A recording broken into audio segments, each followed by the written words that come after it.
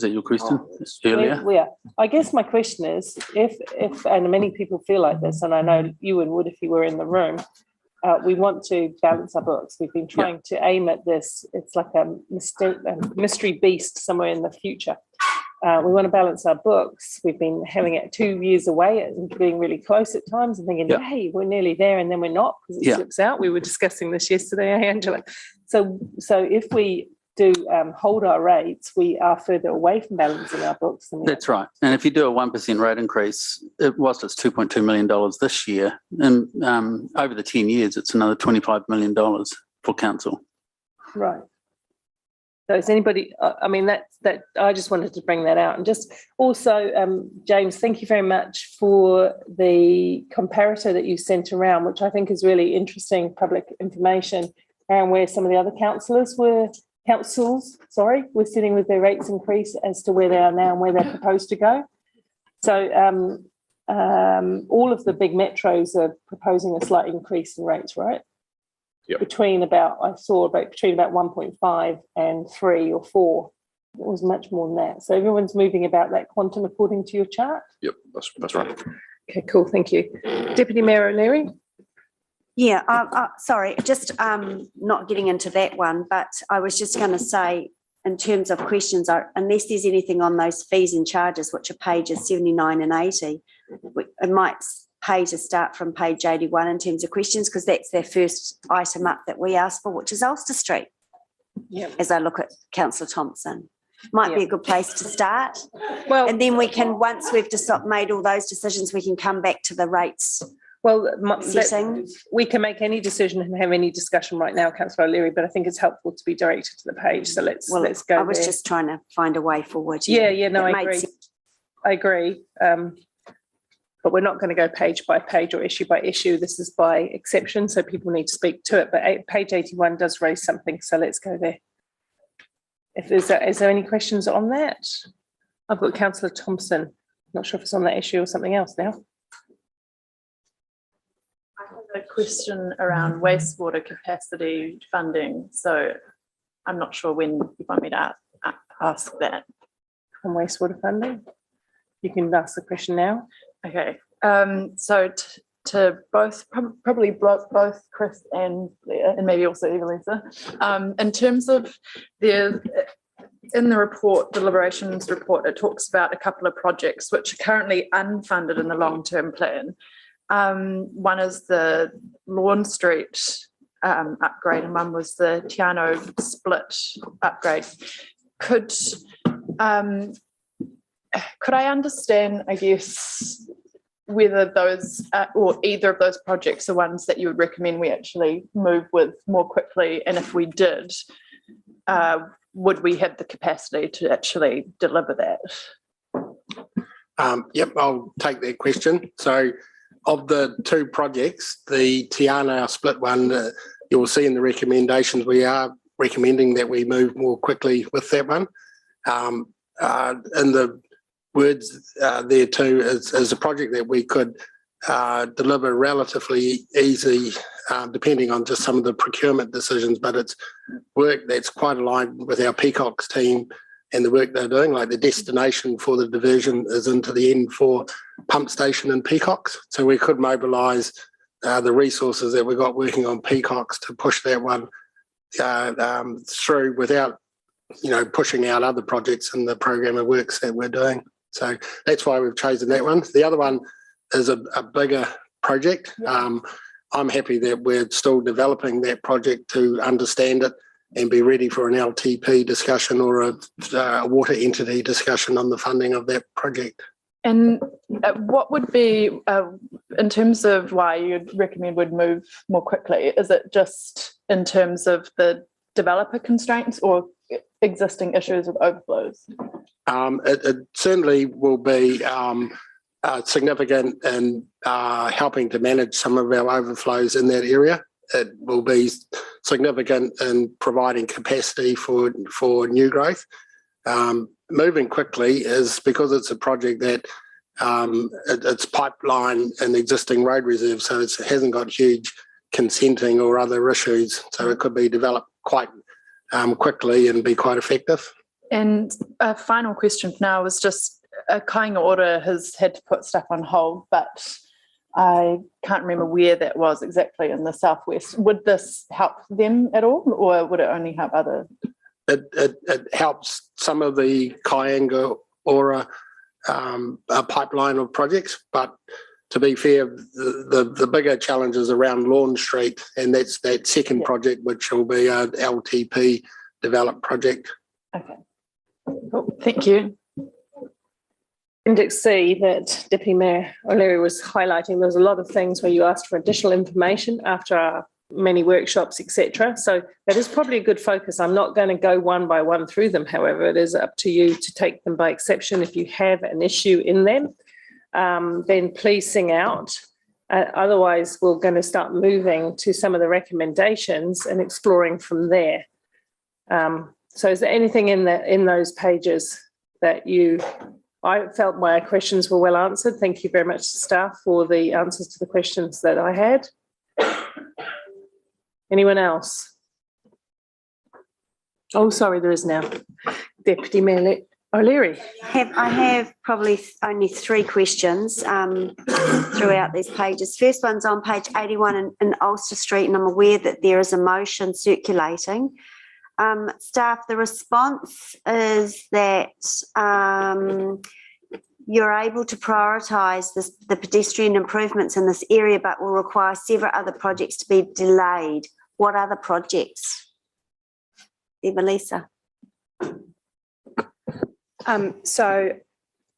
the chair, I can't give clarity on what those projects are because they are within the low cost, low risk program. So those are approved by the Infrastructure and Transport Committee. So every year we have a low cost, low risk program amount that council approves, and we have a list of projects, and the committee then approves the projects to be delivered within that amount. And so what I can say is that through the report and in March, when the matters, the dollars that were deferred into future years, it was advised that should any projects from those deferrals be ready for construction and able to be funded and delivered, that we could request those through the Finance and Monitoring Committee to be brought back or brought forward. And so there is that option also.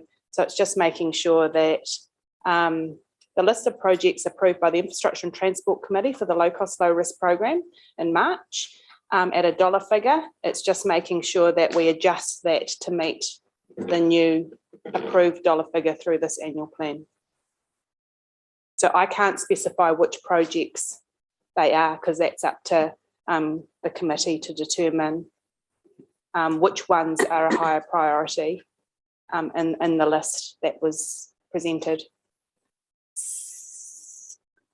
Okay, so I guess I'll be wanting to understand once we've got the motion, that same question again, really. Or are you saying that if the motion around Ulster Street goes through, that we will then get to decide that in March against all the other projects in the list? So my understanding with the, in terms of for Sarah to speak, because it's a motion.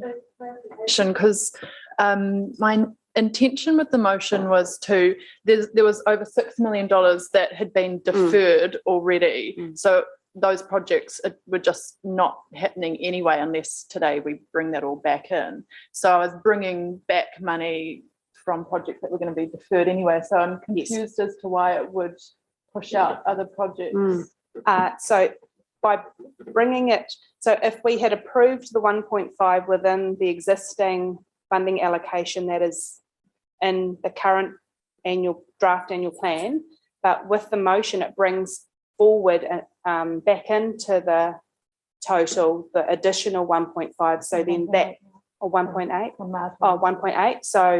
So it's actually that amount will allow that project, and it will still be presented through the Infrastructure and Transport Committee. So with the additional money, it won't be pushing the projects in and out. But if it was to be absorbed into the existing amount, then the projects would need to be prioritised to make it clear. Yeah, so there are Sorry. two choices. The choice is to bring that money back, in which case that's 0.8-ish type of percent rates increase. If it's money that wasn't in, it comes back in, yeah?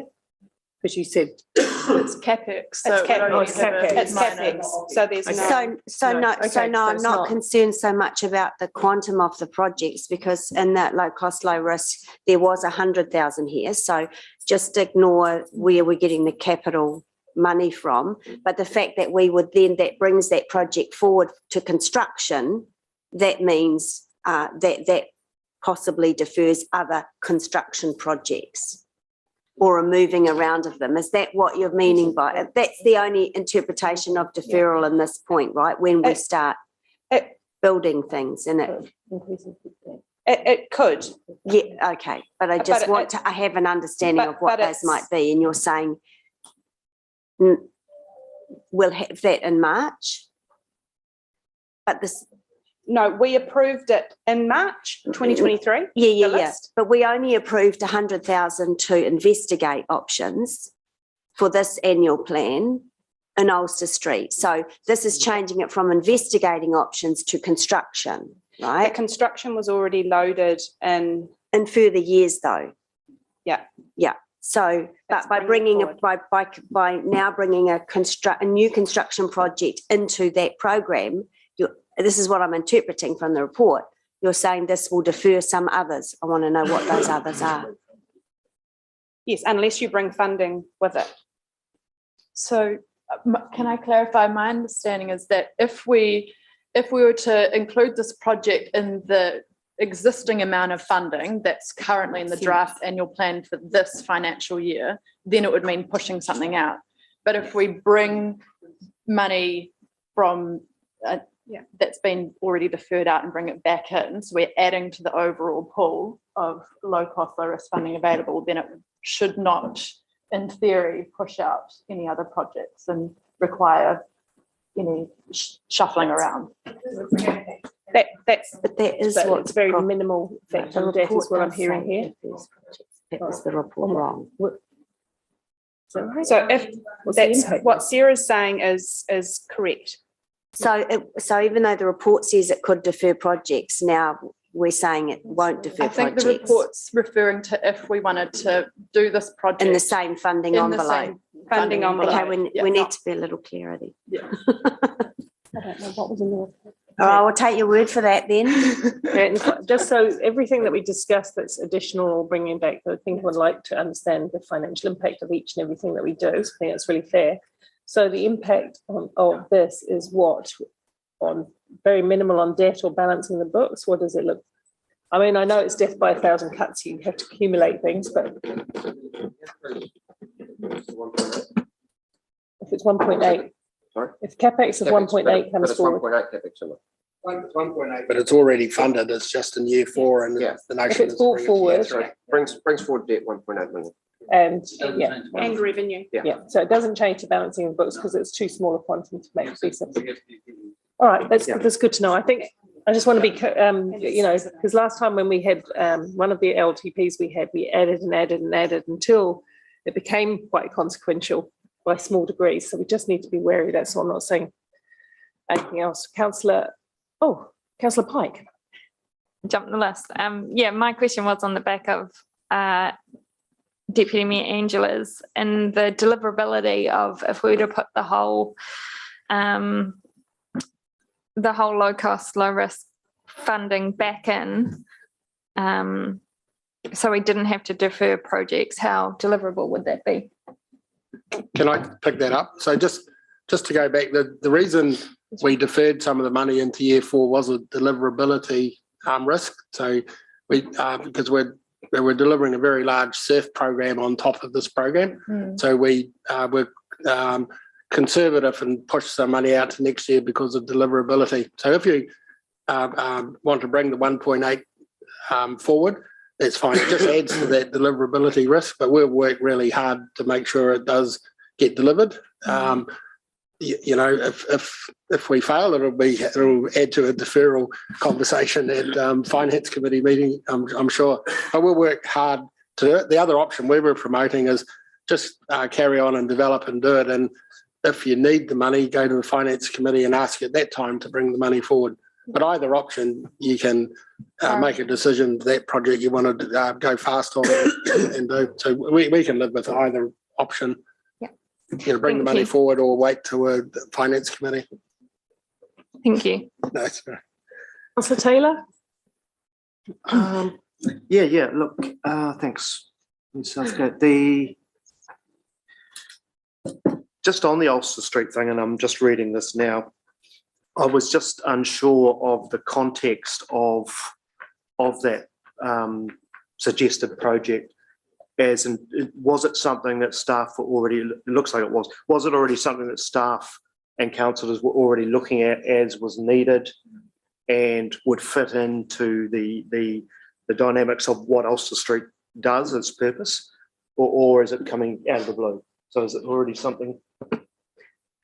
It's already something okay. that's been That's great. planned. Thank you for that. And second question, just regarding the wastewater capacity issue, Lawn Street and the other one, that's purely for infill housing. Is that correct? For provision of infill housing? The primary beneficiary will be compliance because we have overflow issues at the moment. The secondary beneficiary will be infill housing in that southwestern area of the city. Yes. Right. And are there compliance issues? I mean, it hadn't. Are there compliance issues such that it couldn't be pushed out another year? Our compliance issues in that southwest are real. They're here and now. That's why we're talking to councillors about our precautionary approach on further development in that area. So they're very real and they're here now. Okay. Thanks, Chris. Thank you, Ms. Southgate. Cool, thank you. Councillor Naidu-Rove? Thanks. Just on the Ulster Street project, if it were to happen within the current funding envelope, does infrastructure committee or do councillors have an opportunity to see what projects would be pushed out? Do we have that opportunity to have that discussion, or will that be taken on by staff? So through the chair, absolutely, it would come through the Infrastructure and Transport Committee for decision. So for reprioritization? Yes. Okay, perfect. Thank you. And you work through those as chair, don't you? Yeah. We usually have a workshop prior to the list being compiled and things, and what projects elected members are interested in having oversight of. It's a little bit of a lumpy process, I have to say, and we've been talking about with the general manager about how we can make that a bit better. So, Okay. Thank you. Because my question was that because the list has already been discussed and passed in March, I think it was, but will it just come back for rejig? Yes. Oh yeah, okay. Yeah, I mean, all of those funding lists are actually iterative when you get down to it in terms of what can be delivered and other priorities coming in, but they're the starting point really, aren't they? Okay, any other questions on that whole section? Because I'm not going to, Deputy Mayor O'Leary. Yeah, that's cool, because I'm not going to call out each item page by page, so it's up to you to tell me what you need to discuss. So I'm on page 86. Just a question about parking enforcement. It was raised in submissions. We have seen fair go recently. So I have a genuine question around this, and the answer may be that we push it to the LTP, but under parking enforcement for people parking on footpaths, cycleways and shared paths, information from staff says there's an opportunity to further increase revenue and to monitor and proactively manage, etc. Is there an opportunity? I just kind of want just a high level understanding of what that opportunity looks like, and whether this is the time, excuse me, for a policy change to switch from education to enforcement more, and what the revenue implications might be. Or is that a huge question and more appropriate for LTP? Gary, Melissa? Thank you for asking the question, and through the chair, the response is currently in this annual plan, there are additional resources and technology that have been included in the 23-24 annual plan, and that includes a new vehicle and two staff. One of those is a parking warden. So generally the rule of thumb, if council wishes to do so, more resources is the things that you can do. So basically the people on the ground that are out and about issuing the warnings, but then should we move into actually really looking at the enforcement and issuing infringements, that is an opportunity for us to focus, particularly in the areas that have been highlighted, because the city is growing and it is so as the city grows, the area that we need to monitor is So how do we wider. make that change though, from education to enforcement? Is that a policy change? Because the behaviour to educate is one that the organisation has taken. That's not a governance policy that we have. No, and I guess as staff, we take the view that education is there first, because often people are unaware and a warning is issued in the instance, like basically a ticket is issued but it says warning. Yeah. But it's around if we're not wanting to issue a warning and the directive is to issue infringement, then you actually need to look at the costs of actually how we administer and pay for those. So every parking ticket then has a background administration function that we're required to meet. So how do we do that? If this council as a governance board wanted to move to enforcement and understand all the revenue implications of that, how do we do that? It's basically additional resources to the parking team that we have in place at the moment. So Eva Lisa, Deputy Mayor Angela's first question was, does that sit with the long-term plan or can it be adjusted at this point? That's the crux we're here today, is to see what we can do today, or do we have to flag it as and get you to work it up exactly what is required for the LTP? I think that it's the LTP. So there is a full parking report coming to the Infrastructure and Transport Committee in July. And this annual plan already has additional parking enforcement, which then can be determined for the LTP. Cool. Or, it's up to elected members as to what they'd like to do. Yeah, we're aware of that. I guess we're trying to figure out the way forward, right? Yeah, well, yeah, there may have been an opportunity here, but I guess it's we can talk bit about too that before late. the end of the day. I guess we can actually politically make some direction at this point, as long as it, about for revenue. but it's not, Yeah. as long as it's not I think we substantial. need to be careful doing that on the hoof. Yeah. I mean, it's responding to submissions, obviously. Yeah, I but get that. Yeah, But I'm just saying, I think the team need to go away and do some calculations and look at, yeah, remember we went through the library fine and had yeah, a bigger resistance factor than what we Yeah. initially thought. So Can I ask a question on that? Because I thought it was a really interesting question. In terms of resources and the new cars, the smart cars that drive around and capture all the, with the suburban issue of parking all across the streets and pavements and driveways and all of that kind of thing, which you were in the thick of on the TV. Do those vehicles, can they capture that, or do they just capture people in roadside parking? Can they capture people on the berms and on the...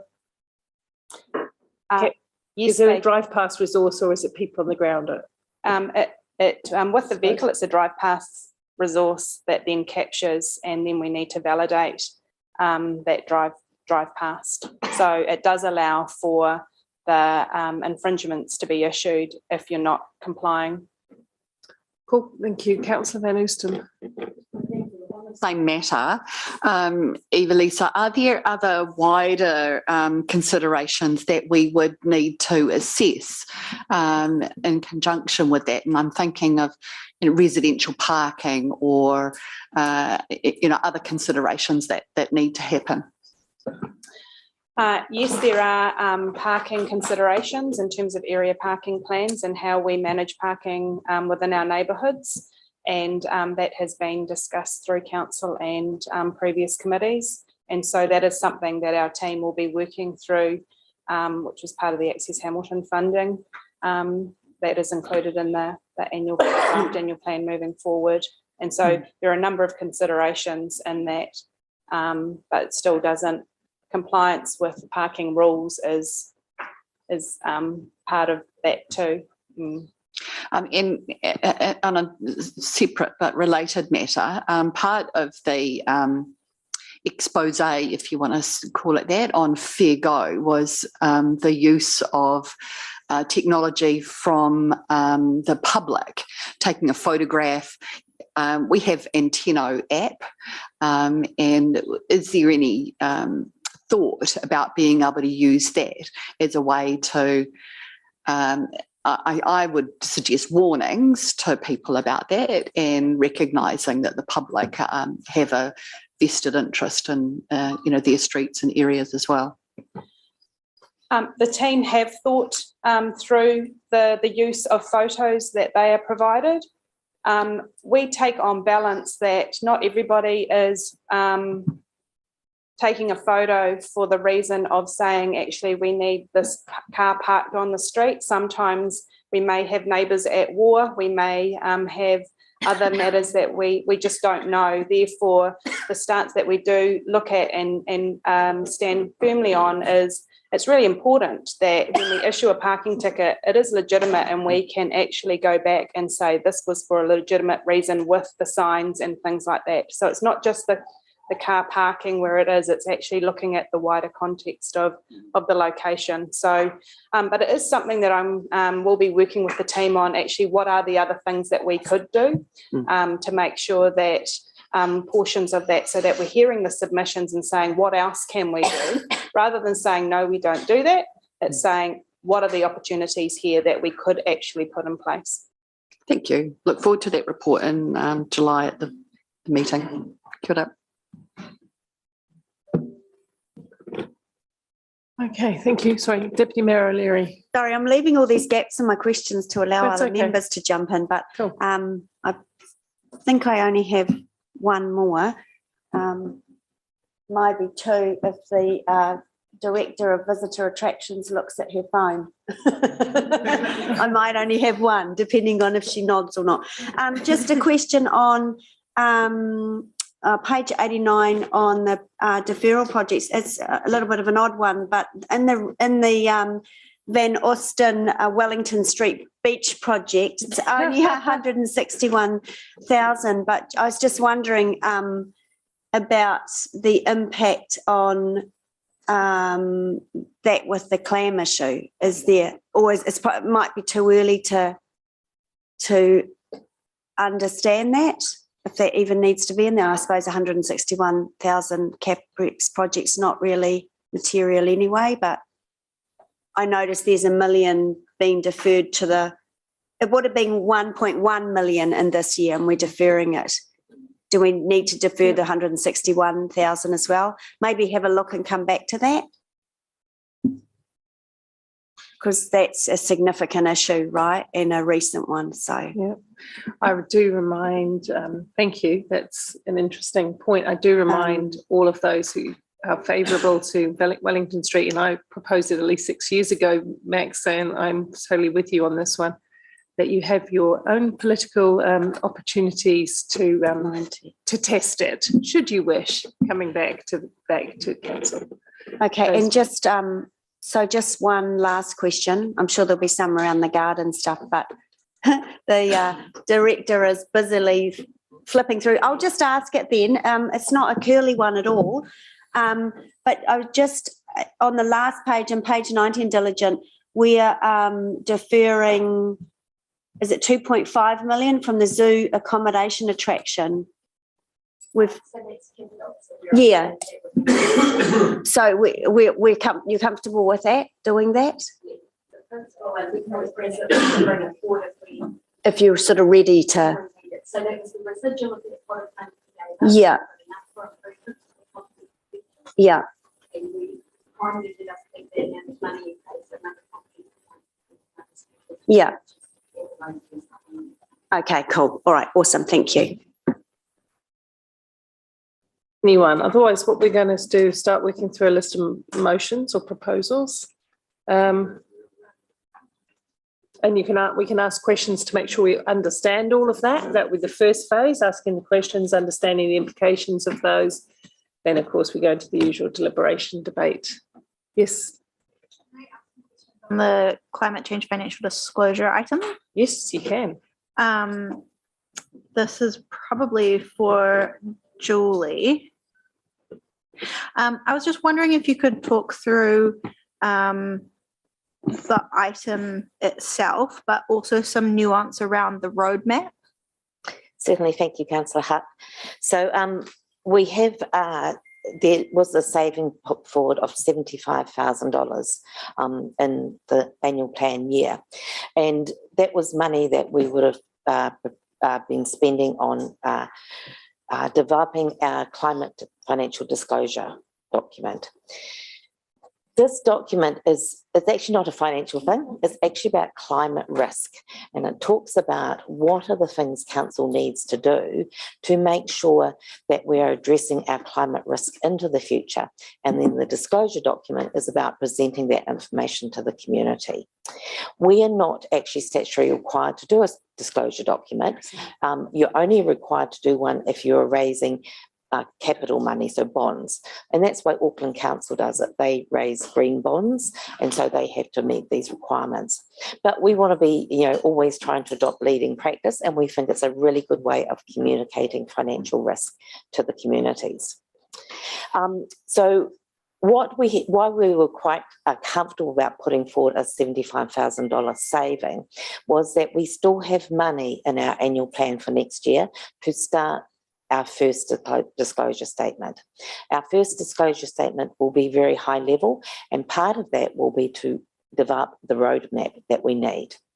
That roadmap will then help inform us what other actions we need to take to manage our financial risk, and we'll be asking for funding for those things in the long-term plan because we'll know what they are. We would have done that work by then. And the sort of things that we're talking about, we're already well on this journey. We have our climate change strategy in place now.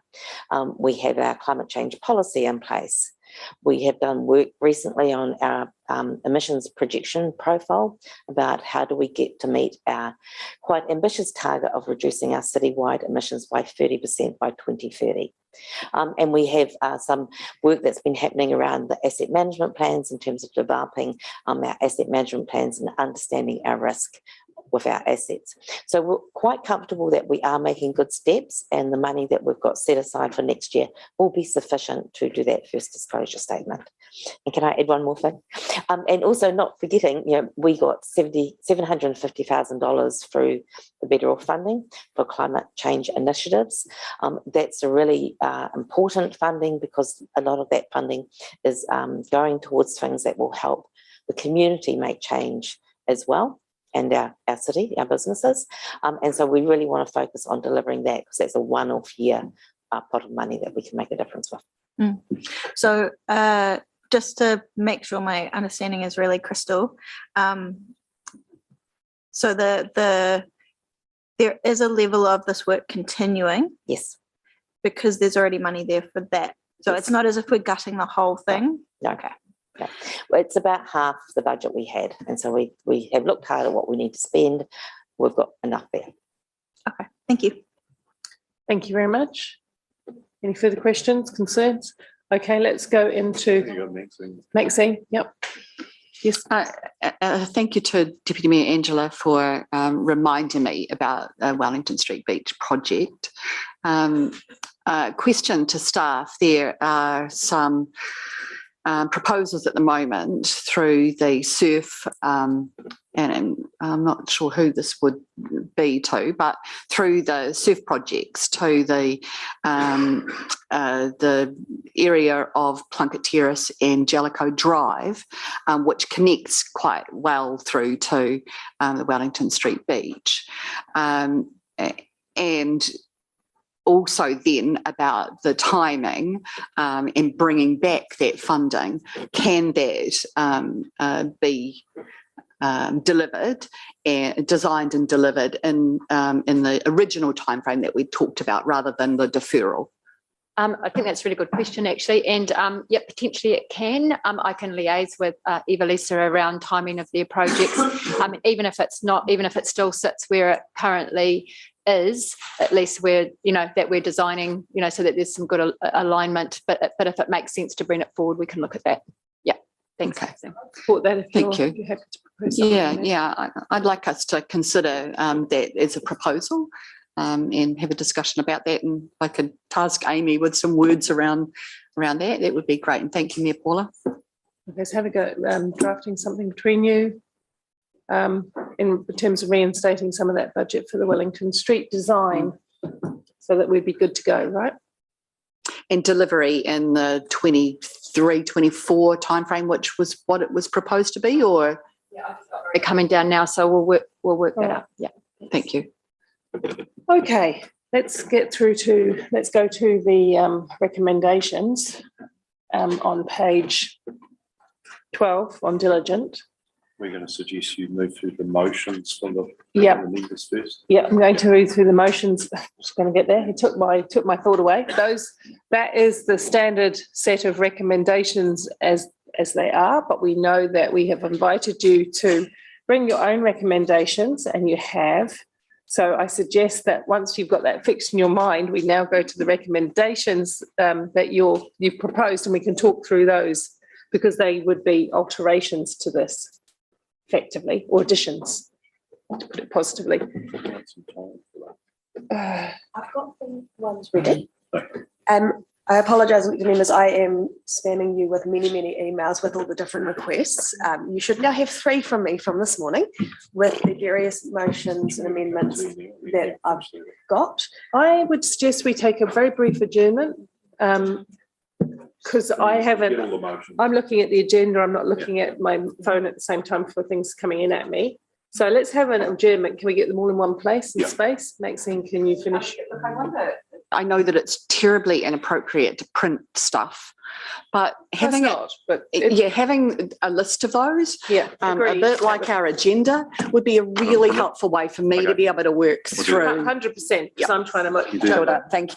So we'll get them all in one place. We'll put them all on one piece of paper. We'll work through them solidly. We'll come back to the staff recommendations. In that case, we are being asked by staff for a break until 11, which is a bit like a luxury tea break for us, really. We'll do that. Apologise to those in the public. Please help yourself to coffee in the foyer, and we'll be right with you.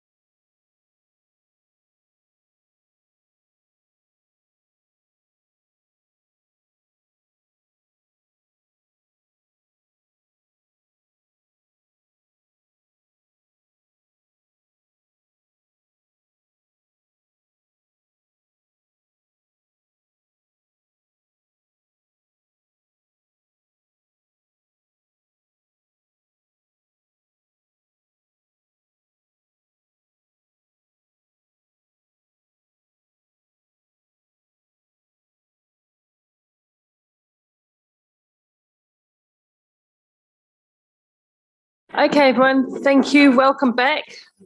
Thank you to staff for doing all the work in the morning tea break while we enjoyed the luxury of a slightly longer morning tea ourselves. We appreciate the work that's going on behind. We are going to have the sheet, which is going to go up also on the board for the public to understand and see. And we're going to have a look and a discuss of each of those before we go to the list of staff recommendations and try and get through those. So we will start with the Boon Street art motion. Okay, I will receive the report. Deputy Mayor Angela will second the receipt of the report.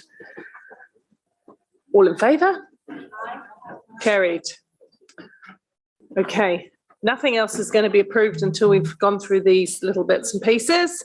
So the Boon Street art, Councillor Pike, Councillor Hutt have moved. This is before you.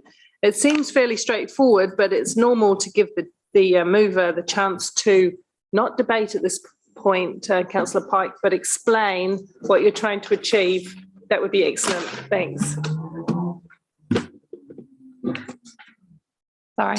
Yeah, so basically Boon Street had applied for the major event funding and didn't meet the criteria because it was around hotel stay nights, etc. So we asked staff to come back with us with some options for us to discuss, and they've given the option of working through the Creative Partnerships Fund from the 2023-24 budget. So that would be an avenue that we're proposing to put forward in order to support Boon Street, which would otherwise struggle to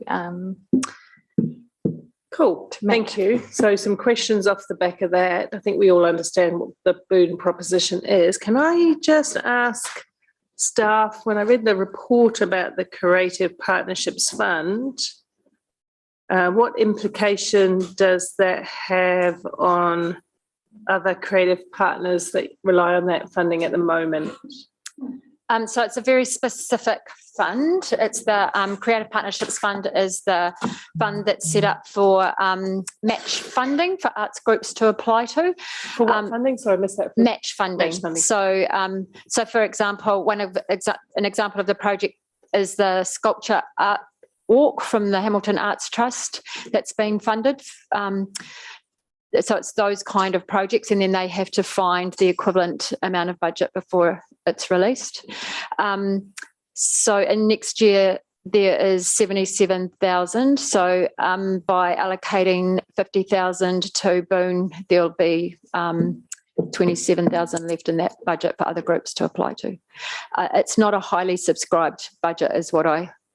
Well, other than when I say it's not highly subscribed, the groups that do apply do usually apply for quite large portions of funding, but not a lot of groups apply at this stage to that fund. That seems pretty straightforward then. Councillor Naiduro. Just similar question to yourself. If we were to take this from the Creative Partnerships Fund, that would mean that for next year, the entire allocation is to the same arts trust. So I know the fund was set up to encourage, new art type projects. So just what your opinion is on the impact that would have to the arts community. Well, there's always an impact when there's not enough funding, I guess. What I'd say about this particular fund is it was set up to help with new projects. It's also a fund that does require, there is quite a lot of onus on the groups that are applying to it to find other funding. And yes, it is going to the Hamilton, were this to be approved, it would be going to the Hamilton Arts Trust, who already are receiving funding, but they do provide a wide range of projects, and they do create opportunities for a lot of different artists. So that would probably be my response to that. You're still getting the variety, and you're still getting a lot of different opportunities for different artists.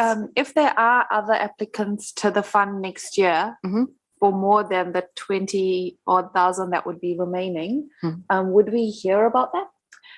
We could provide that information, noting that there would only be that amount of money in the fund. Yeah. Okay.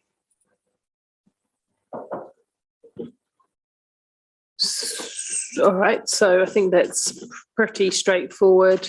We can go into debate just like before, because for each one of these I do want, oh, okay, Councillor Hutt. Can I just clarify that the fund in the previous year there was money left over, or it wasn't fully spent as a fund? In the last financial, or in this year, either, whichever's the right.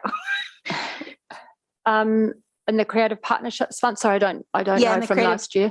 Partnerships Fund. But there's not money left over from this year to carry over to next year. Yeah. But I guess just wanting clarification that it's whether or not the fund had been fully spent every year. It's a new fund. Did you say no? No, so it was. So Rebecca's just telling me it wasn't fully spent in the first year. It is fully spent in this financial year, but that was because of the Hamilton Arts Trust application, along with a number of other funding two other funding applications, I think. Okay. Okay, thank you. I'm going to ask this question of all of the motions. Impact of this in any shape or form, please. If I understand it correctly, no impact because it's an existing budget. Right. Yeah. Excellent. That's always good news. So we're going to do these as we go. Make sure that you understand if we do these, and that's why I'm asking impact thing. Then we come back to the staff recommendations. They'll all have, not this one will have no consequence, but some of them will have consequence. So we have to be very mindful of that, because then we end up with what we end up with. So before I wonder if I might do what we've done before, which is subject to the final calculation. What have we done? I'm just trying to think if we calculate all these in before we actually finally approve them. So we have the debate and discussion. Can we do it that? This one's fairly straightforward. It has no impact. I'm inclined to take it just to get it tick. But the ones that have any kind of impact at all, I think what we do is we have the debate and discussion. We have the discussion, we talk about them, and then we have the debate later when we understand what the final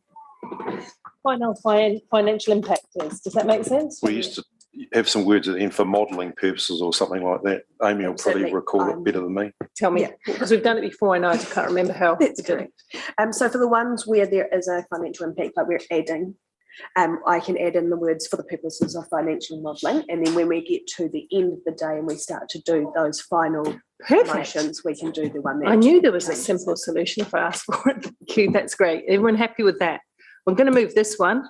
Add just one question just on process. Yes. In the past, when we have been doing a number of amendments and debate throughout the day, there's been the suggestion to shorten that debate time to be running an expedient meeting, and that might help us. I'm happy to move that we go to the ask for your permission, because obviously I've got to get the permission of the room to go to 2-minute debate on all items. Yeah, that's our standing orders at the moment.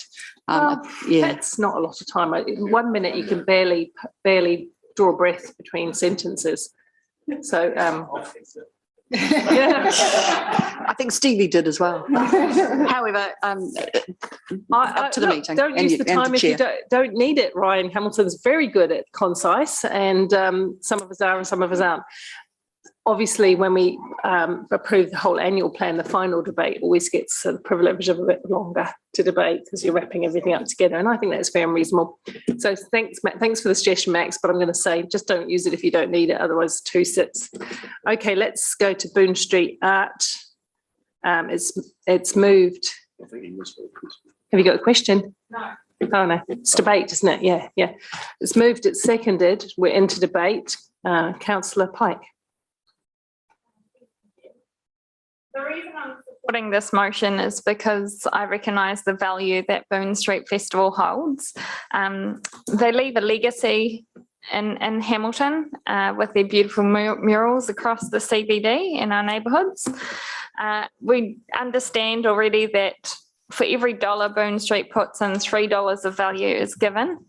And I know that a lot of the members of Boon Street are doing so out of their own pocket and kindness. And I think we need to recognise the contribution they're making through our support today. I also want to note the legacy of the murals that this festival will have, which wasn't recognised by the Major Events Fund. So I think that it's important that we show our support today to continue supporting arts in Hamilton City. So in light of the long-term asset and value this brings to Hamilton, I'm happy to support this motion. Thank you. 1 minute. Off you go, Councillor Hutt. Thank you. I might be equally as brief as well. I thoroughly agree with the points that Councillor Pike has raised. I think that Boon is such a gift to our city and has continued to be over the many years that they've done their festival. And truly their tagline of art everywhere, every day has such a democratizing effect on our city of giving people who live here and people who visit here the ability to experience art at such a grand scale.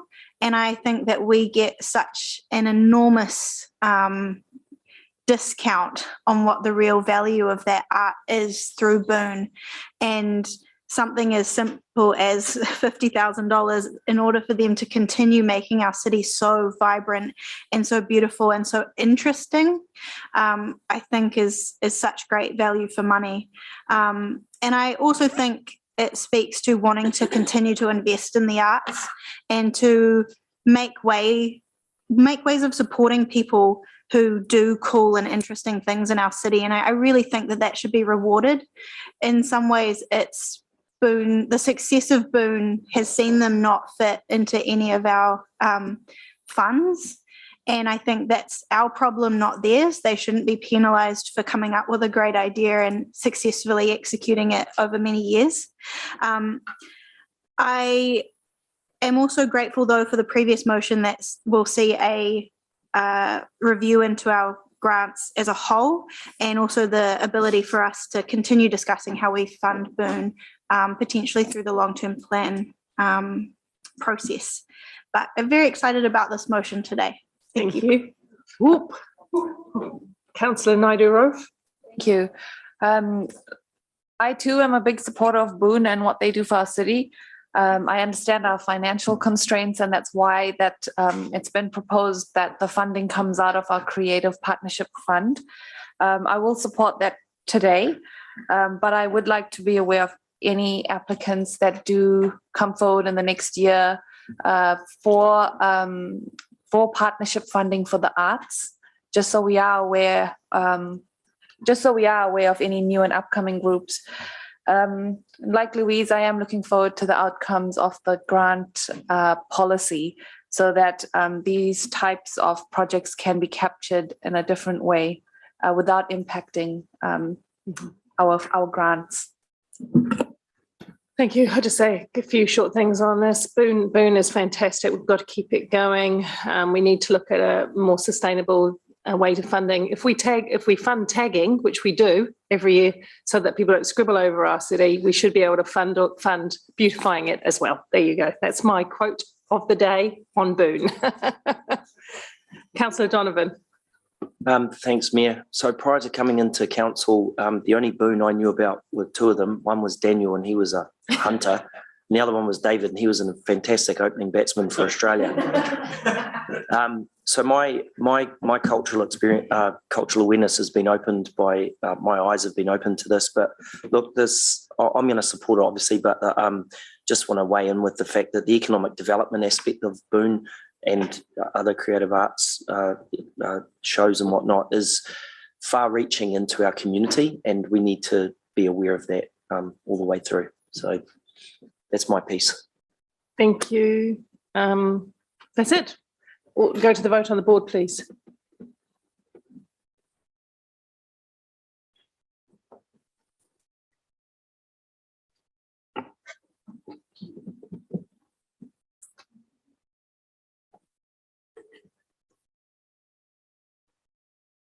Were you impressed with my short debate, Councillor Hamilton? Can't promise The motion is that. carried unanimously. Thank you. Okay, we're moving on to the next item now, which is the low cost, low risk road to zero funding, and this will have financial impacts. So this is for the purposes of modelling when we do the motion. Sarah.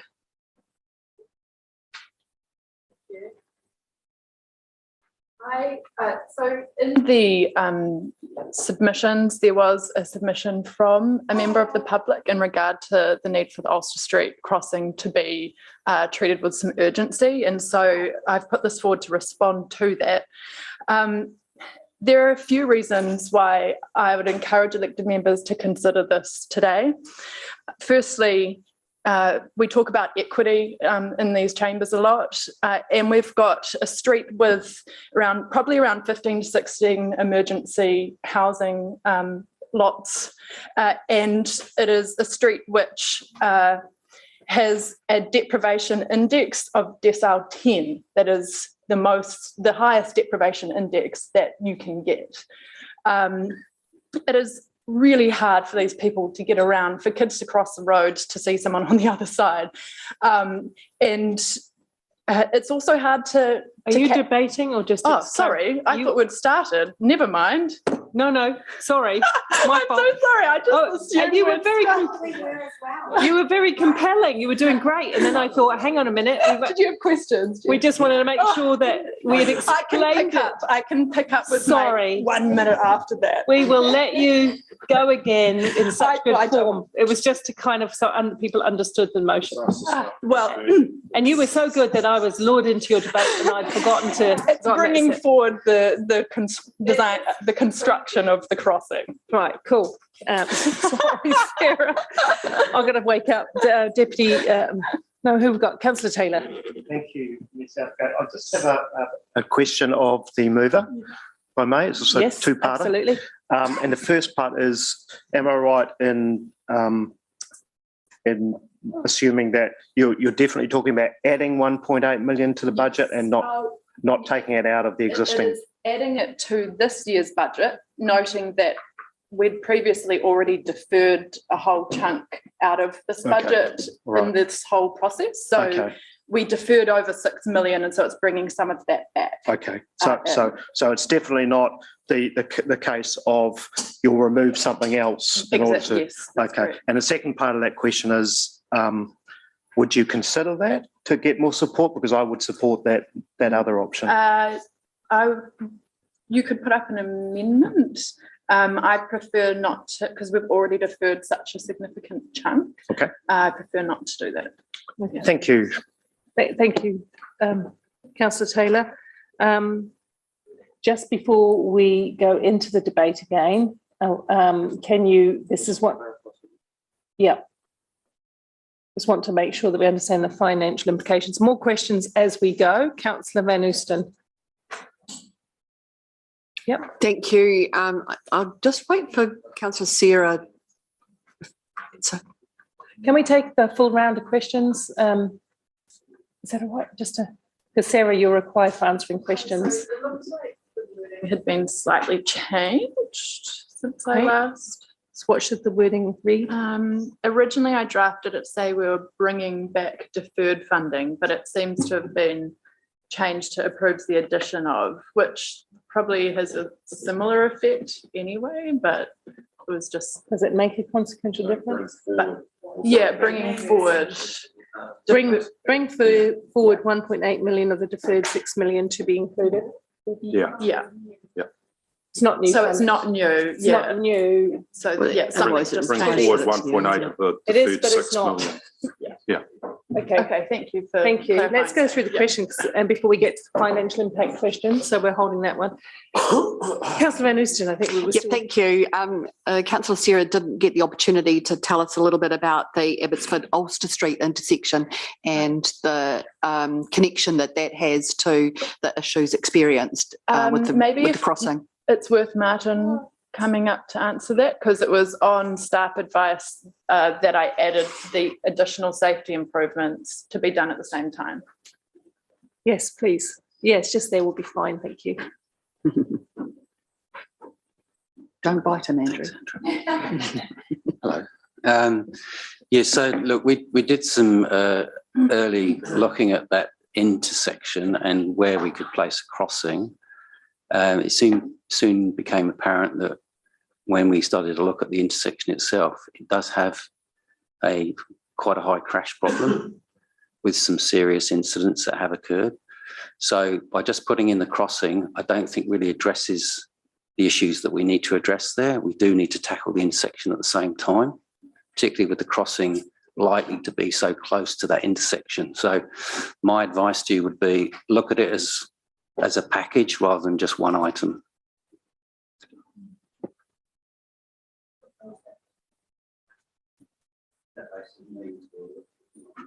Crossing and then make some improvements to the intersection with Ulster and Abbotsford at the same time. Right. Can you do that within that budget? Yes, that's the budget I worked on yesterday for the two items together. Yep. And we wouldn't be asking for any macroscope to come back to committee. Usually in the low cost, low risk, the work is approved and then completed. That's correct? Cool. Thank you. So you actually need more for your money. Yeah, that's right. You get that added benefit of the money, isn't that right? Yeah. Okay. Sorry, I've got Councillor Tauriki. Might be another question for Martin. Is it only one pedestrian crossing that's proposed within that package? That's correct, yes. So I'm quite conscious of how long of how long Ulster Street is. My only concern is that I don't think one pedestrian crossing is going to actually improve to the extent the safety aspects of that street, in my opinion. We have people down different ends of that particular street. And so do you have any thoughts around, have you done any modelling around other crossings, pedestrian crossings along that street at all? Not on the section that where the motel's front, but we are currently doing a design for Ulster intersection. So we're looking at signalising that and providing pedestrian facilities in that intersection. And that came out of the discussions that we had regarding connections to public transport infrastructure in that area. Yeah.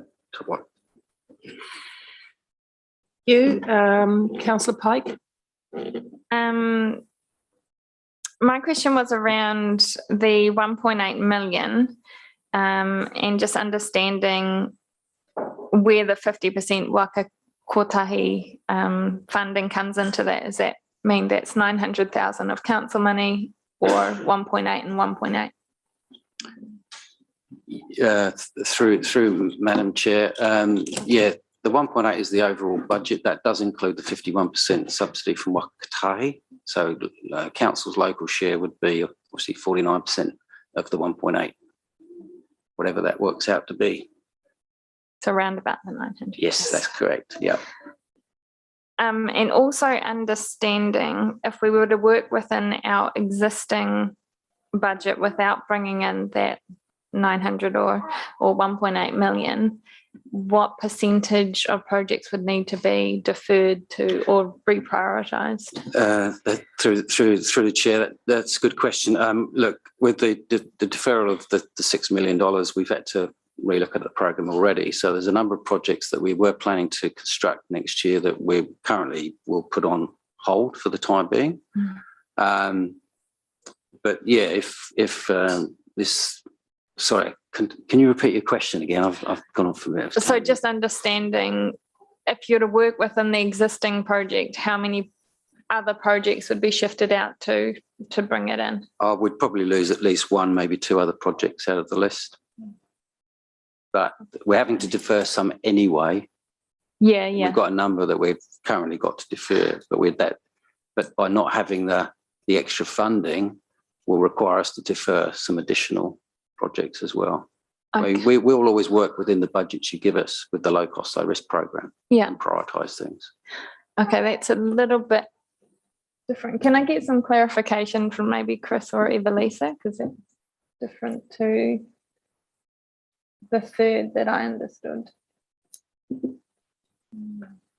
So we have deferred funding in this annual plan, and we deliver to any funding package that elected members approve. And so we deliver what we can afford to deliver. And so if council, so we have, as part of the review of deliverability and our projects, and just for decision making for this council, we have pushed money from next year into the following year, 24-25, with the understanding that if those projects are ready for construction, they can be brought forward as agreed within the Finance and Monitoring Committee. So as a team, we then adjust our program to design and then not construct, or we work within the program. So we had a number of projects approved through the Infrastructure and Transport Committee within the then budget, and so it's now, as we always do annually, then adjust it to what that budget figure is once it's approved in the annual plan. So there will be projects that are pulled, as there always are. It's just as elected members, you will determine what those projects will be through another process. So the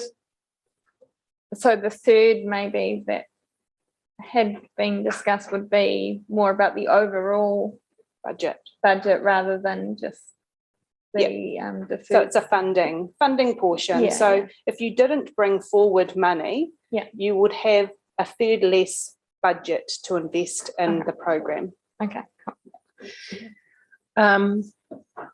Councillor Casey Cox, I'm getting quite a few questions on this now.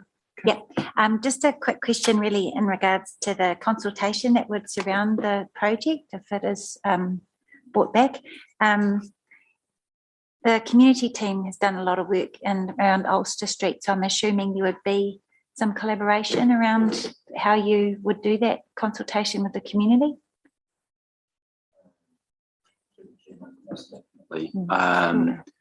Particularly the way, the people that are now living in that area. Obviously, there's a lot of vulnerable people in the area. We see a lot of people trying to cross the road there.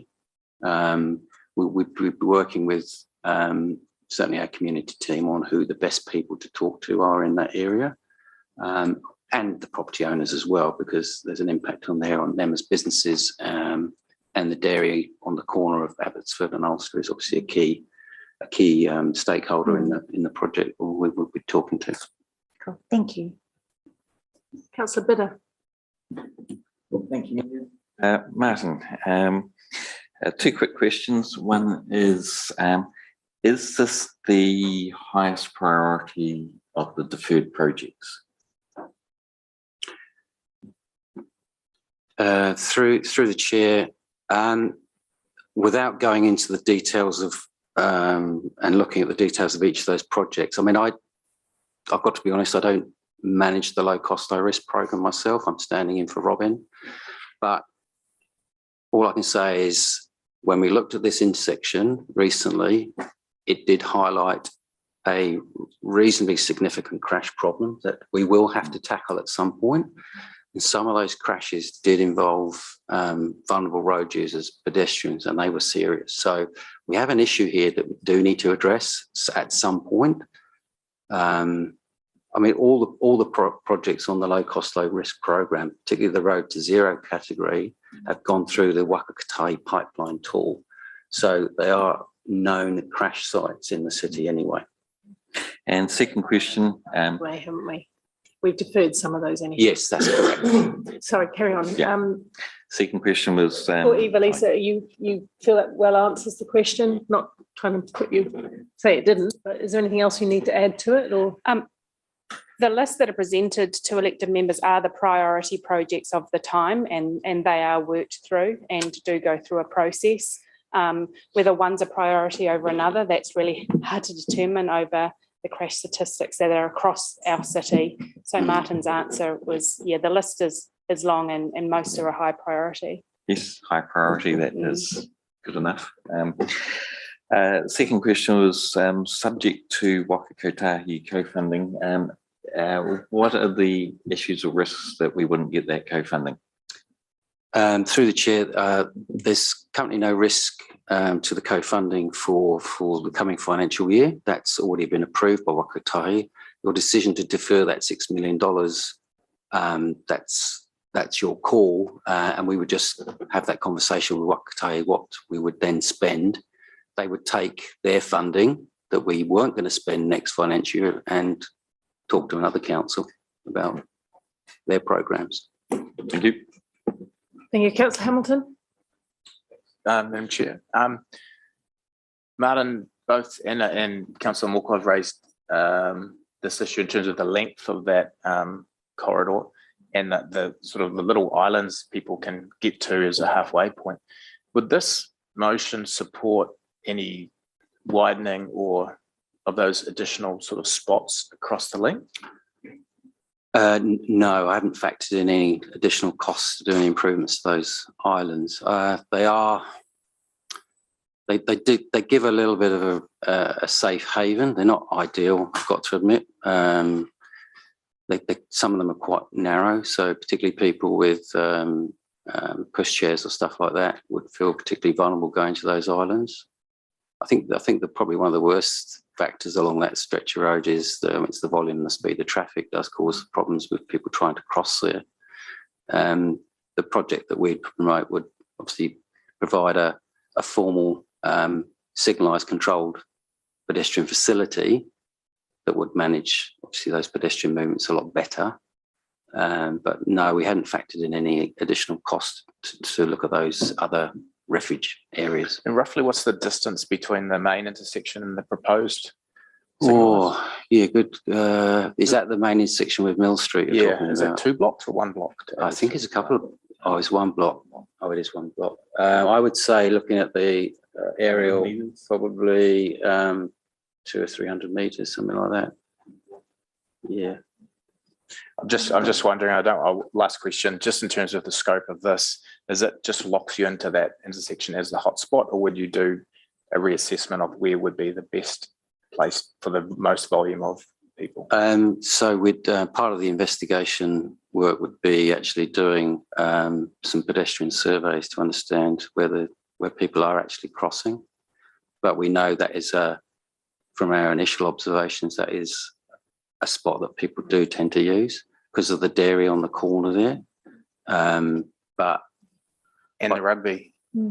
Oh, the rugby, yeah. I just probably have to say this. I did go to a rugby match at one point and I found myself trying to cross that road with Councillor Thompson one evening. And had you been drinking? or no, but we did feel like we needed to be Usain Bolt to get across the road safely. So we did sprint.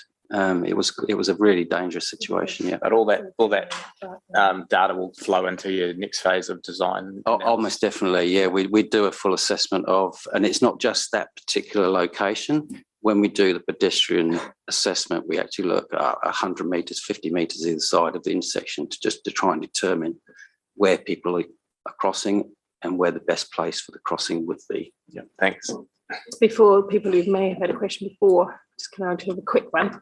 Just in terms of pedestrians, at the moment, Ulster Street has a purpose that we're not so totally enamoured of, it being an emergency housing. And I understand the government's heard that message and is going to start rapidly exiting motels for those purposes.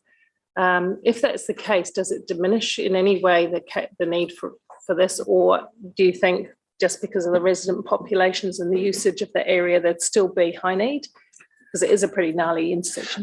There's still a high need there, just the land use either side and the connectivity for the residents in that area. And I think also the crash problem that we've identified at the intersection, that's not going away.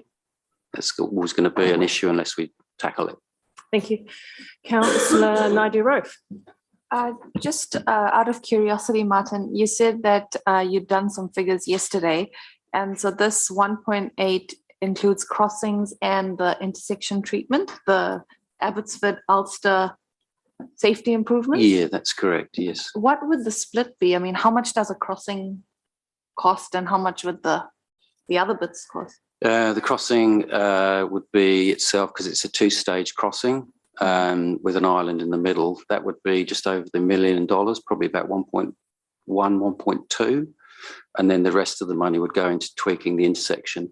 The types of crashes that are happening at the intersections are failure to give way. So we need to change just the configuration of the intersection to ensure that drivers are observing the give way, or whether we turn it to a stop or something like that. But that comes into the detail. Yeah.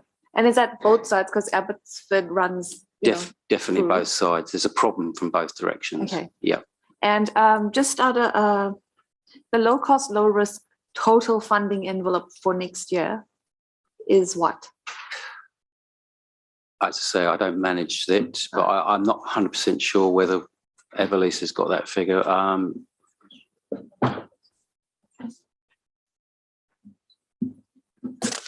Find that figure and come back to you while we take a few more questions. Is that okay? Yep. Oh, you got it right now, Evelisa? Thank you.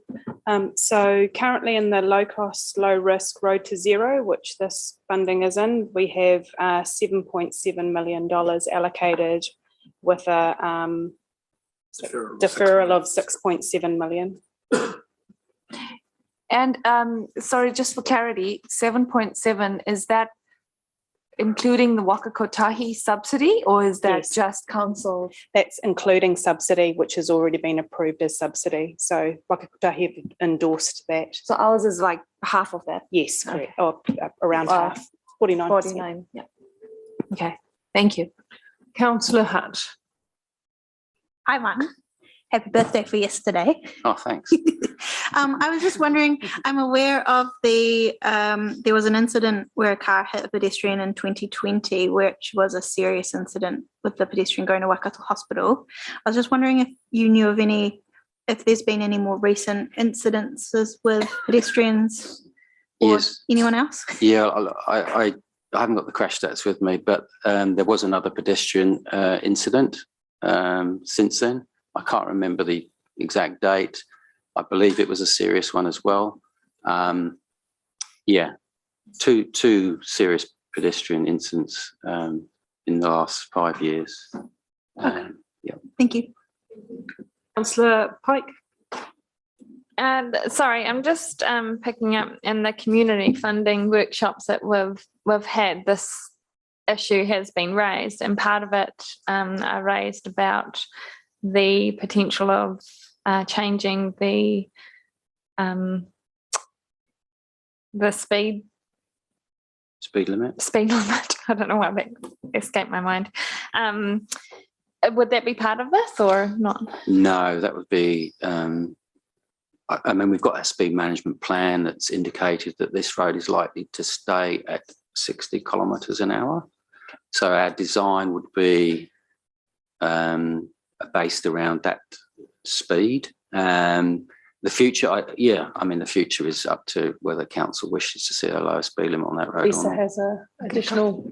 So that's currently up for consultation. Therefore, we will bring on the feedback of that speed management plan, which was approved at the Infrastructure and Transport Committee for consultation on that speed management plan, including all speeds in the city. So, so that's an avenue for reviewing. Okay, thank you. Okay, Councillor Van Oosten, then we need to get to. Thank you. Yeah, look, last little bit is a follow-up to Councillor Pike's question.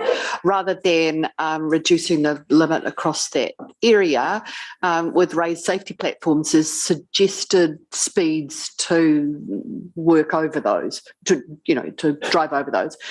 Would there be something like is and has been installed in River Road by the Sonning car park? Could we expect something like that? Look, we'd always promote new crossings to be raised. The debate is around whether it's around the gradient of the ramps. Yeah, but that's a detail for later. Yeah. But in terms of the speed, there would be potentially suggested speeds. Yeah, where we put ramps in the road, we have to put as advisory speed limits on that. Yeah. Thank you. Sorry, I just don't want to go down into the design now. It would take too much time. So now we do understand very well, and we will have formed views on this. So I'll go back to the debate, please, starting with Sarah. Right. I'll just pick up. Oh, brilliant. Thanks. There is currently a 20-minute walk between two safe crossing points on Ulster Street. So if someone wants to catch the bus, for example, then they would potentially have to catch it all the way up by Mill Street at the closest crossing point, and then walk up, 10 minutes to get to where they need to go. So there is a real lack of places to cross on the street. There's also the issue of the stadium. I did attend a rugby game. I don't attend many, but I attended one for the infrastructure committee up in the Clark Lounge. And as Martin Parks just mentioned, after the game, when it was dark, we had to cross a road with 4 lanes of very fast moving traffic in the dark, and there was a whole group of us coming from the game to cross that road near Abbotsford Street.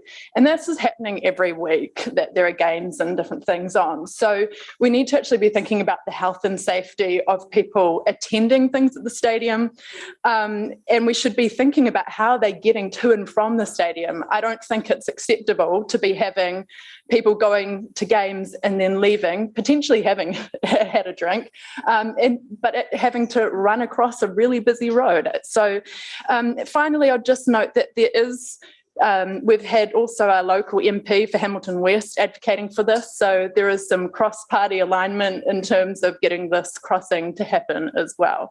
But primarily, I want to respond to the submitter that spoke on this during the hearings. Thanks. Thank you, Sarah. So now we've got Councillor, hang on, I'd like to go to the seconder if that's okay, and then to you. So it's Councillor Casey Cox.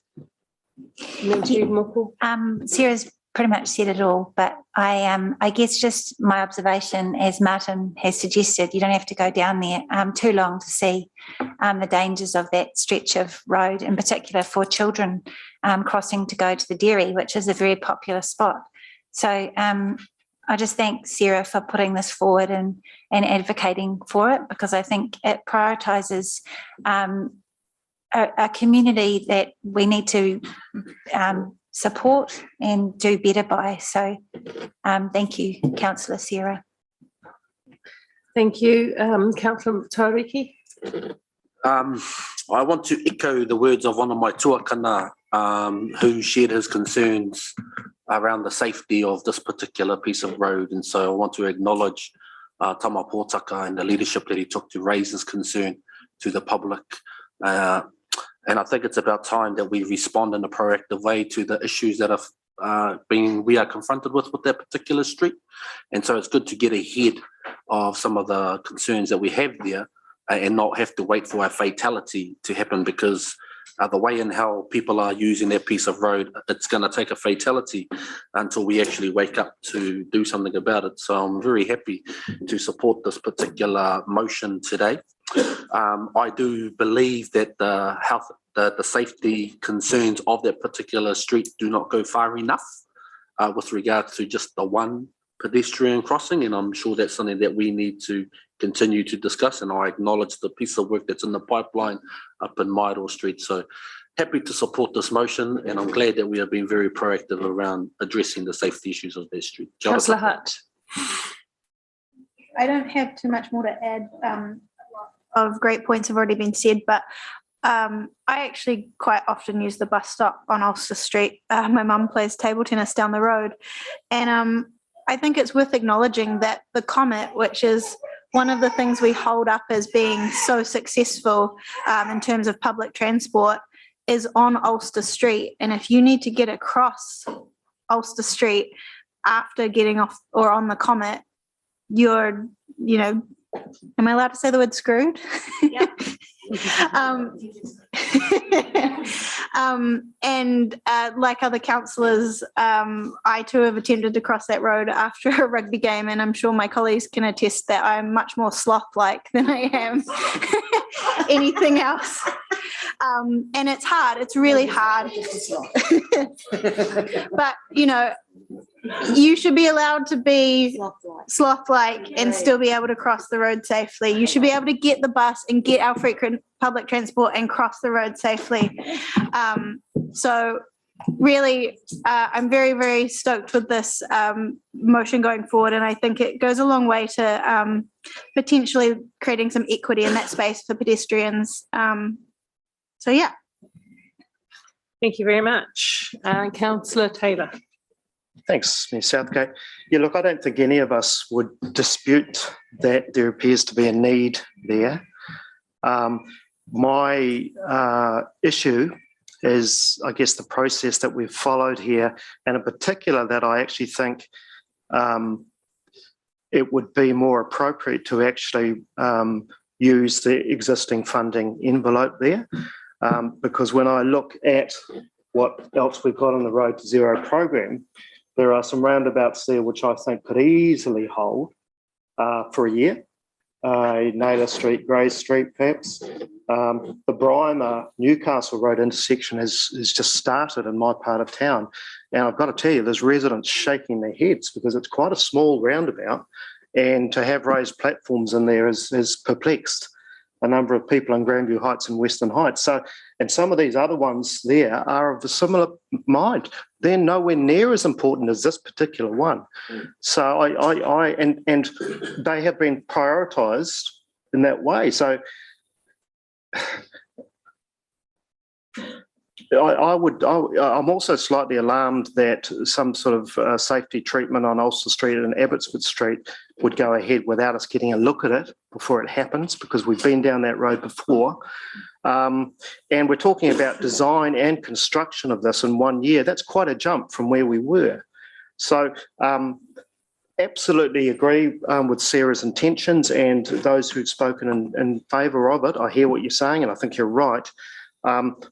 I would just ask that we consider using the current funding envelope rather than adding to it, because I think there are other projects there that, yes, they're all important, but at least one or two of them could hold off a year. Thank you. Thank you, Councillor Naidu-Rofe. If I haven't debated yet, is it too late to move an amendment? You mean I can? Yeah. So can I please move an amendment to prioritise this project, but within the current funding envelope? You can. And for us to have that discussion at the next infrastructure meeting? You can do that. I've got a seconder. You can. Yeah, obviously, we've had all the discussion, all the questions, so it just sits there as an amendment. Yeah, that's fine. In your debate, you'll have to make your case clear. Yeah. On that, and we're just going to continue to take them contemporaneously from this point. Is that okay? That's fine. So you are the next. That's correct process, isn't it? Yep. Just want This motion first, though. This is the amendment. No, the amendment comes into it now. The amendment will go first, but I'll step us through it before we get to voting, Louise. Okay. So this is an amendment, so it just follows, but I'm not going to go back to the whole question arena. This is now debate, so we're in debate. You've just proposed it, so you speak to it now, and we'll, yeah. As Councillor Taylor just mentioned, there's no question around how important this particular project is. I think we can all agree on that. But I do feel that we need the opportunity to have that fuller discussion around, can we fit this within our current envelope or not? And that hasn't happened yet. So I want us to go through the current projects and actually have that discussion, because looking at the Road to Zero program and the update that we received on Tuesday, I've done a quick calculation, and that's about 5.6 million in there just on intersection improvements. And if there are ones that can be delayed by a year, then we should at least have that conversation. If it doesn't happen, then we can easily come back to another finance committee and with Chair Max, but I do feel that we owe it to our ratepayers, instead of putting another 1.8 on our deficit today, is just allow that conversation to happen. Thank you. Deputy Mayor O'Leary. It's not putting 1.8 onto our deficit because it's a capital project. So there's actually no financial impact in that respect. Look, I hear both sides of the debate really clearly, and I understand. I'm comfortable to support the motion because, as we heard through questioning from the General Manager, that we will get to see the list again. We will certainly get to see, if not a detailed design, we'll get to see macro scope, and infrastructure committees familiar with getting that kind of work, and we probably will even have it in a briefing as well. So yeah, I'm very comfortable to support the motion. And in actual fact, I think the motion, while it's not as specific as Councillor Naidu Rolfe is looking for, it does achieve the same thing, because it will come back at some point to us, as Eva-Lisa, General Manager, said. So. I just make it very polite order, and I waited till Councillor O'Leary had finished. It wouldn't be true to say there's no financial impact. So let me just test that and get the staff to articulate the actual, and then we can roll on that. Thanks, Jeff. I think Angela's right, but on that financial point, Angela, can you articulate that, please? Yeah, so $1.8 million project, 50% funded by Waka Kotahi, means that we have $900,000 of debt added to our debt to revenue calculation. It stays at 198%. Our balancing the books doesn't change from 16 million deficit. Impact on our annual plan in terms of rates, and because it's capital, yeah. Does it have any impact on rates, please? No. Rates is a separate decision that council makes. It has no impact on the balancing the books. No, excuse me though, it does have a financial impact of $900,000 on the debt. On debt. Yes. Yeah. Okay. Thank you. Yes, and I believe what Angela was saying is correct, but I believe you've also highlighted it does have a financial We're impact. actually both correct, I think. But yeah. you are both correct, and well, no, I shouldn't have. And I would have said that in my debate too, that everything has an impact, it just sits in different ways.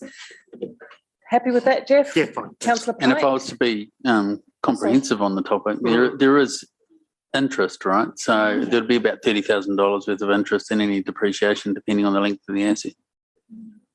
Yeah. Everything is a layer and a layer and a layer eventually. Sorry, where am I at? Councillor Pike. Yes, sorry. Clarifying that I understood, for every $1 million of capital project, there's 100,000 thereabouts of OPEX that is transferred. That's the calculations that I understood. Sorry, it's not questions, it's debate. But no, I was just adding comment to help understand. If that's incorrect, somebody will call it, but I think that's the correct assumption that you've just articulated. Okay, so I'm last in debate before right of reply. If we can all just stay with the debate, that would be good, because we're getting very close to the end and I don't want to unpeel it all over again. I'm going to support this at this time. I do have some concerns around adding, it's as Councillor Taylor has suggested, everything that comes as an addition has an impact somewhere down the line, whether it's interest, whether it's debt, whether it's whatever. And once we start adding and adding and adding and adding, at some point it becomes consequential. But this is very minimal impact on the annual plan at this point in time. And I think what we've seen is a highlighting of the real issues with this particular stretch of our transport infrastructure. And I'm not going to get into comparing it with other intersections at this point, because I'm happy that in B, it will come back through infrastructure and transport committee, where we can have a real close look at any stage through that committee, through directive of that committee, we can move things as well. So there is still that. We don't have to do it here today. But in terms of this, I've been compelled by some of the argument. I didn't know about the 20-minute walk between crossings. That was particularly of interest to me. I've seen all kinds of red light dangerous behaviour at that crossing. We do know at the moment it's compounded by having a greater number of people living there permanently. which will change, but I also accept the point that it will still be a residential area with Whitiora. Both sides of Ulster Street will still want to access the school and the supermarket and all of those other services. I think there's a medical centre around the corner and a whole bunch of much needed services. So no matter what, people are going to keep crossing that road. That is a fact. So on the basis of that, I'm happy to support it, and I'll leave it for right of reply. Just a couple of points in reply. In terms of the financial impact, we were originally going to be deferring over $6 million of our road to zero funding. So compared to the LTP budget, we're actually still, even if we bring this back in, we'll be delivering over $4 million less than what we were going to be. Secondly, in terms of future use of a crossing like this, yes, there's emergency housing there at the moment. That may or may not change. We weren't given any final date at all at yesterday's housing hui. But also this is part of stage one, where we are looking at encouraging high density living. So we're asking developers to focus on this area. And if we want it to be in any way attractive to people, they do need to feel like they can move around the area safely. So, and take the bus and all of that stuff. So just throwing that in there as well. But thanks everyone for your support either way. Okay, let's go to the vote, please.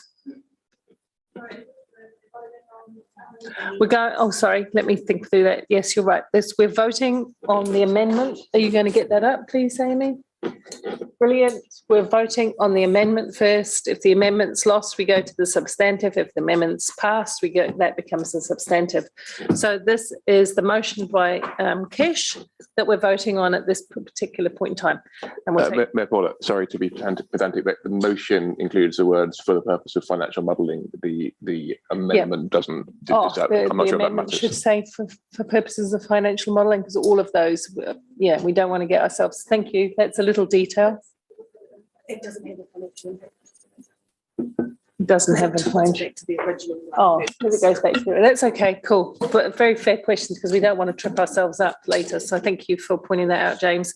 Let's go to the vote on the amendment, please. On the amendment on, I've forgotten who seconded it. Naidu Rove Bidder. Thank you.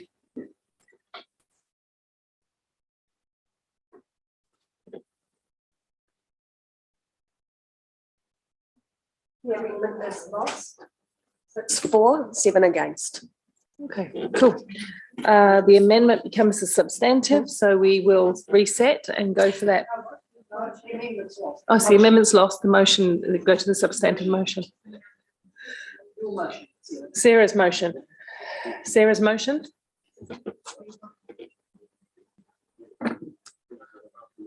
Could you make that statement out loud? There's the vote. Could we restart, please? There's only 13 votes there. I just need somebody to say it. There's 14 people in the chamber. Well spotted. Thank you. Thank you. We are resetting. Councillors, bear with me. Let's all be, if we all listen, just because if we just listen, because I don't want anyone to be mistaken and misvote. Right. Lance was very vigilant in spotting that we were missing a vote. So let's go again. This is the amendment. This is the Naidu Rove Bidder amendment that we're voting on. Let's go now. Thank you.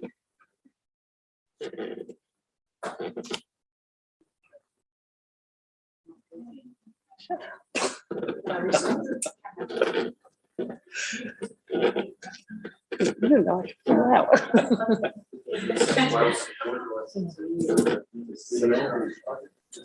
Could you confirm your vote for me, please? Who? Lucky? Against. Thank you. Why is it not showing? The amendment is lost. 6 for, 8 against, noting that due to a system error, Councillor Hawaki's vote has not registered, but on the next one, we're going to get it up and going. All right, excellent. So what you mean the next one is in the next? Right now, we're going to go okay, so we're now on the substantive motion, which is Sarah's motion, and we just get it up, reset.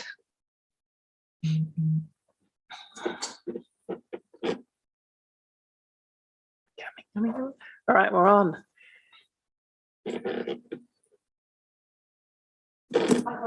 Oh, did you? Maxine Van Oosten, were you not listening at all? All right, we're off again. That's okay. We've all done it. All right, we're off. One more time. One more. Racing this time.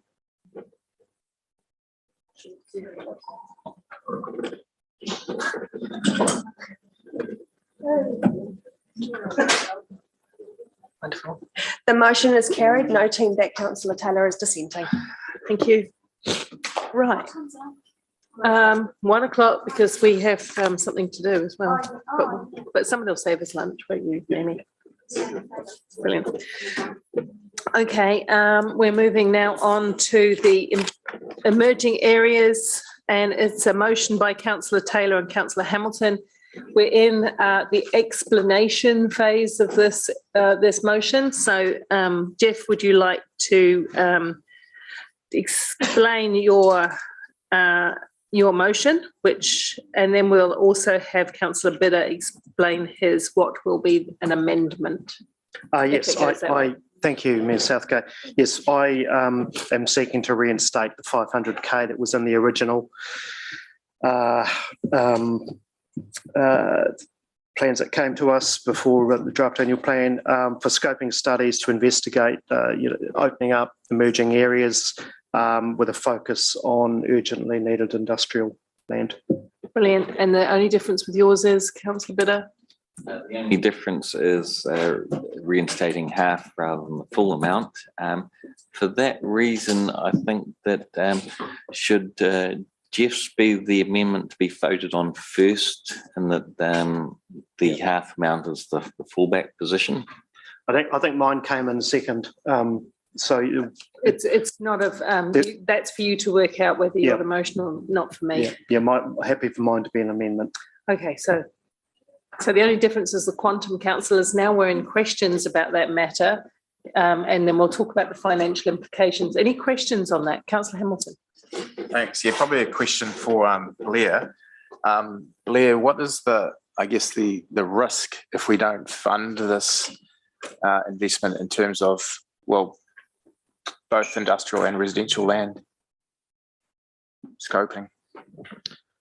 It means that we potentially risk the future provision or timing of future provision of industrial land to meet a growing population.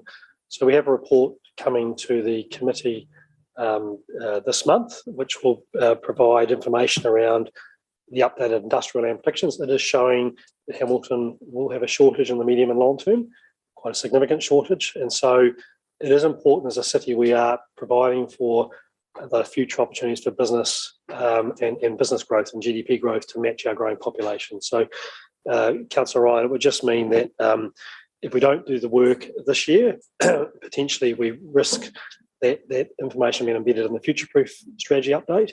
And it also means that we may set back the future provision of industrial land by a number of years.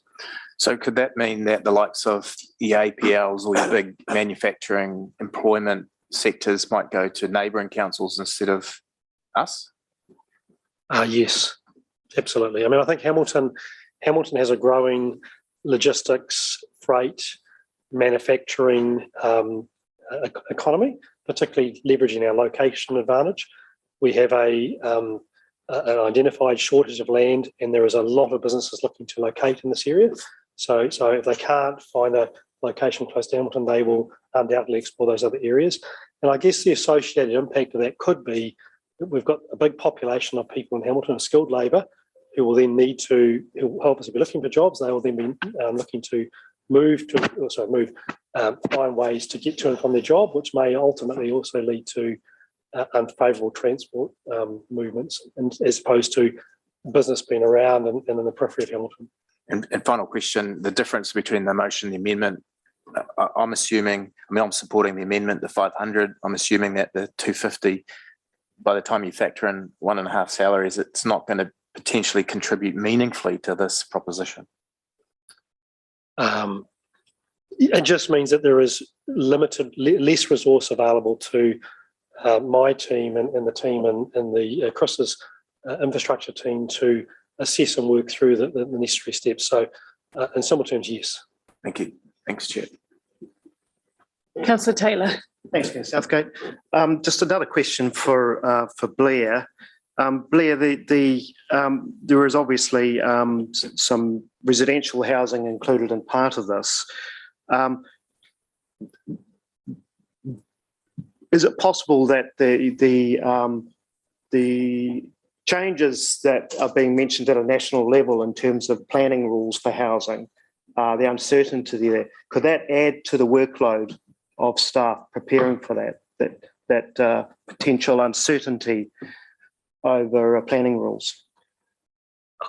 I'm assuming you're referring to the recent announcements that are starting to come through the electioneering process. Yes, certainly it does add to uncertainty. It does add to variability in our work program looking ahead, and potentially there is a risk of us having to revisit and redo work, which will be another complication into our work program. So we already have a heavily committed work program and a resource team that's stretched.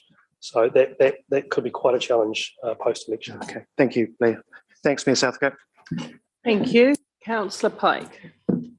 Probably to Blair again, just trying to understand the difference between the impacts of 250 and 500,000. Is there any specific projects that would be identified as something that would be heavily implicated because of that, or would it just be a blanket? Councillor, the money that's been referred to here is really resourcing to enable us to investigate and progress the work around emerging areas. So, and that money, I think, needs to be considered in both the land use planning context and also the infrastructure team, Chris's area, because there's two parts of this. There's engagement around how we use the land. There's also the commercial and infrastructure considerations. So it's less about a project, it's more about how fast we can move, or how many things we can consider, or how many areas we can potentially work with if we have enough money. Sorry, yes, so areas was more. Yeah, so and that information will come to the report to the committee in a few weeks' time. But with less money, you can potentially only engage with limited areas as opposed to potentially some more areas. Okay, thank you. Thompson? Thank you. I was wondering, Blair, in the motion it mentions value capture, if you could, and there is a strong interest in this room around affordable housing outcomes. So could you please just explain the link between this work and potential value capture and affordable housing outcomes? It's extremely close. For areas such as those that we're referring to that aren't part of the city, councils' planning rules and potentially enabling these areas with a zoning change creates value. And also bringing them into the city through a boundary change creates value uplift. So the time to capture that value is right in the process is about to commence.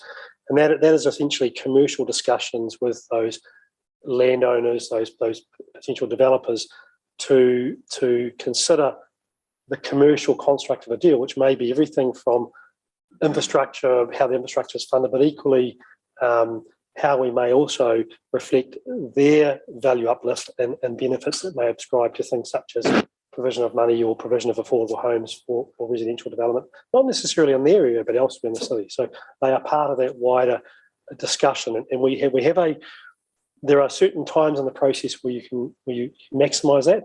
This is that time that's coming up. Yeah. Okay, thank you. Just a sort of a related issue in our papers, at least, around the potential of using some of the funding for inclusionary zoning, and I appreciate the response on that. I guess just to clarify, because I did ask around it, that we are having some staff come on board to do some more additional work in this space soon, and if any additional funds are required and could bring that work forward, that would be something you could bring to the Finance Committee, Blair? Yes, and I think that's always an option available to us to report a variance to the Finance Committee or through the Strategic Growth Committee, Strategic Committee, recommending to the Finance Committee. So, but I also, Dr. Davies in the room and talking through with Mark, there are many elements to inclusionary zoning. Some of those are things that we will be progressing in the background of our work program, and we certainly have an intention to start that work in earnest next year. Cool. Thank you. Just a quick question from me. Just trying to make sure I've understood the focus and the words correctly. It says with a focus on primarily industrial land, and then further down it both says affordable housing outcomes. So is it prioritising the industrial elements of land, or the land that would have both affordable and industrial, because they don't usually sit very closely together? Are we talking about industrial land or housing? That's basically the question. Look, it's the resolution here has been worded in a way to try and reflect the report that's coming to the PX component of a future committee meeting. But the emerging areas are responding to primarily an industrial land shortage that we're seeing, but notwithstanding the process that we'll go through, it may also identify opportunities for residential land within those areas. But the process may also identify opportunities for value capture, which may be applied to affordable housing outcomes. So there's a number of things, Mayor Paula, that are in the mix there. And I think the resolution that the Councillor Sarah, Councillor Jeff, and Councillor Bitter have worked on tries to capture those, but equally provides the flexibility for us as staff to not get ahead of the process. So can I be assured from that then, given that I haven't seen this PX item or awareness of it at this point in time, can I be assured that the outcome of this money, whether it be 500,000 or 250, will be, we should see some capture of land that will be used for industrial supply? Or because you're giving yourself flexibility, or will all of a sudden you change your mind, it will be housing? I'm not sure. I just want to know. It's not right nor wrong. Look, I think the money, if the money was provided to us in the budget, it would allow our staff to progress the discussions on the emerging areas with those land areas, those land developers, exploring the best use for that land, and also the commercial negotiations that would sit alongside that. Our work to date, and noting it is at a high level, has identified that we have a need for industrial land primarily, but it's not precluding that there may be some residential elements to those, Mayor Paula. But there will be a number of future decisions to be made in this process post the report that comes to the committee this month. This is the very kind of initial step of a very long and detailed and thorough process, which includes detailed land use, detailed commercial and detailed infrastructure considerations. Okay, just final question on this, just because I know it's coming to that committee, and of course, just in the same way as we can put things in, we can make adjustments at the finance committee to defer things as well if we have to at that point, can't we? Correct. So it's a little bit flexible. Just in terms of that, my understanding from the word primarily increasing industrial land is that you will be talking, negotiating with those landowners that can deliver that primarily. Primarily, that's the word, right? Is that how I should read it? I know there'll be some housing, but I don't want to be disappointed in a couple of years' time and find that we did this and we've got no industrial land. I don't think anybody of us wants to do that. Our intent at the moment and our need at the moment is that we've projected future shortage of industrial land over residential land. So the intention of that word, Mayor Paula, is to signal to the committee, to council, that is the main focus of the negotiations, but there may be some residential supply that comes with that. I mean, I think we're at the very start of a process. Yeah. No, it was just the juxtaposition, because you could have just said primarily industrial land and not had the affordable housing in it, knowing that affordable housing might still be part of that. But if and look, I've heard it here, it's on the notes, it's on the record, you have said that your focus is on primarily industrial land. I'm going to take your word on that and watch it very carefully, just saying, because we all do agree on that need. Let's go, therefore, to the debate, and the amendment, the substantive motion is now yours, Andrew. So you'll debate first and then Jeff will debate second. Kapai? All right, good. Thank you, Mayor Paul. We know we have a shortage of industrial land. We've closed half the city to development from Three Waters connections. We need to build confidence in Hamilton to say we are open for business in these tough times. Putting back only half the money is not ideal, but it keeps the process moving. The process is that greases the wheels of industry. This means confidence in job creation. And we're also keeping residential land in the picture. This means confidence for families of workers. And by getting this going, moving along and avoiding delays, we can look forward to more rates revenue sooner, which gives me more confidence that we will balance our books sooner. I would prefer that Jeff's 500,000 gets put back in, but this is a fallback position given that we've got to have priorities around the table and savings are needed and some tough choices have to be made. So I'm putting forward the 250,000 as the fallback position. Very clear, thank you. And I'm remiss because what I would like staff to remind me, because I'm getting carried up with the thing, I do always want at the end of each one to just to articulate the financial impact, if any. Shouldn't be doing it in the middle of the debate, but 1 or 2 sentences on that, please. I should, and can you just remind me at the end of each one that's, yeah, thanks. So each of the motions, one of them will increase the balancing the books by 500,000 and the other one by 250,000. No impact on debt. It's all OPEX. Oh, it's all OPEX. Okay, cool. And I'd like to recommend that we actually put whether it's OPEX or CAPEX in the resolution so that it's very clear.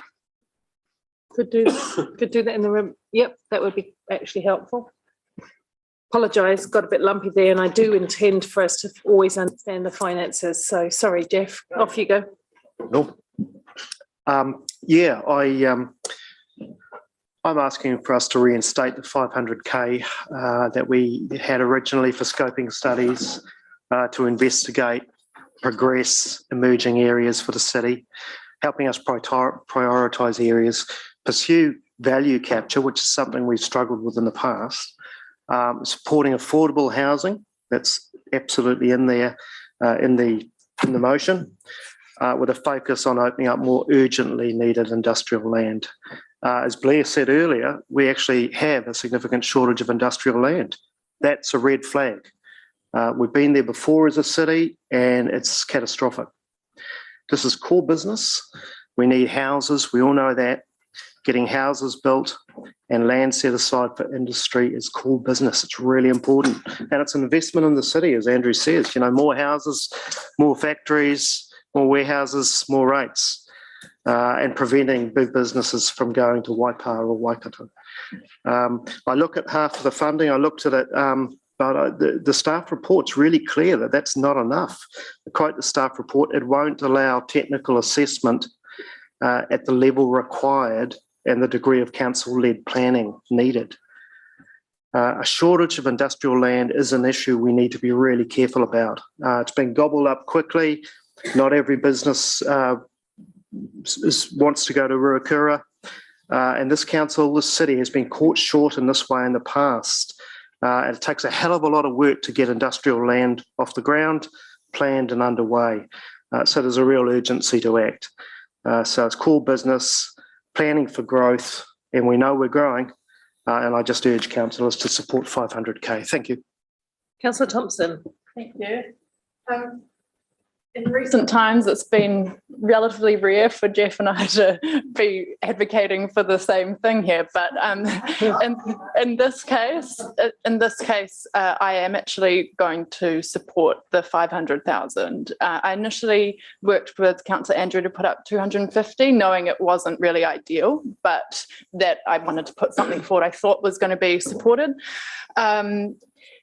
Industrial land, it's critical that we actually do provide for that. It is core business. But when you think of the importance of having employment opportunities, like you cannot overstate that. In our housing hui yesterday, the WISE group said one of the key things they work on when they're working with whānau who are in emergency housing is getting them into employment.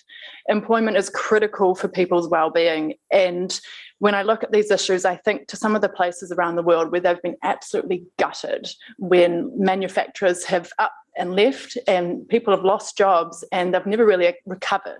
So I think it's critical that we have a really diverse economy. We've got farming and agriculture around us, but we need to have a strong base here within the city as well. And it's important for climate that we don't have people travelling out to the outskirts, or we have, sleepyhead out in the middle of nowhere. We need to make sure we've got jobs close to where people live.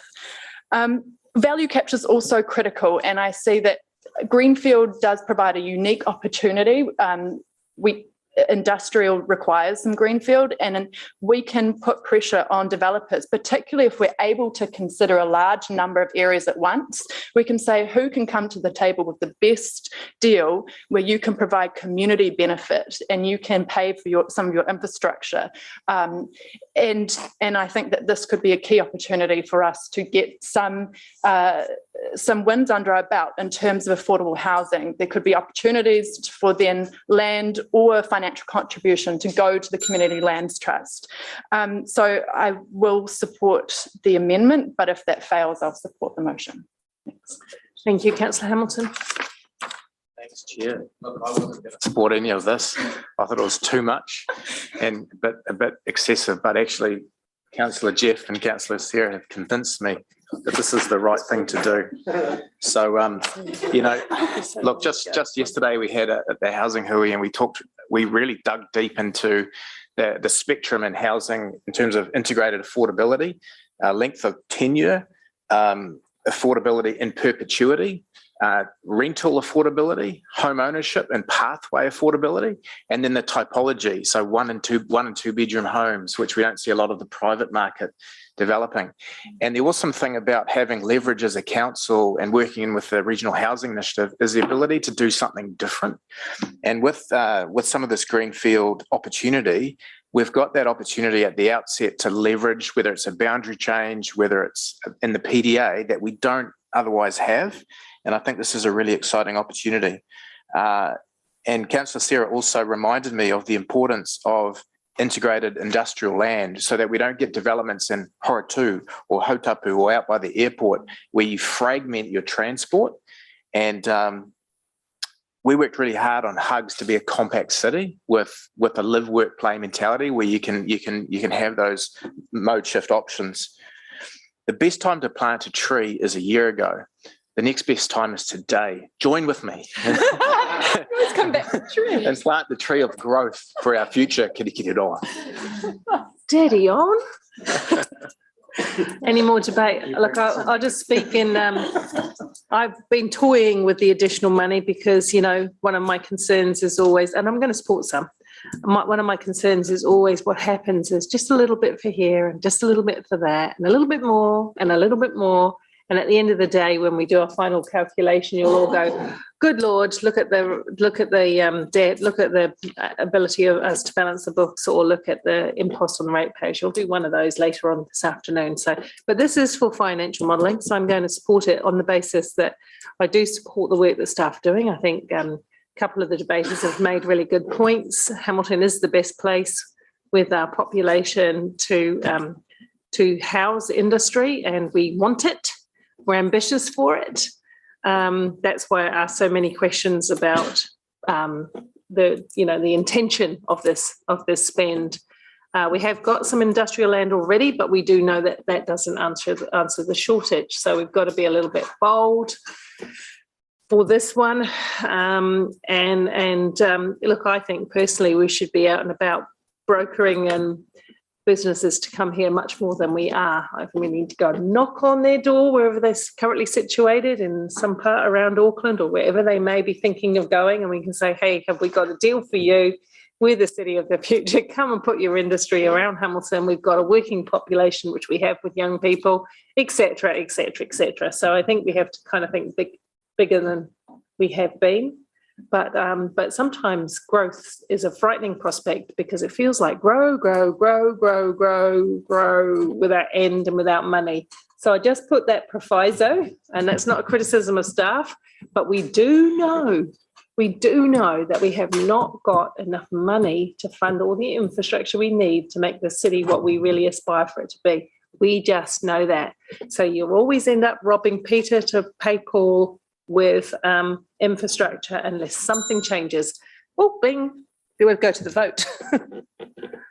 We're going on the amendment, which is the 250, 500, which is, and that, yeah. Going for the amendment, which is now the 500, which is the full whack. And if that's lost, we'll go to the bidder amendment. No,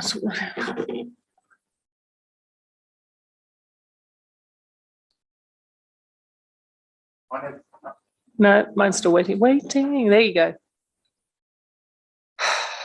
It's quite a hard one.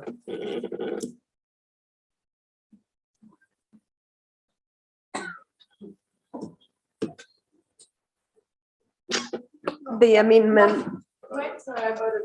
We'll reset. Can we please do a reset?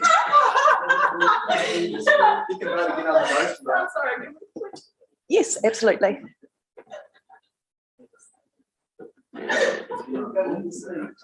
I'm not used to voting.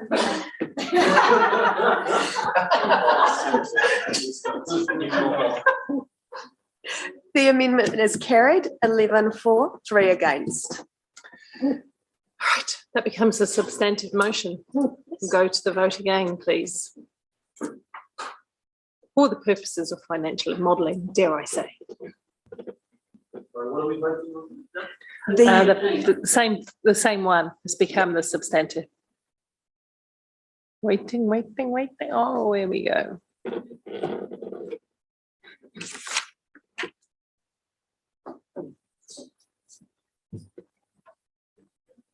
The amendment as the substantive motion is carried unanimously.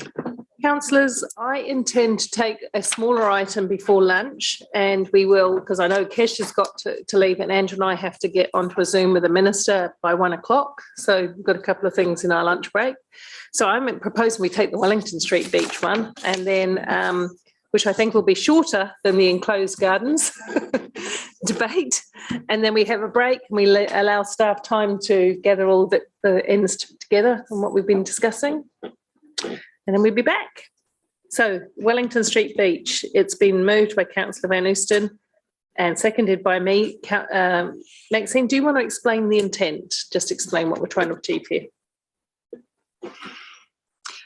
Yes, I do. I know that there is work going on through the surf program to Wellington Street beach area, to the cafe around there, and it seemed very logical to be able to join up other projects that are happening in our long-term plan, but that have been deferred. The opportunity to be able to explore how they might be connected to deliver on a whole of area approach is something that we've heard back from community is something that they would welcome. Can I just ask a question? In the motion, now that I've seen it written up, would you be comfortable with saying, if necessary, we'll bring forward deferred funding, because it is sitting in the deferred pile at the moment? Would you be happy with that? It has been deferred out from 23-24. I think in the first instance, it's useful to be able to see what that alignment and assess how that might be impacted. And then if that decision needs to come forward, it can come through that finance committee. I'm happy for that to happen. I guess my own intention in that was signalling where it was coming back from when it comes back, but that's okay. I'm not going to die in a ditch over that. Any questions on this one, Councillor Taylor? Sorry, what are the funding applications for it, Maxine? So in the first instance, there is 161 in OPEX in 23-24, and that's for the design work to happen. I think largely that is underway. And then in 24-25 is the completion of the project for $1 million. Which is already there. The delivery, which is already in the in the system. But the point of this motion was to signal to the community that there is absolutely an intention to look at the area as a whole and to deliver the project, rather than simply, as we've done in the past, defer. Thank you. Okay, thank you. That was very clearly set out. So we will go into debate. And so probably that it's a great deal of the debate. We've heard from community through other projects that we have undertaken after having done some roading works, that then there is something else that happens in the area, and that there's not the alignment that needed to be done at the outset. This is not the only project that's happening around the area and through the surf applications. It was identified that there was a great opportunity to enhance the walking and cycling of Jellicoe Drive and Plunkett Terrace, and to provide a nice community space as well, reassigning some of that roadway. And the consequence of that has seen potentially the Wellington Street beach deprioritised. I'd like it to be seen as a whole, and there's a real call for that. It also has the amenity of being connected to our cycleway. It's a wonderful opportunity for swimmers in the summertime to be able to use that area, and is very popular. So, I'd like to be able to make that more accessible for swimmers, for recreationalists, to have a look at the whole of that area, and to really make the very most of our beautiful river and environment. Kia ora. Go. Just, I have been a fan of doing something with Wellington Street Beach since before I came on this council, and it's had a number of leaders promoting it, but it does get delayed. And I can remember back to Mayor Hardacre proposing a form of redevelopment of Wellington Street Beach. Obviously, things get changed, slightly amended and changed as things go forward. But what we do have there at the moment is a complete hot mess. And I'll tell you one story that really made me realise how necessary it was to do this. I was walking with a friend who had a dog. We were going to give the dog a swim in the beach, as you do, and there was a woman there with children and one on her hip and a small child, and her param went careering because there is no path to get down. You have to use the eroded rills on the soil. You're using the erosion to help you get down. Her pram went down. Thankfully, the baby was not in the pram because she had just removed the baby from the pram. So she went down to try, with babies and children, tried to extract her pram. And of course, you can't pull it back up there. It's impossible. So my friend and I went down and lifted the pram up. And that reminded me how important it is that one of the most loved areas of Hamilton for swimming in the summer. And it's a beautiful spot by that excellent cafe. It's so important to do small places better. And what I'm seeking was never the grandiose scheme that once was thought of. It was making it safe to walk down there to enjoy the beach, using some planting to keep the erosion in place. Because if you go past at the moment, the other side of the river, you'll just see that it's eroded in this heavy weather we've had. We've got big slumps, loads of erosion. That's going to continue till we plant it out or stabilise it. I think the toilet is unattractive in the middle of what is one of our most beautiful spots. And if you could do that bit by the cafe, you could open up the view, move the toilet into a more discreet location. We'd have Victoria on the river in Wellington kind of thing, but being much more natural. I don't want it paved like that. Much more natural version of a beautiful space. Let's do it because we've talked about it for years. That's me. Thank you, Councillor Thompson. Thank you. I'm going to support this for a couple of reasons. Firstly, there's a need for something there. You have to jump down a small cliff to get to the river now. But also, this project has languished for a long time. It was probably the key thing that Councillor Maxine advocated for last long-term plan, and then my memory might be rusty, but then she compromised and said, okay, we'll defer it a bit to help with a financial situation.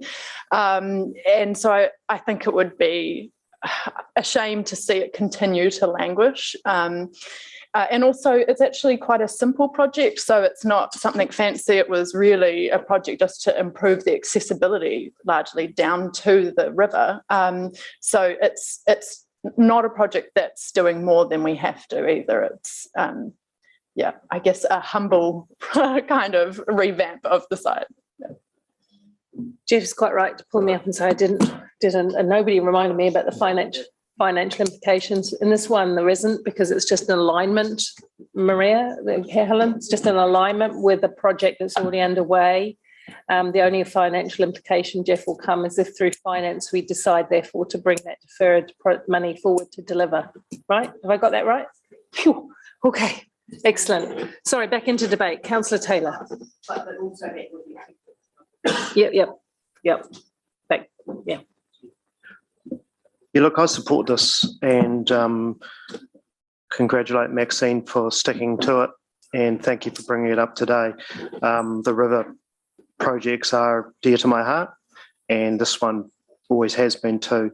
And I think Sarah makes a really good point that this isn't over the top, and Mayor Paula does too. It's not, this is not extravagant. It is, but it's going to bring an area, a special area of Hamilton up to what it should be.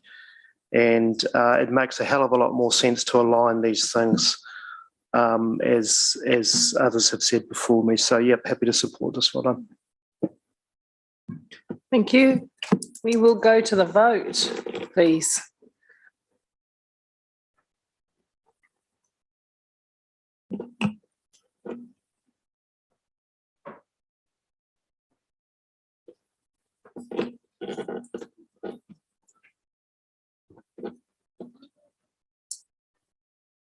The motion is carried unanimously. Half a win for Wellington Street. Next bit's coming at you in the LTP. We will adjourn for lunch, even though lunch will be delivered in about quarter of an hour. But I think it's expedient to stop now rather than to start the debate on the gardens and come back. And Angela and I've got some work to do in our lunch break anyway. So enjoy your lunch. We'll come back at is 1:45 fine? Staff, is 1:45 fine for 1:45? All right, perfect.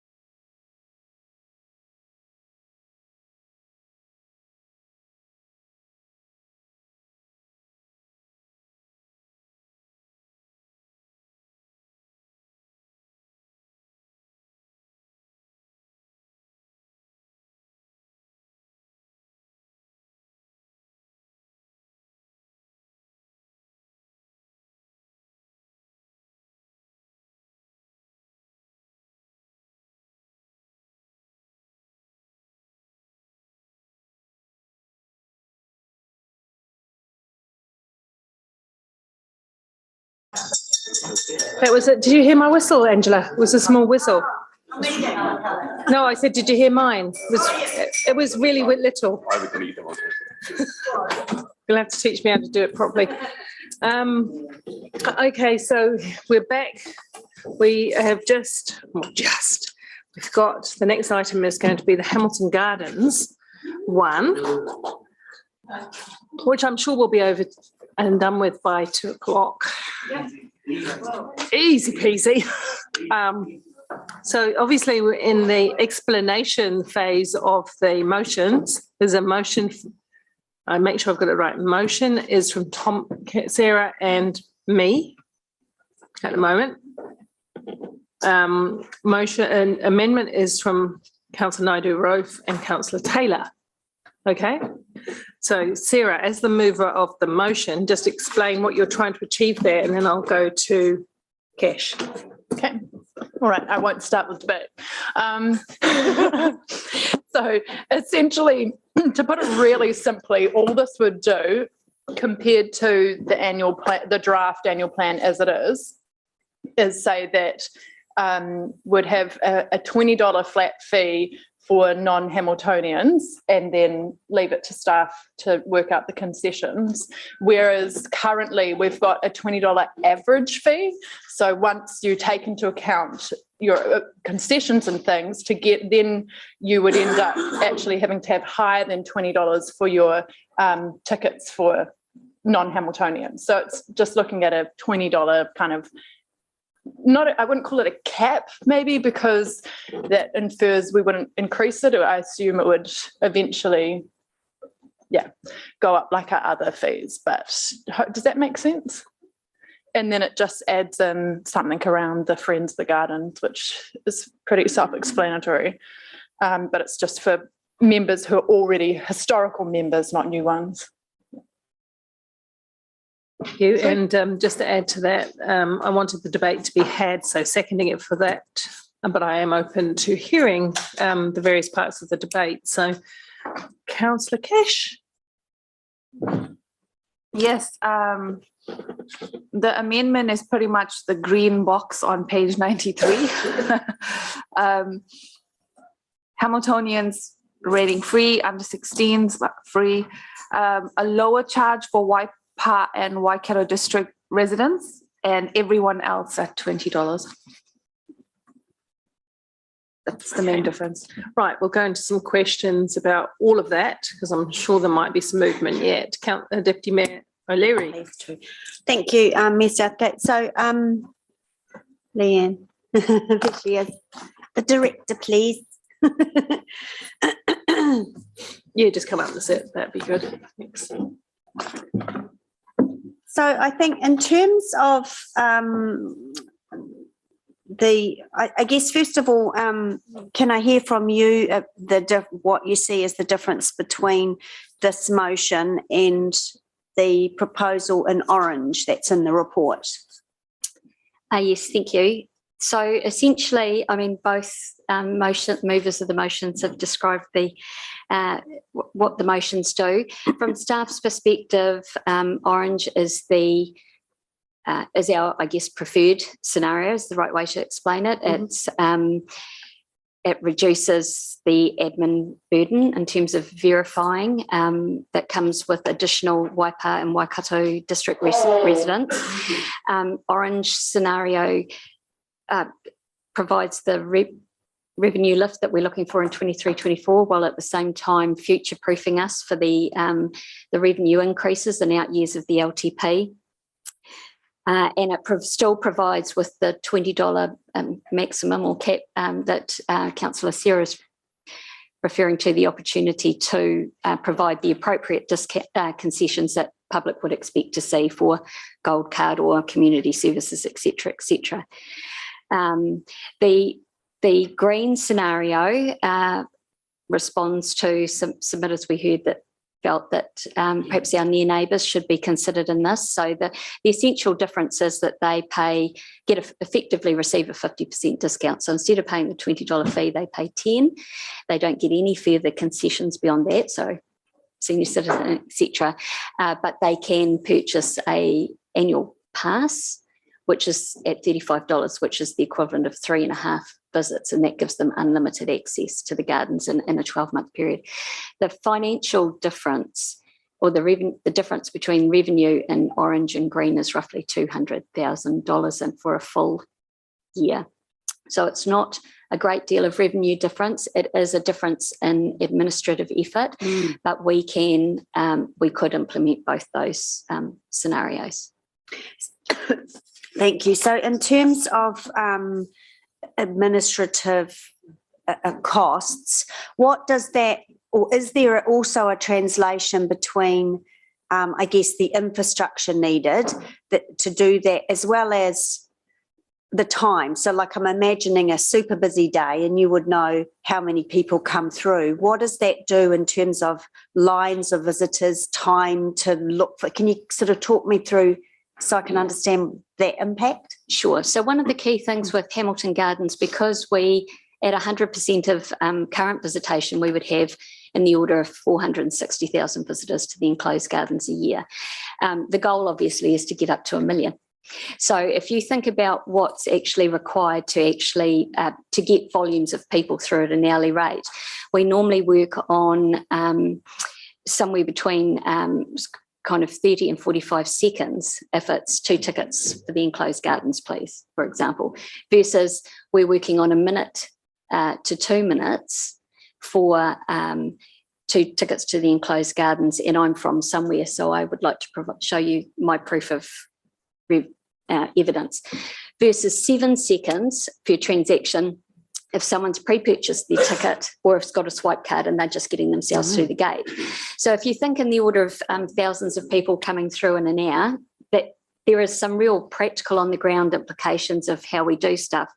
So both scenarios are designed to create a situation where we believe we can still funnel a majority of people in an automated fashion, and at the same time have the staff resource we need to deal with those people where they need an in-person interaction.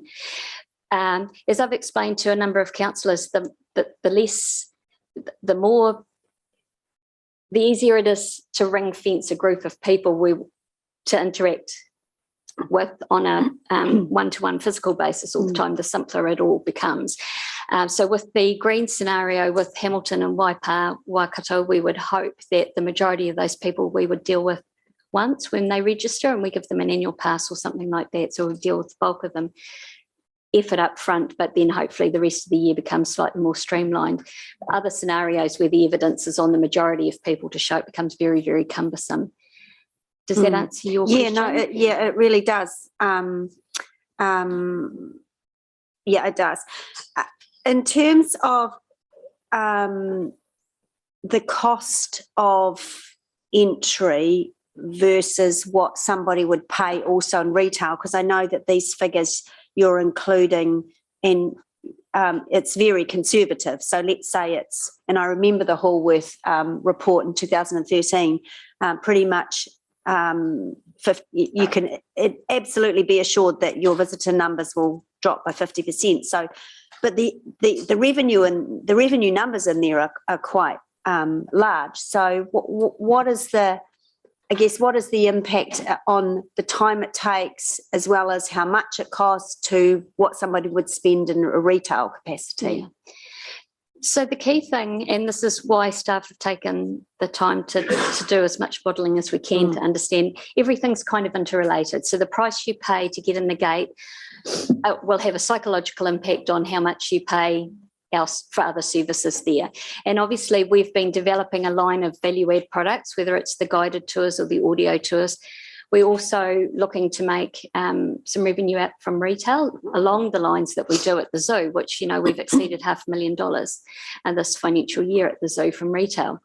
So the opportunity to allow people to make a discretionary spend other than what they felt was the mandatory spend at the gate is a balancing act that we consider. So when we talk about, say, for example, internationals paying $20, that in our minds, and I don't think Maddie's here, don't want to be quoted on necessarily, but in our minds, the price point for internationals was probably somewhere around $45 $45 to $55, because we know that the majority of internationals, once they pay that money to get in, will also buy something. They'll have a coffee, they'll buy an ice cream, or they'll buy lunch, and they'll do a guided tour or an audio tour. So we've very carefully set the pricing structure to take all those things into account. And unfortunately, if you tweak one lever it does have ripple effects for all the others. The scenarios we modelled, we played with a lot of those to get to the fact that to a scenario where we felt that we were responding to the questions you'd asked us after submissions, and that were manageable for staff without any unnecessary negative impacts on administration, but also the visitor experience, because long queues, or if people feel a bit hard done by about the cost they've paid to get in, it kind of doesn't start the visitor experience off on the right foot. Okay, that's all for now. Thanks, Mayor South. Thank you, Councillor Hart. Thank you. Just a really simple question. Do we give Waipā and Waikato a discount at the zoo? No. Do we give them a discount at the Waikato Museum for the paid exhibitions? No. Do we give them a discount at Waterworld? No. Okay, thank you. Question from me in terms of simplicity of administration for this, and phasing in. What makes it the simplest? What's the simplest, most effective model to apply from an administrative point of view? Because taking on board Deputy Mayor's point around queuing and processing and so on, I imagine that the more straightforward and the less concessions, the easier it is. That's correct. So the simplest system to administer is everyone pays, because that allows you to automate a huge amount of your the way in which you interact with staff, and it leaves staff free to deal with those people that need additional attention or whatever. Second simplest scenario to manage is one where you are dealing on a one-to-one basis with people that would otherwise be repeat customers. So your Hamiltonians or anyone that's likely to visit the gardens more than once, because by definition, otherwise they're showing you they're coming repeatedly. So you've got those repeated touch points. With a card, if they register for an annual pass or a card, then obviously we have that interaction once, and then they can sort themselves out from there on in. Whereas tourists, whether they're domestic or international, who we're only going to deal with once, they'll be able to either request their tickets, so that's that short interaction I indicated at the beginning, or they'll be able to get their tickets from kiosk or online or through a tour operator. So it relieves the administrative burden on staff. So you've got to set up all of those facilities, no doubt, to do that technological stuff. That's correct. Council gave us funding for technology as part of the visitor centre build. In between sorry, that's all funded then, all of the ticket booths that you might need not in the gardens but somewhere else, they're all funded? We were given $400,000 through the LTP for the technology component of the visitor centre infrastructure. That's what we're working to at the moment. Would that be sufficient to have booths in the central city and other? Oh, no. But having no. So you would do it online?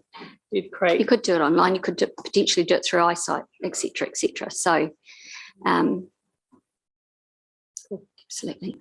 Okay, and you've said the price point for internationals is 40. That's comparative to some international scale gardens, I guess, or just other attractions, or what did you use to determine that? Well, so you'll recall that Councillor Ewan asked us the question about the top 5 gardens. It's a very subjective assessment, but we staff did a bit of research and came up with the usual suspects, and you'll see that a price at $20, the price point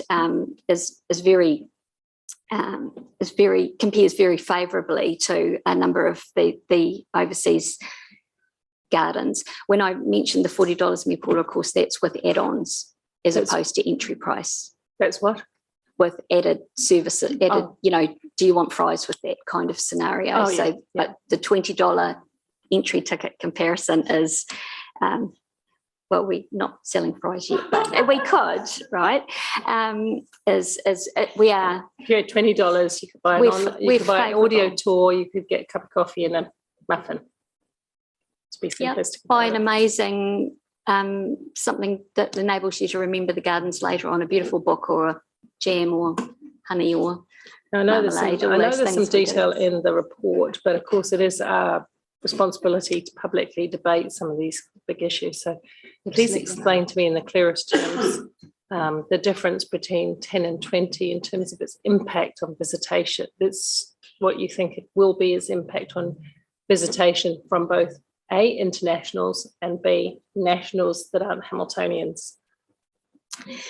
And you'll appreciate that this is a professional view, but there's not a huge amount of science behind this. We just what the sector understands and believes to be the usual trends in these situations. So if we start with internationals, our staff have recently returned from the Trends Conference, which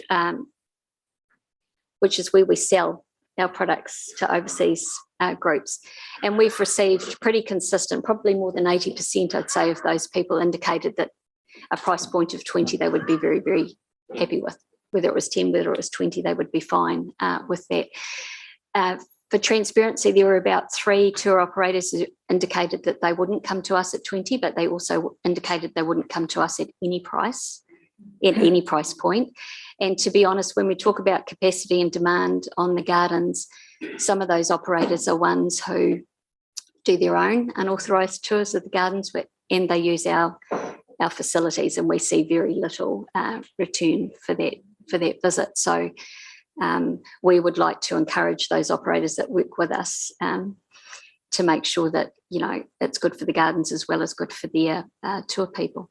In terms of domestic, the way we look at it is really to group visitor groups into visitors who are people that will come regularly, if not regularly in a year, regularly over a period of time, versus tourists who are likely to come once in a while, or maybe once only ever in their lives. So arguably, whether you're from Christchurch, Invercargill, Perth, London, Berlin, you may well come to the gardens as a tourist.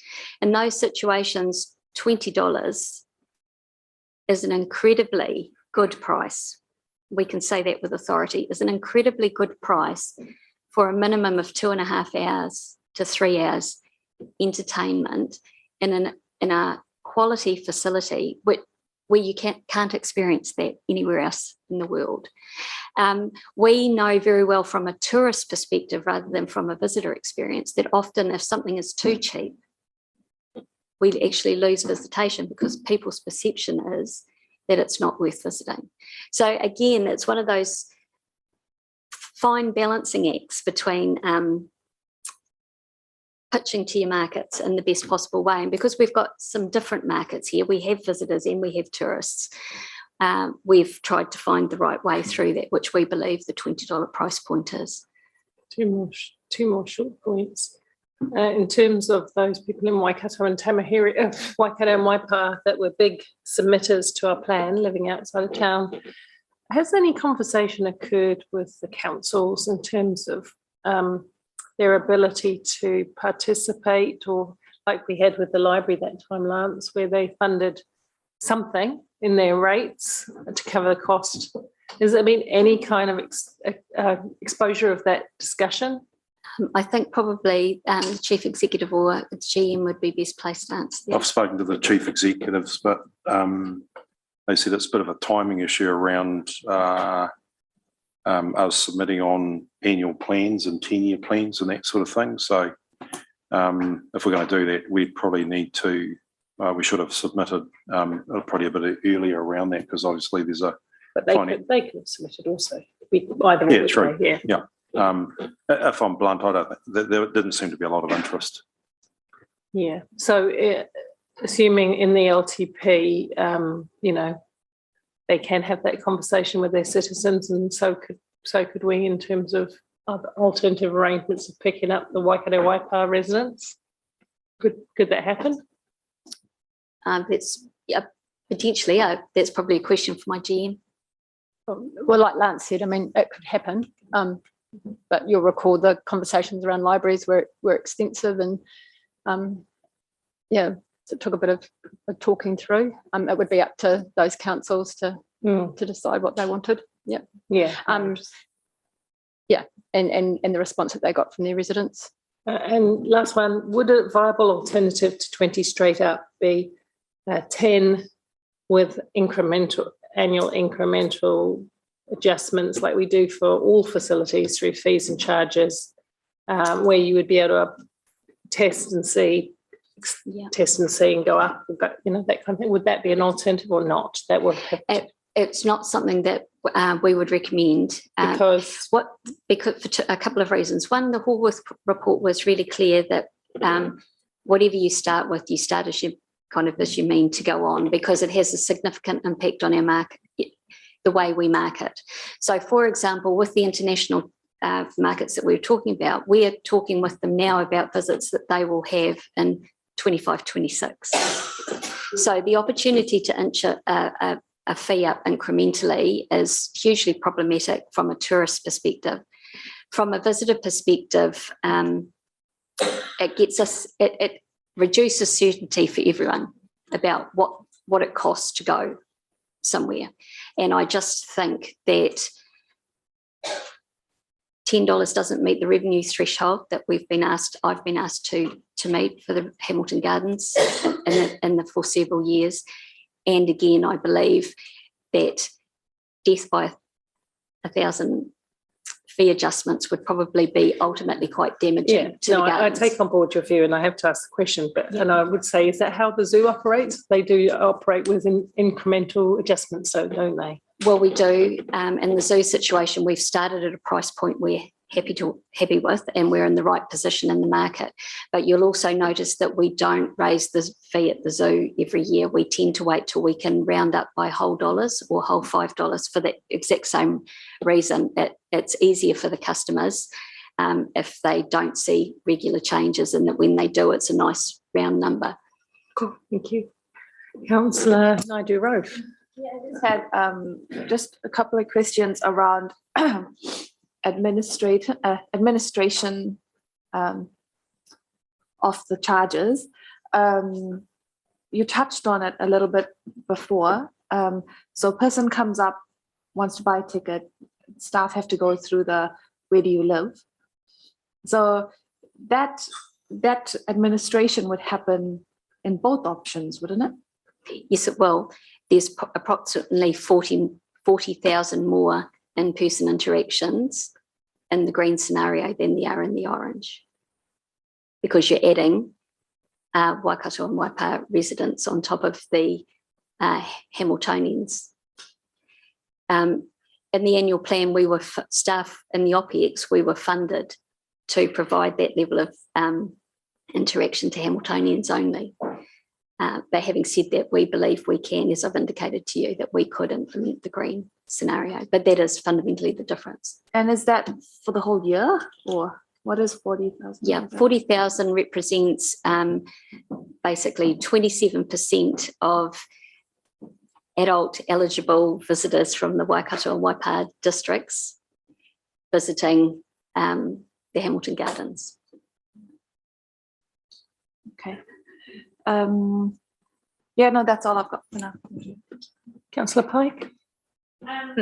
Yeah, I'm just trying to understand the difference between the orange and the green scenario for annual passes of Waipa and Waikato residents. Just trying to unpick that a little bit to understand, those that are saying that they regularly go to the gardens. Yeah. So in both scenarios, the cost of an annual pass is 3.5 visits. So in orange, it's $70, 3 times 20 plus 10. Okay. And in the green scenario, for what it's 3 10s plus 5, so it's 35. That's right. So could an option be that Waipa and Waikato receive their discount via a annual pass, but within the orange option kind of? Absolutely. Get where I'm getting. Okay. That's all. Oh, sorry, Councillor Thompson. Thank you. Leanne, on just a similar point there, do you think it's likely that pretty much all of the people buying annual passes would be from Waipa and Waikato district and probably Matamata, I guess? Yes, yeah, it would be very unlikely that someone, unless they were perhaps also a friend of the garden we do have the odd person from further afield, but they'd have to have a reason to be in Hamilton semi-regularly to want to do it.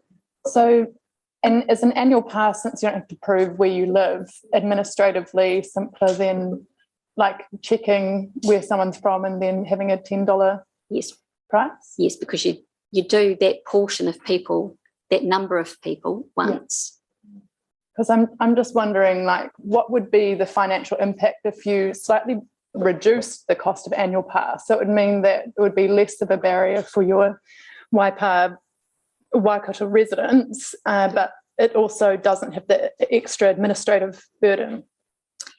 Absolutely, and we have modelled scenarios like that. So when we said within the orange $20, you'll be aware that even at the zoo from time to time with annual pass, we have days where you get a significant discount on it and things like that. So there is room to move in orange. If what I'm understanding you asking me, if I could just test that back, is that potentially instead of the annual pass in orange being $70, it might be 40 or 35 or something like that on proof of evidence of residence in Waipa or Waikato district. Well, I wondered if you didn't even need proof, that would just be, say, $40, because how many people from Christchurch are going to buy an annual pass? Like, I see what you mean, and yes, you're right. Since 90% of people probably buying an annual pass are going to be from these areas anyway, would it matter is kind of my question. I think what you're saying is absolutely right, Councillor Sierra. I'll just leave a little caveat because sometimes there's unintended consequences when I answer questions on the spot. But no, that makes perfect sense. We assumed a very low percentage of annual pass holders would be from outside the region. Yeah. 4,000 people over the course of a year. So if it was, say, like a $40 for the annual pass, then would you see that we'd need to account for a reduction in revenue, or? No, we wouldn't, because in my mind that would be easier to administer than the 40,000 people that we were talking about in the green scenario. So the savings would be built in. I mean, be a transfer of money in that regard. Okay, so I'd like to amend my motion if the seconder is happy with that. So it would be looking at, I mean, is that helpful if we specify an amount? So I could specify that it's the cost of 2 trips and then, or $40 at 40. Well, you're specifying just $40 for annual pass, rather than the 70 that's in the report is what I would be. Okay, so that would be anyone, because $40 would be two visits, pretty much. It's quite good to equate it to the number of visits, because then if the fee goes up in later years, then obviously the concessions go up proportionately. I'm happy with that. We're still going to get pushback, but I'm happy with proposing a limit. And then, can I clarify something? Sure. Just understanding from Leanne, if that $40 annual pass was just wipe out what the admin, like you'd have to put a fair amount of admin into serving an annual pass anyway. Would there be any difference in checking at that point whether they're from Waipa or not? In which case, just having No, because part of the annual pass requirement, whether you're checking or not, part of the annual pass requirement is the person provides us with their address, and their contact details and things like that. So we capture that information either way. So you could still separate that Waipa Waikato without extra admin charges. That's correct. Yeah, I'm easy with that, but just suggesting an idea to I'm getting lots of confused looks. Yeah, I'd be happy to support it. yeah. Okay, hang on, councillors. Let's get Helen to respond because I understand the intent. Are there any? It could easily, and the Barriers. modelling has been done, and we'd still meet the revenue at $40 if that, because that is a compromise between or I'm happy to, if we take a break, at some point we take a break, and people can amendment. Yeah. Well, yeah. We'll try and work it out here if we can, and rather than going to another huddle and trying to work it out. But let's see, I want to understand the implications each way of the different options. Let's finish the questions and see where that brings us. Councillor Van Ooston. Thank you. I'd like to understand what the financial ramifications of that might be if we were to set an annual pass fee, how we might make up the difference potentially. Yeah, so at the moment, the difference, and I'm sure Lucy is working her magic on the spreadsheet at the moment, but at the moment, the difference between orange and green is, and I'm thinking as I talk here, 200,000. Green is $200,000 revenue, less revenue per year than the orange scenario. In the green scenario, the annual pass is $35. Right. So in the orange scenario, the annual pass, if it were the equivalent of 2 visits, would be $40, which is higher than the $35 in green. The risk you run there is Auckland. We do get a lot of Auckland visitors. So if you're retaining it to Waikato, you're 35. But if you open up for $40, then all your Auckland people are probably going to take up the $40. So if you, to follow on from what Lucy's saying, then if you were to have a specific discount, if you like, on the annual pass for Waikato district residents only, there would be minimal. Going by the feedback, a lot of Hamiltonians said Waipa people, Waikato district people are our neighbours. They didn't say Auckland folk are our neighbours. That's correct, isn't it? That is correct. Yeah. Great. Hamilton Waikato Tourism considers an hour's drive from a site is the distinction between local and other. All right, thank you. Leanne, what's an annual pass for the zoo? It's $86 for an adult.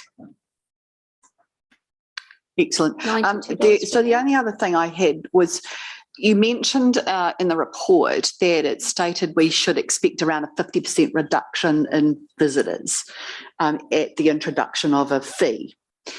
I mean, it sounds a bit shocking that you don't have, you'd have that much of a reduction. But are there some positives from having less people come into the gardens as well? There obviously will be some positives from having less people come to the gardens, especially initially when we're ground testing our new visitor centre and our new technology. It would not be one of the times you'd want our 5,000 people a day kind of scenarios, as you can imagine. A number of you indicated that you'll be interested through the LTP process to understand the impacts of our success on the site. Key to the charge is holding on to our world-class reputation, because being world-class costs money. And I think we are at a tipping point at the moment, to be honest. We have some of our earlier gardens, we're focused on refreshing and renewing those. We do have issues with parking. We do have some capacity issues on peak days. Paid entry, especially where we can automate as much as possible, also gives us the opportunity in the future to introduce dynamic pricing and things like that, which means we can shift that. There's financial incentives for visitors to come at times other than between 10 and 2 when they all want to come.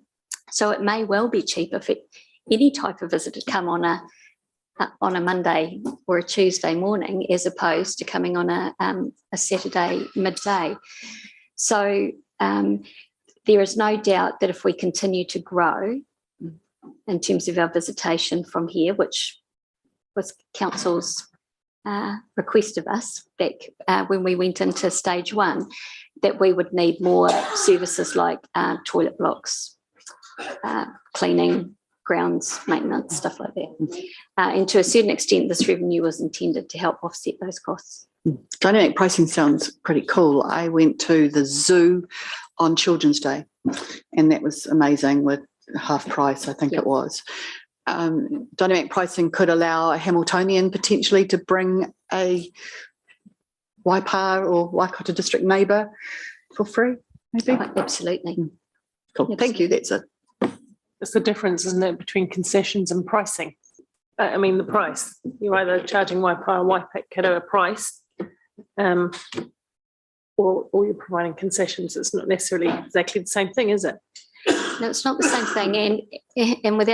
And I don't want to complicate it anymore, but I think what Councillor Maxine's also referring to is that when we have Children's Day or when we have Mother's Day or Father's Day, you know, we do special pricing, and that's as you bring one, get one in free, or whatever it is, whatever responds most appropriately to our markets. And we always, with respect, do need a little bit of leeway to do that.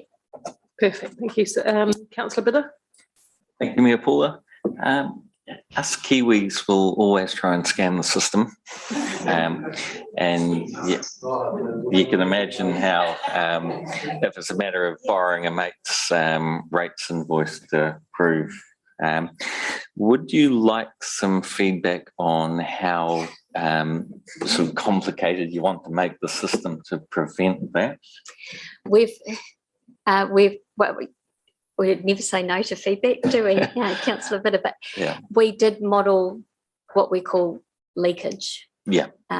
Because we do accept whether it's a scenario where someone's really trying to get in, and then they've borrowed someone's card, and you think this really doesn't look like you're a 30 or 50-year-old person or whatever it is, versus you know, the genuine 82-year-old grandmother from Cambridge who left her card somewhere else. That, you know, there's always a level of either discretion at one end or acceptance of the fact that people are going to try to rort your system at another. The best way to avoid that, obviously, is to charge everyone, but that's not the resolution that staff have been working on. Thank you. Councillor Tauriki. Are we aware of any, whether they're big or small businesses that are using our garden sort of indirectly?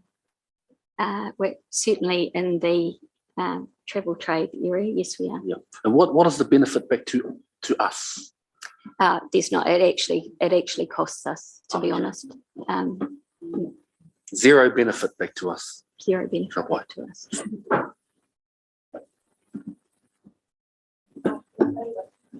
Thanks, Mayor Southgate.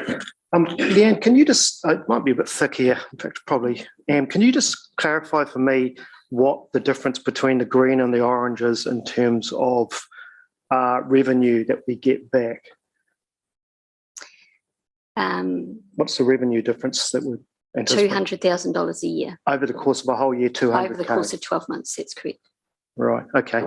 And with the zoo, with your zoo hat on, how many annual passes do we have for the zoo? Oh. Roughly. 10 something. It's like 20% of our visitation and growing.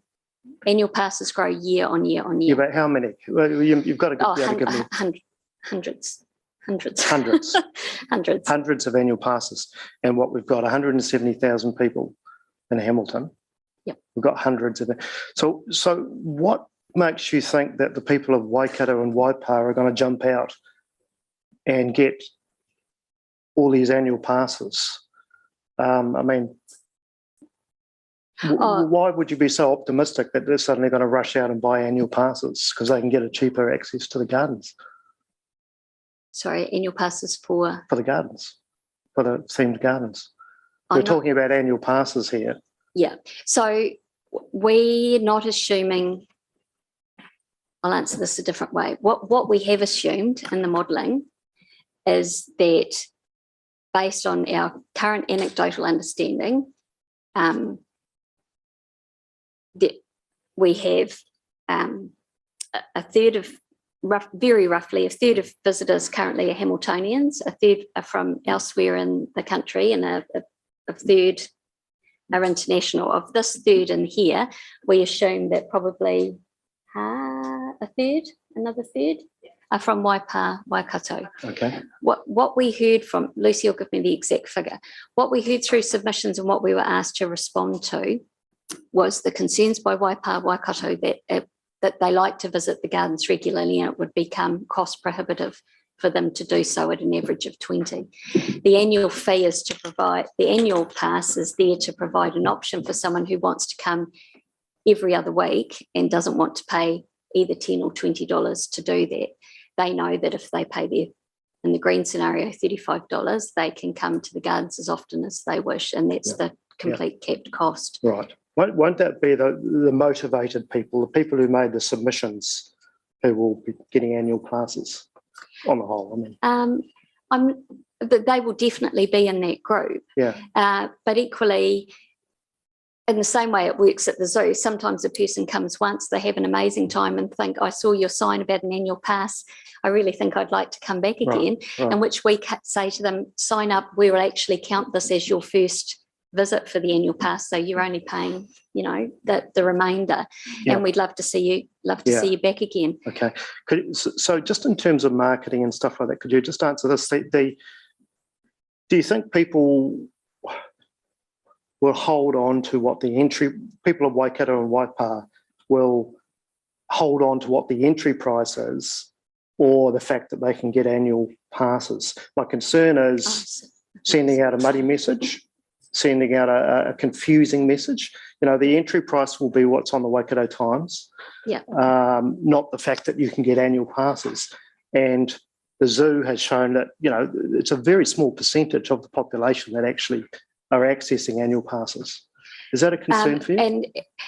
Okay, so two things. If I've misspoke, so annual passes, as I said at the zoo, just to be clear, are an increasingly significant part of our visitation, and we're very happy about that because it's good to hold on to your customers where you can and grow that. No, it's not a concern, Councillor Taylor, because my team are very good at marketing and communications. We will be working very closely over the pre-implementation period to identify our regulars, and we will be making it as easy as possible for them to either get an annual pass or understand what's involved. The advantage of either the orange or the green scenario is at least we are marketing those messages to the people that are closest to us. It is actually would be a nightmare to try and communicate the need to bring verification or something like that to a national audience. Thanks. I guess the question I would have is, the report acknowledges that there's already confusion simply about the fact that it's for the enclosed gardens and not the whole thing. Yeah. So if we've got something as simple as that that's already causing confusion, how can you be confident that you can convey a nuanced message to the people of Waikato and Waipa, the busy working people who've got a lot on their mind? Yeah. That you can somehow separate the entry fee and the concept of grabbing a pass. And I absolutely understand your question. So I have a high level of confidence. I tell you why.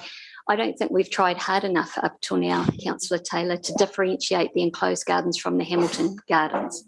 So we've been working over this last period of time on marketing and developing marketing specifically around the enclosed gardens. It's become very clear to us through this consultation process that people do not differentiate between the Hamilton Gardens site and the enclosed gardens.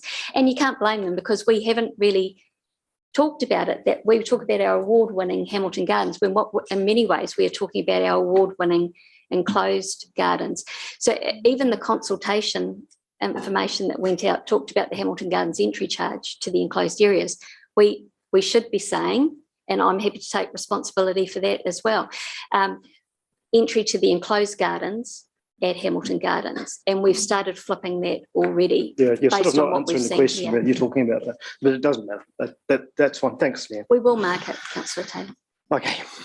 I'll have a couple of follow-up. a question about that in a minute. Anna Casey Cox. Just a quick question. The 3.5, is that a magic number? I don't know.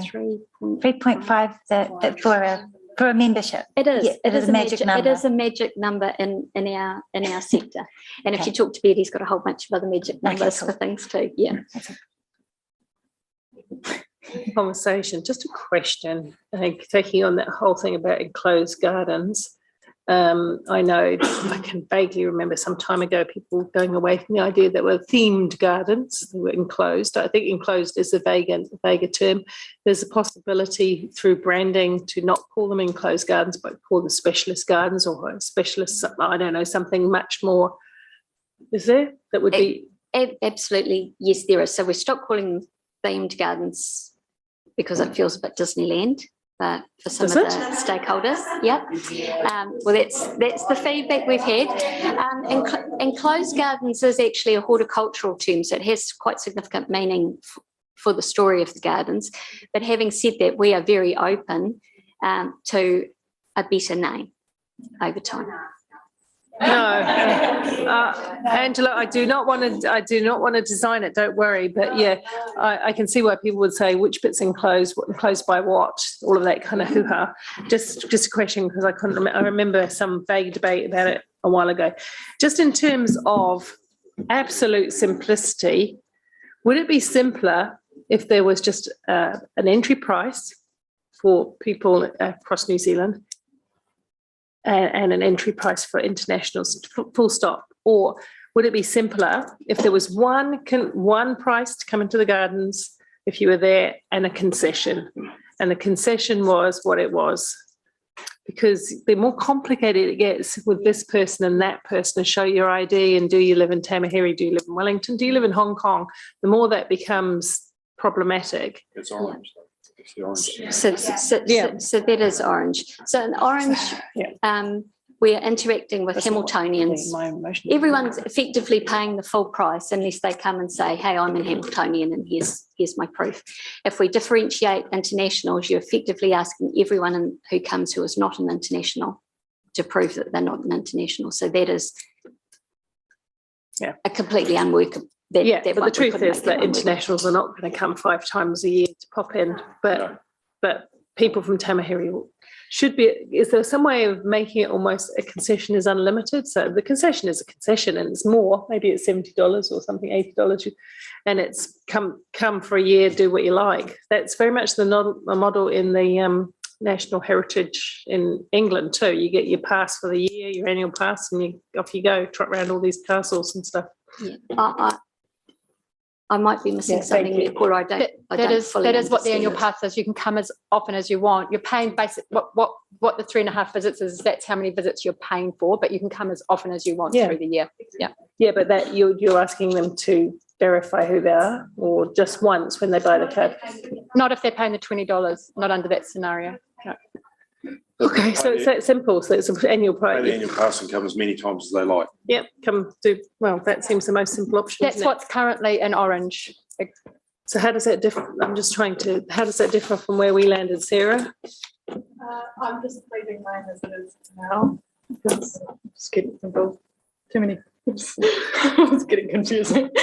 So what you're saying, Paula, Mayor Paula, is that it doesn't differ at all from the orange. So this is So it is consistent. It's consistent with the orange. Right, cool. As long as because I thought, I'll say in debate, but anyway, Councillor Pike, give us some enlightening questions that solve all our worries. What I was trying to clarify is maybe, or what my intention of questioning was about, trying to present a neighbour's annual pass so there's an annual pass and then there's a neighbour's annual pass and then there's just Hamilton. So it just allowed Waipa Waikato to come in at a special price in their own annual category. That's what my thoughts were, because the admin of the annual pass for a Waipa would be no different than an average annual pass, but it just helps give them discounted entry and special class, I guess. Okay. Well, I guess we can debate that. Yeah. Mayor Paula, can I just add something on that, picking up on what Councillor Maxine said earlier about people said that Waipa and Waikato are our neighbours. It was a very small fraction of people who sort of said that across the piece. And it's worth bearing in mind that 2/3 of people who said that we should expand the boundaries were people who themselves live in Waipa or Waikato, which, you know, you can listen to it or decide against. That's up to you. I'm just factually, that's where the majority of those comments came from. That's a good reminder of the fact. No turkey once nearly Christmas type of thing. Okay, I think we've gone round and round and round, and I think we just test it. I don't think it doesn't feel like we need a break, because I think there's two different points of view. So I think we just plough on and we put the recommendations up again, please. You have them in front of you. And ours is the motion, and Who's the member for East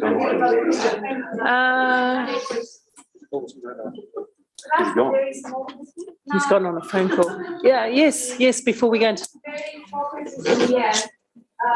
Leanne, you mentioned that the team was open to investigating in terms of branding and marketing the enclosed gardens. Can that work happen at the moment, or do you need extra budget for that to happen? Because I think it ties in to the whole offering as well. We do very well with what we've had, but there is no doubt that for the significance of launching this, it would be helpful to have some additional budget. Absolutely. But we'd have no idea how much.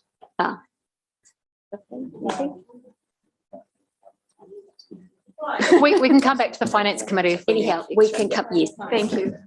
And that's, I guess, the point. We can do lots of adjustments in through the other mechanisms we have through the committees, right? Annual fees and charges and reviews and all of that. Hoo-ha and hoo-ha. So let's get to the recommendation. Mayor, do you want us to talk about the financial impact of this? I absolutely do. Thank you. Thanks. Well, I believe there isn't any because of the way that it's the way motion is being calculated. So. It's what? You're mumbling. Can you say that again? The item B in both motions, the 1.4 million is what's in the budget now. Okay. Oh, well, that's it. Can't do that. Can we try? The amendment's the same on that line. Can we just scroll?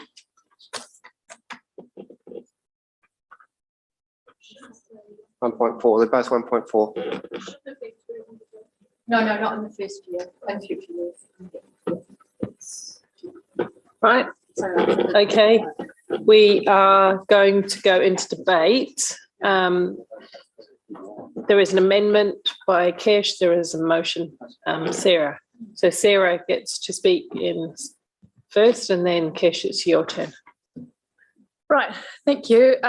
Actually, the main reason I'd put this together was just because I wanted to have a flat fee of $20 rather than, because I think that the community has heard the $20 charge and has assumed that's what it will be, not an average of 20, but in reality that means 22 or 24 or whatever it would be to allow for concessions and things. So I think that this will be more consistent with what people expect the charge to be, and possibly a little bit more affordable than what it would be otherwise. And it doesn't have any impact on the expected revenue compared to what we'd already signed off for the draft. So there's no negative impact there. I think that in terms of Waipa and Waikato residents, Hamilton residents have been paying for the gardens for years and years through their rates, and these cost millions of dollars a year just to maintain, not to mention any new gardens. So I do think that it's fair that everyone who comes to enjoy them does contribute in some way, and I think it is fair that people who aren't ratepayers contribute in an even way. And with the annual pass, people who live close by and come multiple times a year will be able to come pay for the annual pass once and then visit as many times as they like. So I think that largely addresses affordability elements along with concessions. There will be concessions for people on lower incomes. So for example, we're already talking about community service card concessions. We've got potentially ones for students, gold card holders, etc. So I think that element of inclusion has also been considered. People living on the outskirts of Hamilton put a huge amount of pressure on our infrastructure. They're part of the reason why we spend so much money upgrading our transport infrastructure, and they don't contribute to any of it. And actually, they've got their own councillors who they could lobby to pay a small amount each year to Hamilton to give them free access. And I don't think that we should compensate because their councillors are unwilling to add that to their rates bill themselves. So, thanks. Thank you, Councillor Cash. Thank you. Look, both options, the financials are unchanged. The green option just gives us time to measure the unknown impact that the bringing in the charge will have, which we actually don't know. So all it does is it introduces the charge at a lower rate for our neighbours, and to start that behavioural change that, hey, you know, you're going to the gardens and you're going to have to pay. Waikato Waipa, it's not free. They're still going to have to pay. They're still contributing. It's just at a lower price. And it gives us time to work with their councils to find, if they are willing to contribute through their councils. 30 to 40,000, I think, was the last number I heard of how many people travel into Hamilton for work. These people are already contributing to our economy. They work here, they eat here, their kids probably go to school here. Yes, they don't contribute to all our council bills, but they are contributing. And as I said, it's not free. They're still paying.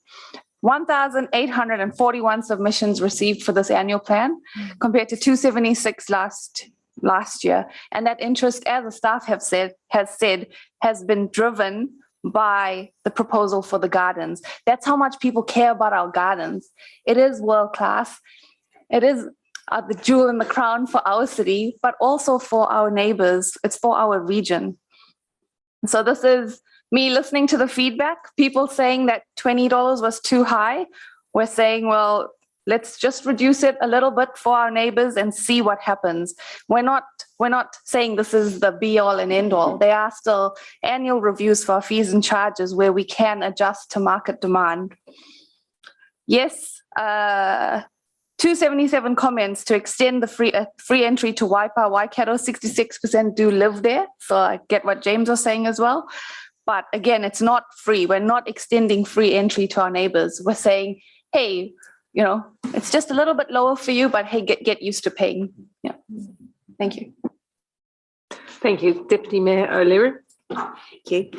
I think we need to stay focused on the actual reason that we're making this decision, and that's the outcome to find a new revenue stream for the gardens so we can continue investing and growing the gardens as a world-class destination. That's the outcome of today. That's what we should be focused on, not whether or not someone living outside the Hamilton city boundary is able to access something they don't pay for at a cheaper rate. I disagree with the suggestion that they do already pay. Sure, they might pay when they go out for dinner, or stop at a petrol station. Those are private businesses. They're not paying, as Councillor Sarah said, for our roads, our playgrounds, our parks, our infrastructure, our community facilities, or our stadium. They don't pay for those facilities and infrastructure.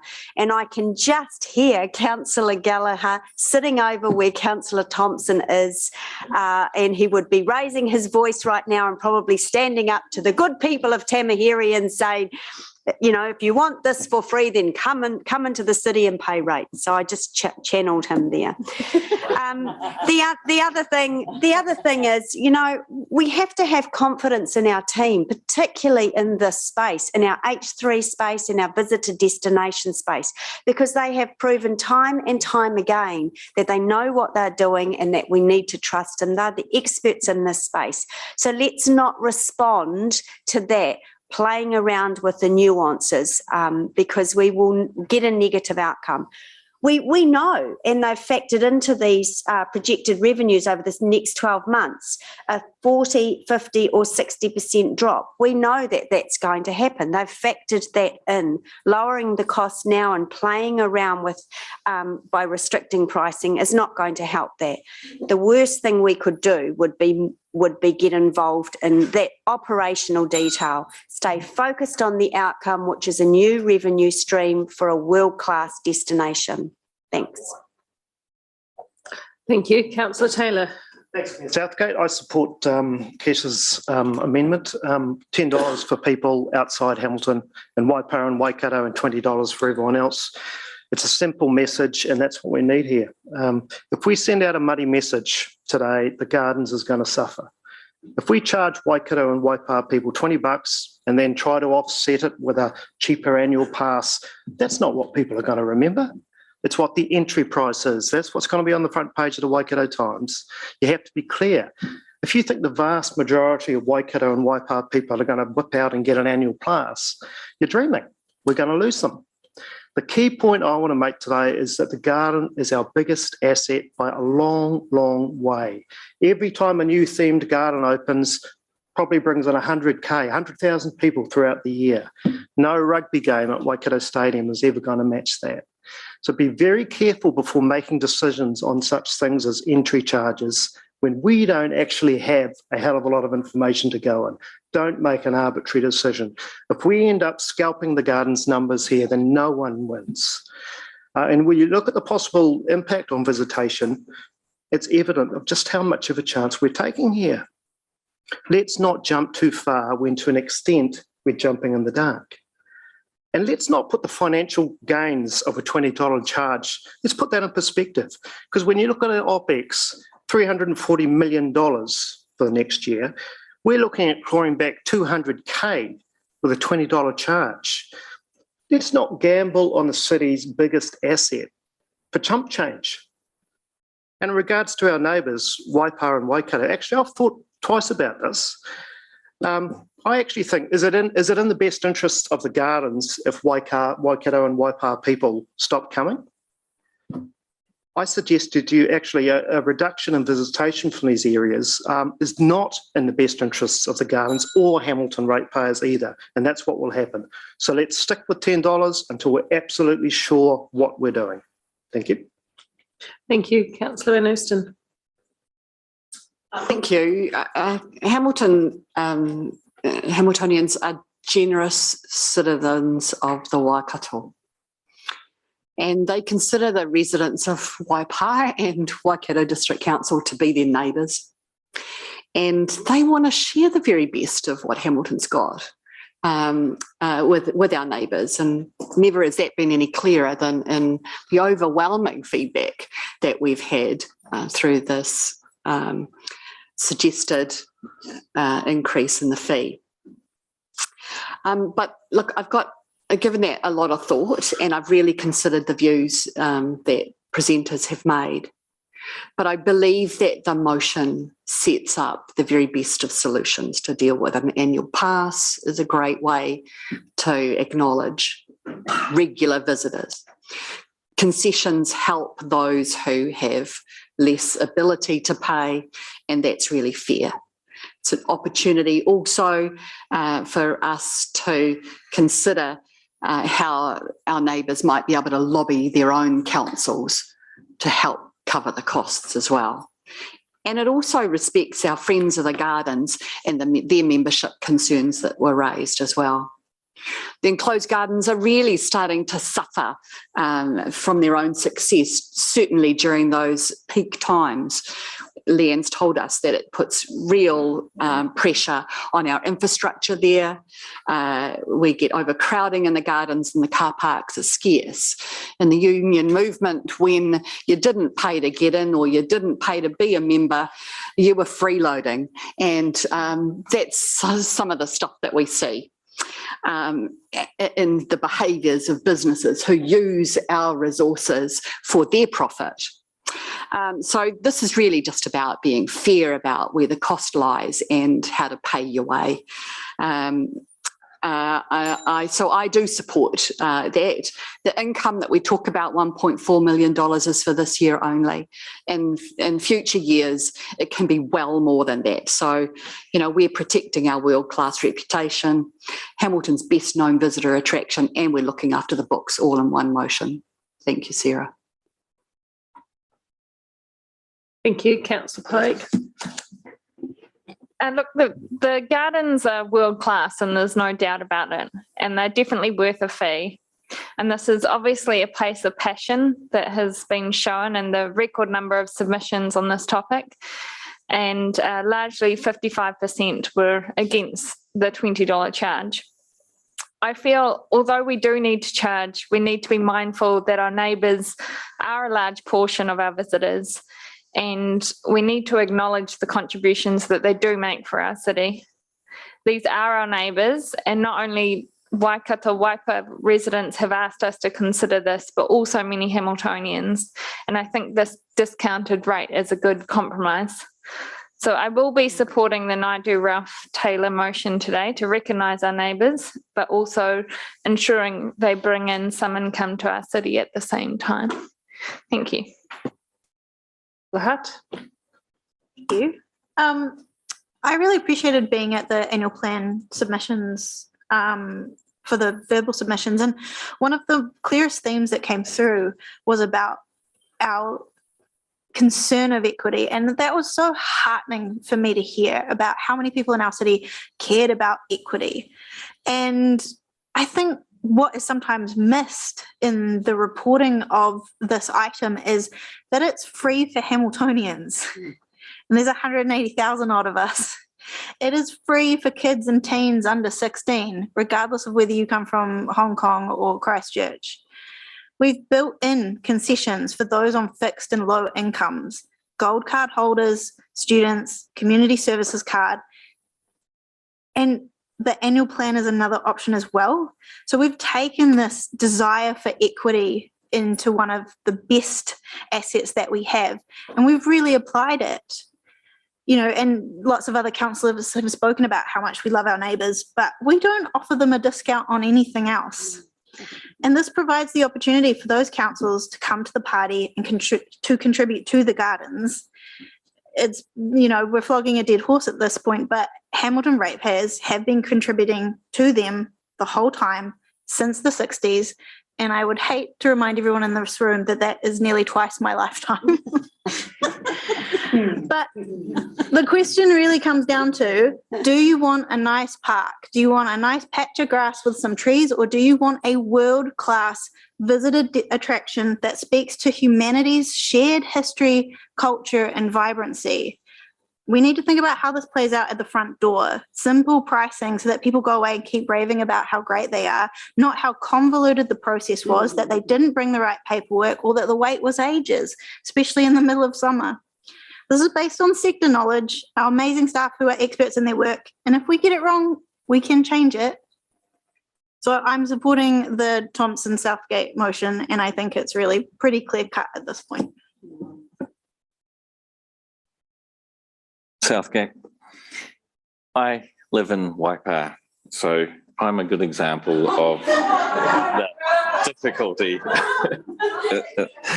in this debate.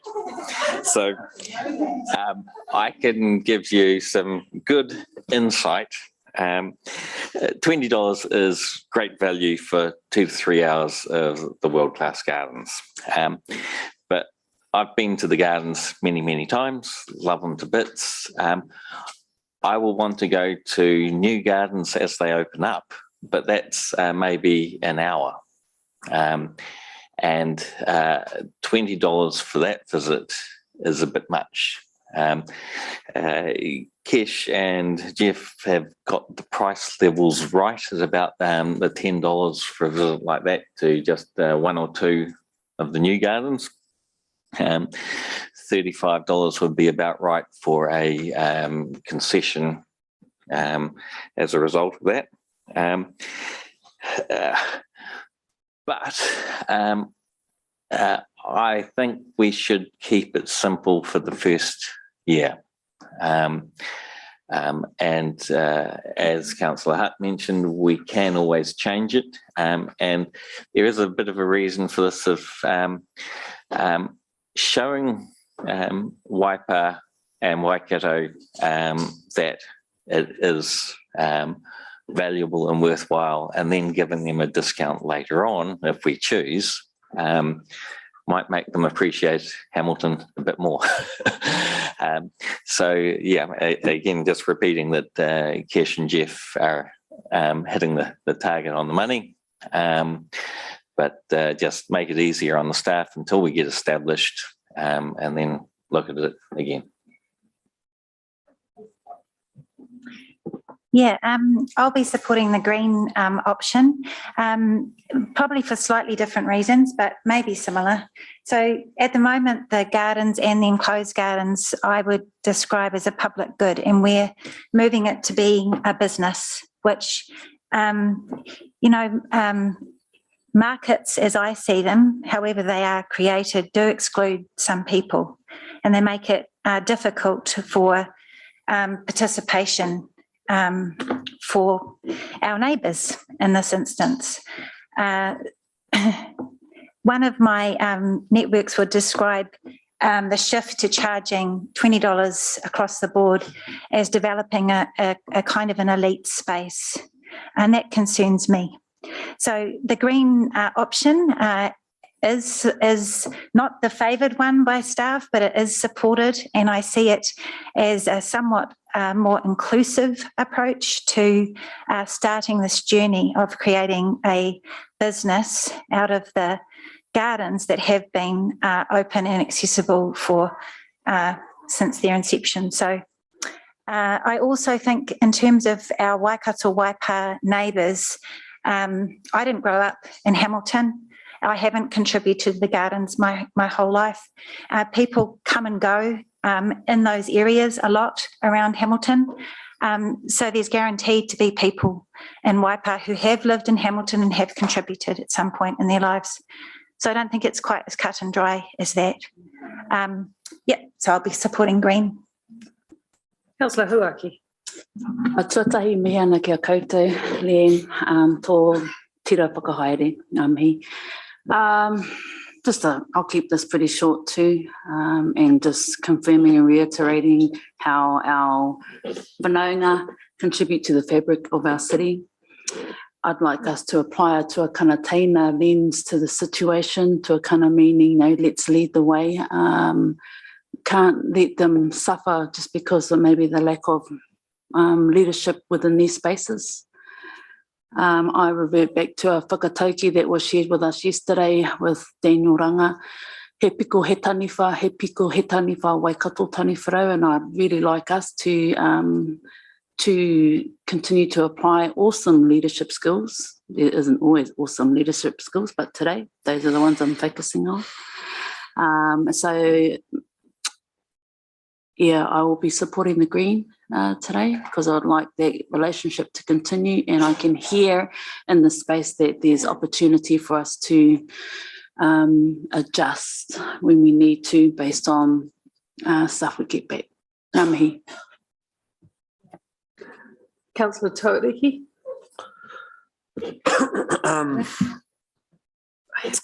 When I was appointed into this role as a newly elected member, I am continually reminded about the fiducial duties that I have to ensure that the taxpayers' money, the ratepayers' money is being used wisely.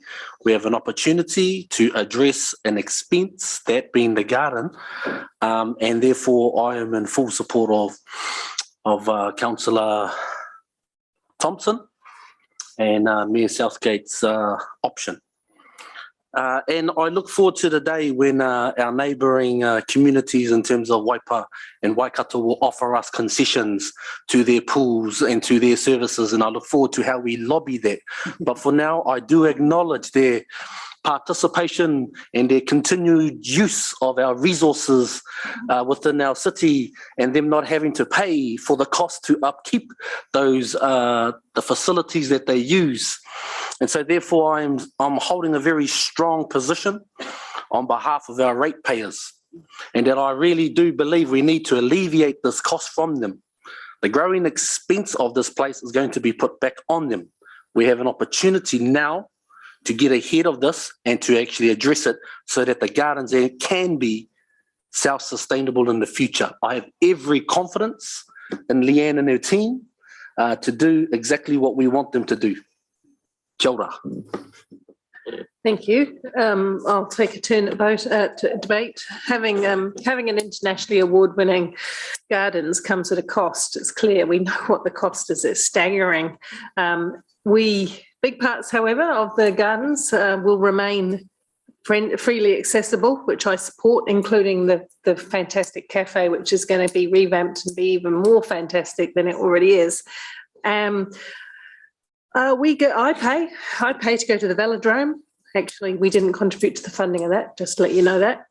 I pay to go to Hobbiton, Waitomo, many other things, and I'm happy to do so. Well, I expect to do so. Actually, we can't avoid doing the right thing just because we want to avoid the front page of any newspaper. We have to make a decision that stands us in good stead financially. I know that we can adjust in the future. We'll have a new entry precinct and the pricing will have its effect and we'll be able to see and respond to that effect. Personally, I think we should keep it simple, and all of this is a little bit complicated for me. I wanted kind of a fee for Hamilton and one fee for everyone else would have been my preference. I was erring towards a smaller fee, but I have to say for $10, but that just doesn't cut it for our revenue expectations. So we can't say to the staff on one hand, make some more money so we don't have to have an impost on the ratepayer, but don't do it this way. I personally don't, and look, some of the councillors around this table who are swinging the other way today, I can say have been strong voices in user pays in other debates. So, it is, it's either user pays or it's not. I don't actually want too many concessions because it does complicate the issue. I just want it straightforward, uncomplicated for the visitor.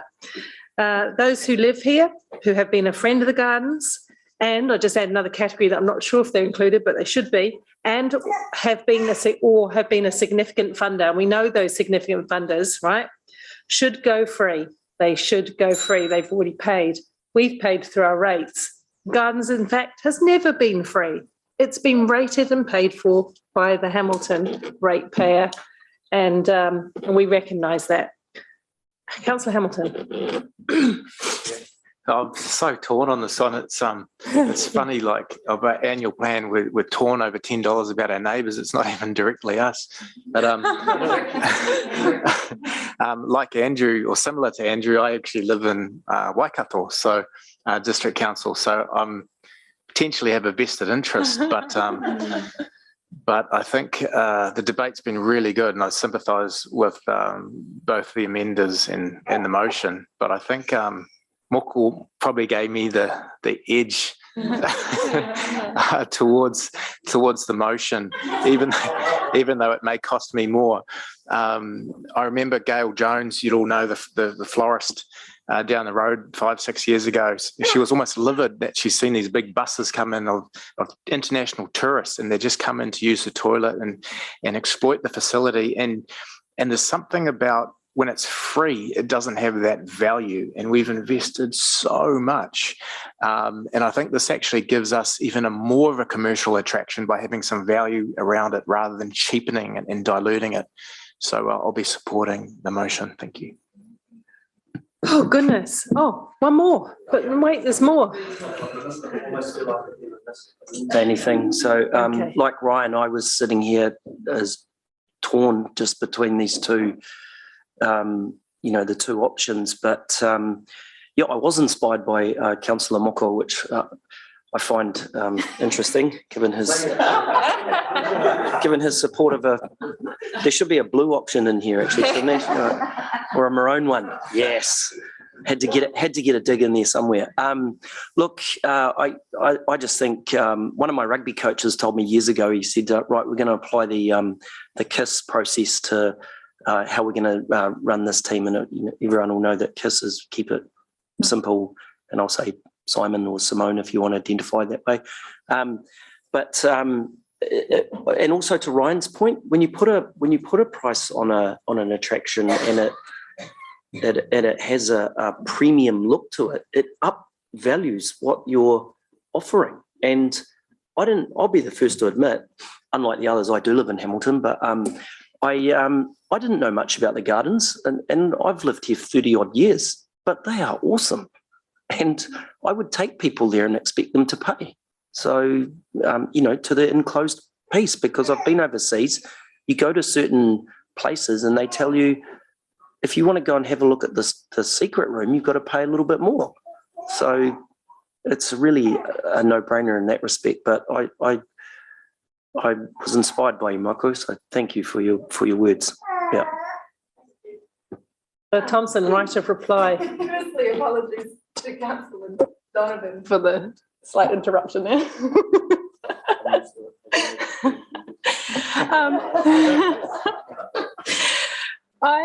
I just wanted to, I won't say much except that I thought about our libraries, and we all pay to use the libraries through our rates, whether we rent or own a house or whatever. And right now we've got people in the Waikato district who also use our libraries, and they do it through their council paying us an annual amount. Now imagine if we actually just let them use our libraries completely for free. That is the same kind of situation we're looking here, where it's actually inequitable because we're paying more for our own facilities than they are. And so I think that we have to look at it also in terms of, we should be consistent in that sense. And there's absolutely opportunity for their councillors to pay only $100,000 approximately a year to allow them to have completely free entry into the gardens. And I think if we reduce the amount now, then there's much less impetus for them to do that. Let's actually encourage them to pay that small amount, so then all of our neighbours can, have the ease of coming in for free.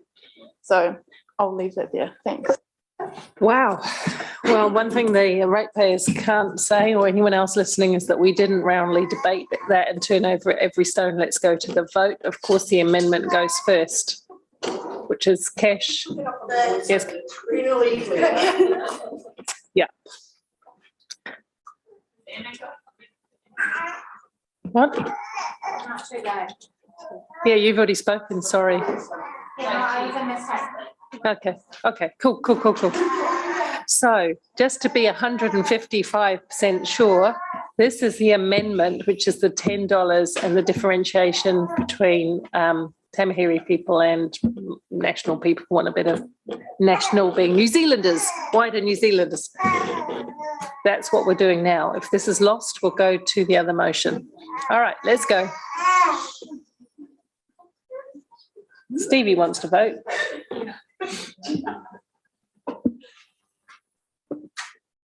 The amendment is lost. 6 for, 8 against. Now we will go to the substantive motion. We'll tolerate some verbal interference. We definitely will. No, we're good. Let's go to the substantive motion now, please.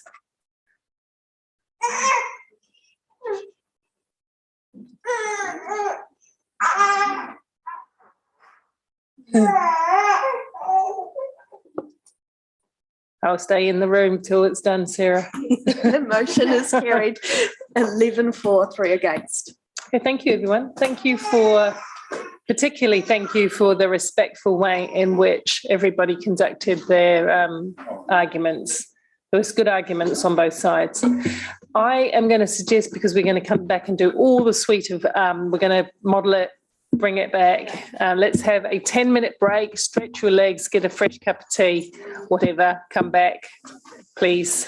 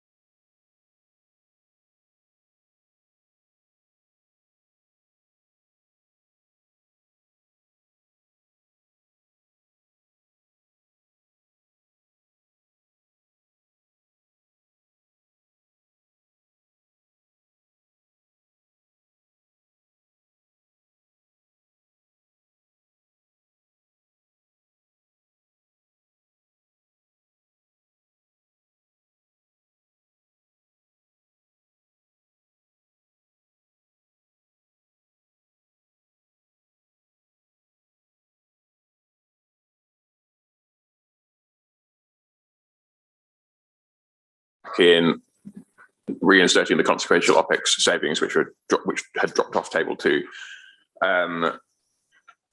Adding the item from public excluded earlier today, where it says operative programme on the sort of 3rd page of this, that 47,000 number, that's what we started with, that is now 1.454 million, which Amy has reflected in what you'll see on the screen. And then the total capital programme, which is the last thing on page 3 in D, is with the additions from today is 352.1 million. And now Stephen can talk through where that leaves us in terms of the financial strategy targets. Right.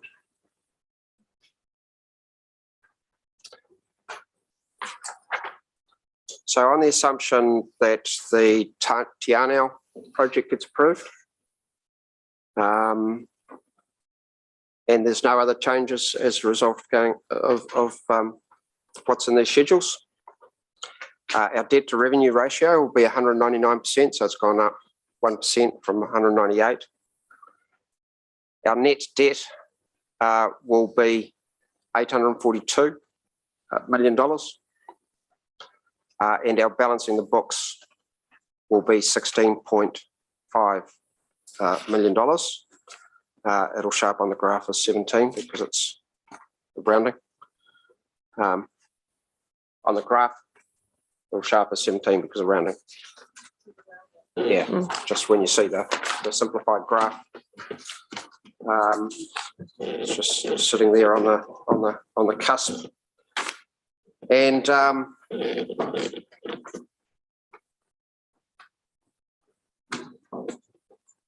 got some calculations for the median ratepayer. Do you want to hear that now? Yep. So the median ratepayer currently pays $2,705. The median residential ratepayer. 200 what, sir? 2,705. With our 4.9% proposal, that would add $133.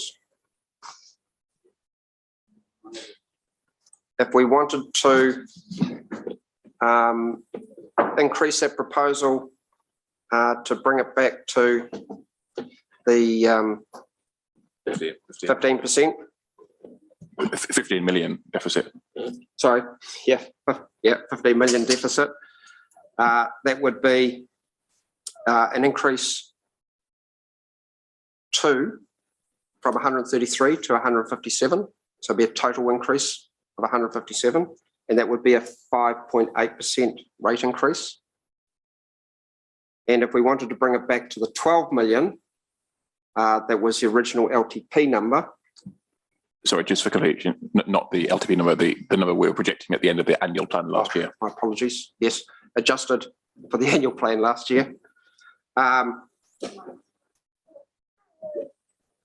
Yeah, that would be a total rate increase of 187 for that median house residential property.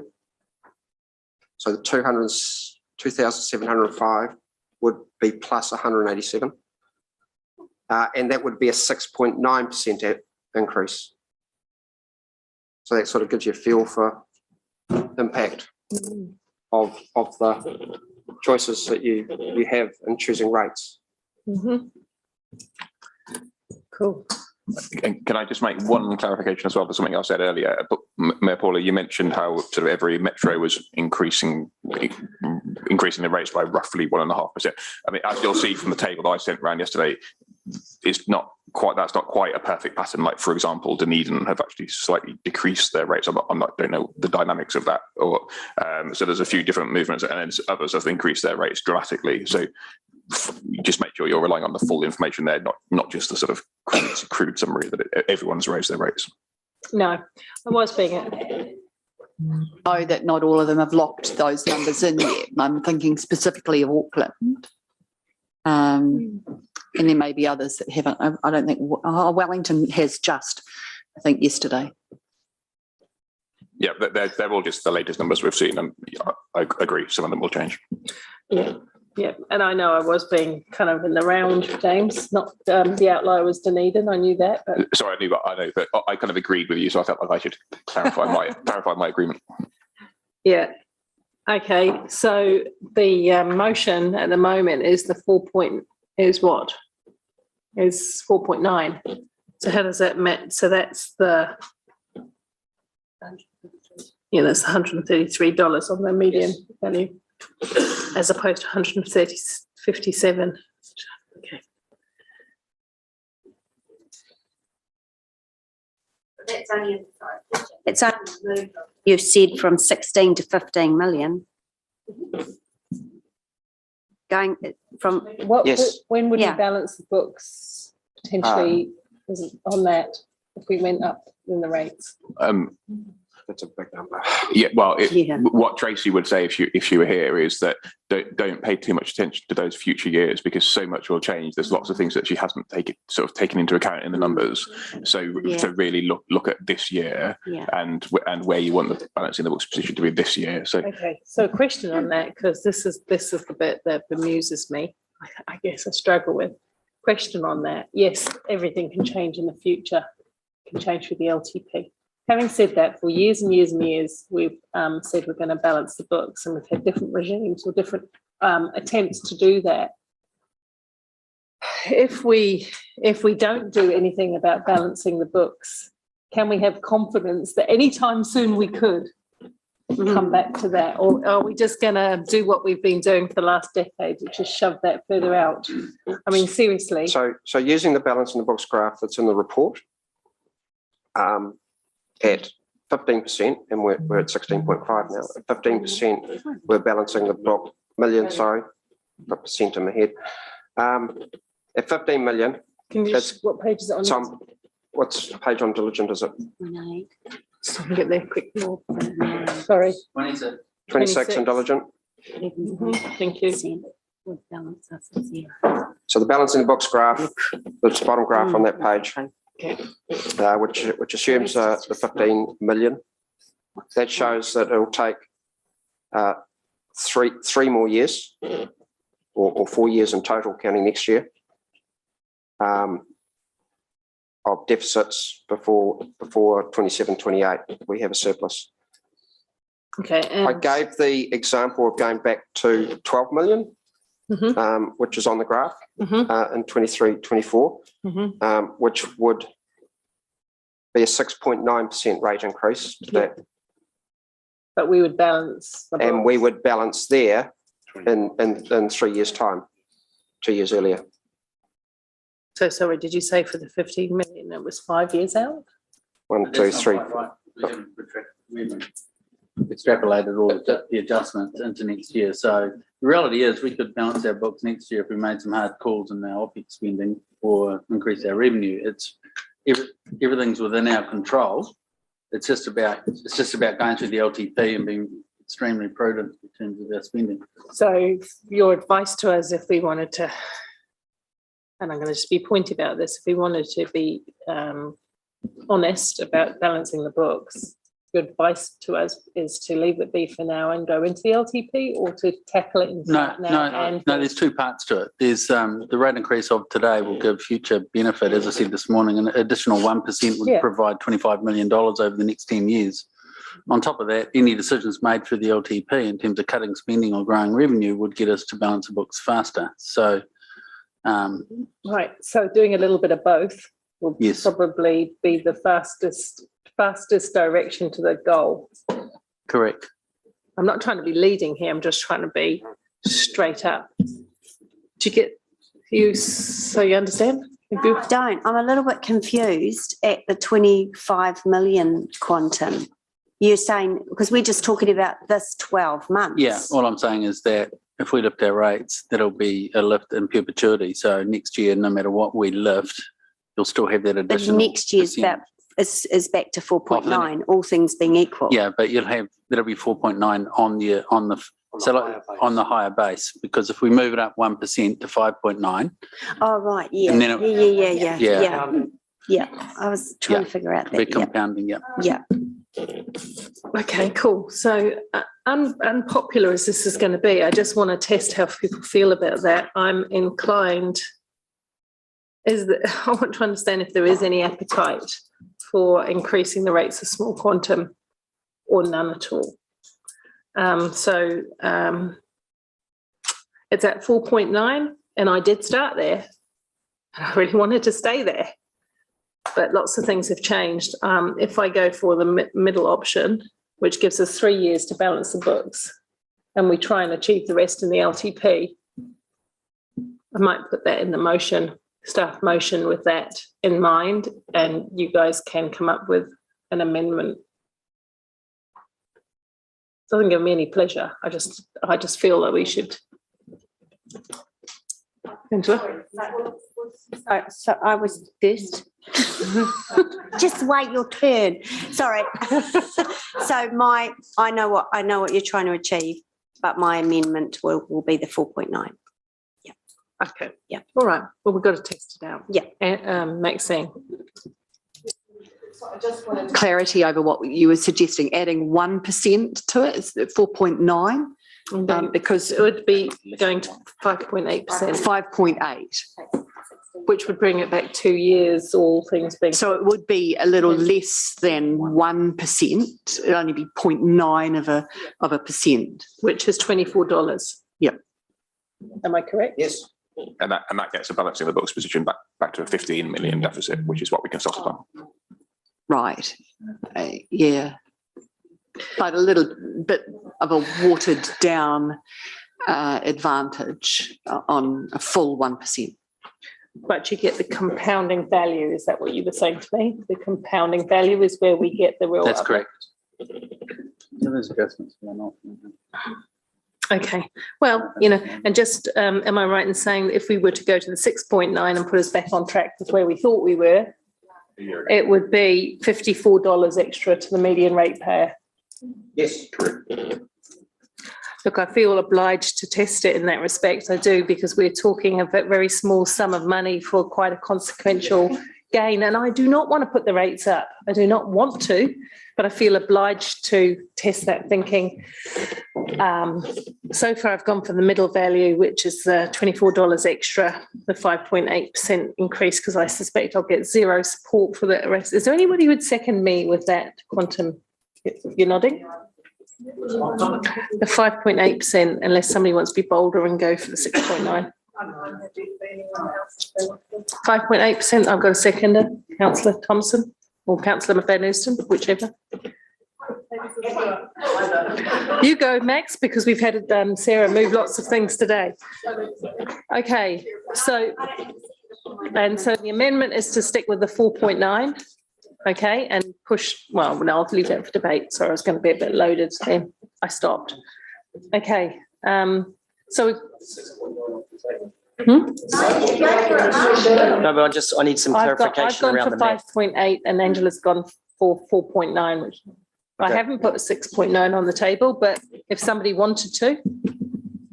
I just need some clarification around the mathematics. I just need some clarification around the maths, because I wrote down it was $157 increase, and then at 6.9 you said $54. 187 for 6.9%. Yeah. Yeah. And 157 for 5.8%. Sorry. In total, from what they're paying now. Yeah. So 4.9 takes them up $133. Yes, I got that. And then 5.8 is plus another $24 to 157. Or plus or plus $54 to 187. So it was some mess. That's the 54 that I heard. Okay, but at the end of the day, it's the $187 increase on. So it'd be nearly $200 we went for whack today. All right, excellent. Any other questions on any of the of it? Otherwise, I think we have the debate and we test how you feel about it. Yep. We're going to do it in one giant sweep. I just have the updated figures. Of what? Of mine, the motion? Just because it changes the debt to revenue ratio. So what's the resolution? Hold on. I've just I'm going to change 4.9 to 5.8, isn't it? But just get the figures up so everybody's of the mind, and then we'll have some debate about it.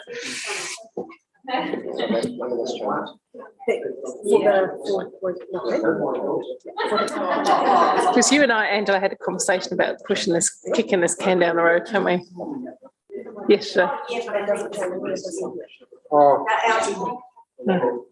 Get to rabbit rich, get to new changes. And more expensive.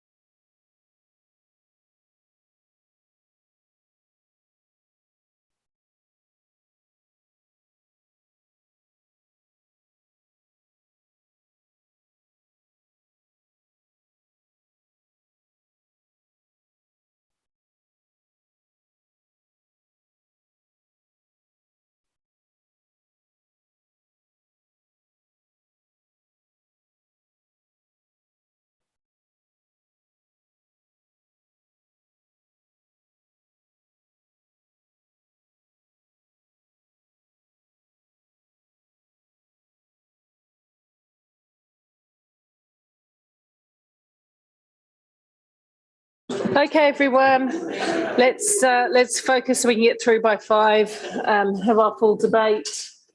It's going up, isn't it? Does anybody feel the need for a longer debate on this? No, thank you. Could you tell from my tone of voice?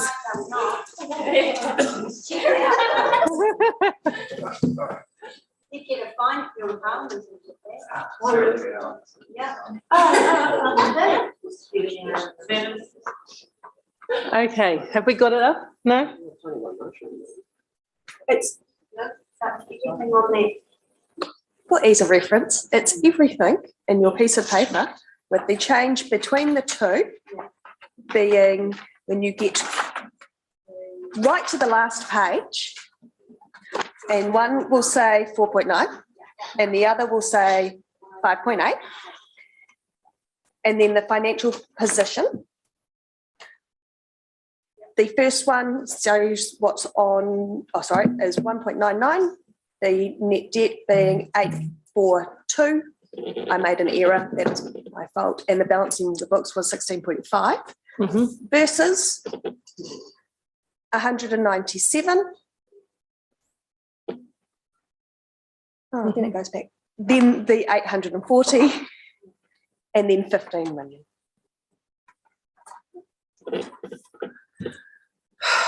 Right, cool. So we've got an amendment and then we've got my motion. Super happy about it all. Let's go to the debate. I am the mover, aren't I? Yes, I am. Happy days. Let me be 110% clear, since we're into figures, that this brings me no pleasure whatsoever to even be thinking and asking for your support for an increase. But I do think if we don't take a little bit of pain now, just as many councils, the majority, despite a few outliers, have come to the same conclusion. I've heard from economists up and down the country saying, if you kick the can down the road, you will be sorry. You have to take a hit now and get the benefits of more money in the bank, more investment out there, because part of the problem that local government finds itself in is that it's never done that. It's always delayed to a just-in-time approach. I understand where Councillor O'Leary is coming from, Deputy Mayor O'Leary is coming from, though, because it just seems like we can do something in the LTP. Having said that, our challenge in the LTP will be that much harder if we don't take a little bit of the pressure off it now. I'm not going to do that. It's only the price of a coffee rubbish, because that doesn't hit home with ratepayers. It is what it is. It's a cost, and it's a cost when financial times are quite hard. But I'm just as serious about balancing the books as I am about any other thing, holding the rates.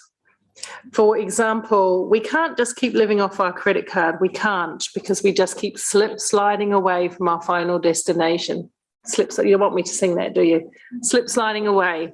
And we've got to get a grip, and we've got to start meaningfully progressing. I had a conversation, I'm not going to name names, with a couple of councillors about this, and we did acknowledge that we've been talking about balancing the books for so long and never quite landing there. And at some stage, councillors, we need to land there. Many of the other councillors who are putting up their rates right now have actually balanced their books. So they're putting up their rates for capital expenditure and OPEX, not for balancing the books. So we're even worse off. Look, I just ask for your support in this one. It's hitting hard. I know nobody will love me for it, but sometimes you've got to make the tough call, and that's what I'm trying to do here. Thank you, Councillor Hamilton. Oh, sorry, Angela is the mover of the amendment. Apologies. Thank you. So thank you. I think, but in this difficult time that we're in, actually both options are right, and both options are the right thing to do. For me personally, the 4.9 was part of our financial strategy. It was a principle of that, as opposed to the previous LTP, which we put a flat rate in of 3.8. It didn't really form part of our financial strategy. This did. So that's the only reason for my rationale. Mayor Paul is right. The LTP is going to be incredibly difficult for us, but that's also where I think we really need to address these things. I've been here a long time, and I've seen us do this time and time again. Every 2 to 3 years, we find ourselves in a difficult financial situation. We hike the rates up, certainly far more than what's being proposed today if it goes through. It drops down, and a couple of years later, we're in the same position. We're in that position because fundamentally, we have been saying since can't even remember the name of that report now, almost 2 decades ago, where it said councils and local government need to stop being funded ultimately. But Shand's report, thank you, Blair, I knew you'd remember. We said that then. That's what this government should have been focused on, not Three Waters, not the NPS unit, none of those things. They should have fixed that first, and we've been saying that for the longest time. So if I was a cynic, I'm thinking in another 3 years we'll be in this, whoever sits around the table will be in the same position. I do now also think that a flat rate across the board is something we need to stop doing, because it does set wrong expectations for our ratepayers. I think we need to have a financial principle in terms of increases, however we adjust that. And I think of what Councillor Wilson would say if he was in the room in terms of interest rates as well. So it's a really hard call, and I will respect whichever way this goes, absolutely, and just look forward to really tough work through the LTP. Thank you, Deputy Mayor O'Leary. Councillor Hamilton. Thanks. Yeah, just following on from the back of that, I totally agree. I understand the sentiment of balancing the books. I've always wanted to do it since I've been here, but context for me is relevant. In 2018, I supported a 9.9% rates increase, which many of you did as well, and that was significant. Then we held the line, and then the next year I tried to prevent the rates being dropped by 1%, but I lost, and then we put it up to 4.9 and 4.9. So context for me, I'm not afraid to do it, but for me the timing is not right with the current cost of living across our city, and also the onus is on us. And we've certainly put forward a good effort, but I can't then in good faith go and increase the rates further. So I'll be supporting the amendment. Thank you. Councillor Ryan's right. Times are super tough. There are a lot of people who in our community will find themselves newly poor, and some of them will be our own staff potentially. However, I think back to the first conversations we had when we started to think about our long-term plan, our annual plan, this annual plan. We knew about the headwinds that were coming at us, the unique circumstances following a pandemic, and we knew that times were going to be really difficult for us as a council as well. We were finding ourselves the newly poor. But that conversation talked about us sharing the burden of that by looking at all of our expenses, by looking at the way we spend our money, the commitment that we were making to capital projects, and looking to find every way to trim that budget down. It also, there was conversation at that point of increasing the rate that we had discussed for the long-term plan. And now that we're coming back to that opportunity, I think it's absolutely the right thing to do. It helps us to bring back Ryan's 1% that we turned down in 2019. It helps us by compounding over the coming years on that almost 1% to, in a 10-year time frame, more than $20 million. That's the way to balance the books. That's the way for us to be holding the line and making sure that we've got the opportunity through a long-term plan, if we want to redress the ongoing concern that Mayor Paula holds around balancing the books, that's the time to do it, and that's what I hold. Kia ora. Thank you. Councillor Pike, thank you. Thank you, Mayor Paula. Look, this year is tough and everyone is feeling the pinch. And we've heard in our annual plan responses that the cost of living is at the forefront of people's minds, and there's a very low appetite for rates rise above 4.9%, and even some resistance against that alone. The council are facing increased costs and inflation, interest, and contractor costs as well. And this was the intention of Councillor Ewan and I's original motion, to go back and find more savings. We've turned over every stone looking for these savings. This has been tough, and we have had to make some hard calls, and had brought it back to 3 million in savings, and today have crawled back another 1.5 million. The legal advice is that a rates rise today above 1% would not be within our scope, as we have not floated this with the public. Herein lies my concern. Previously, only 2 councillors had supported a rates increase, and now it is floating above the 4.9% after going out for consultations. My concern, as I have previously mentioned, and Deputy Mayor has also touched on today, is that we keep saying rates are one figure and then raising them following. If we once again pull the wool over the eyes of our ratepayers, blindsiding them with another 1% without getting their feedback, is, in my opinion, irresponsible. The long-term plan is when we need to look at everything as a whole and make hard and necessary decisions to balance the book.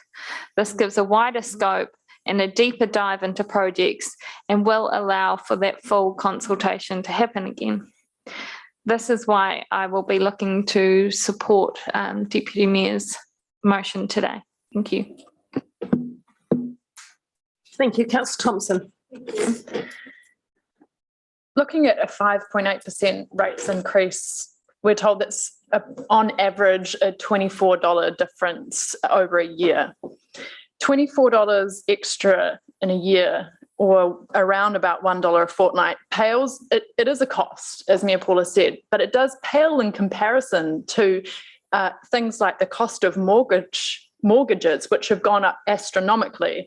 Some people are looking at 200% or even 300% increases on their interest costs so that they can stay in their house.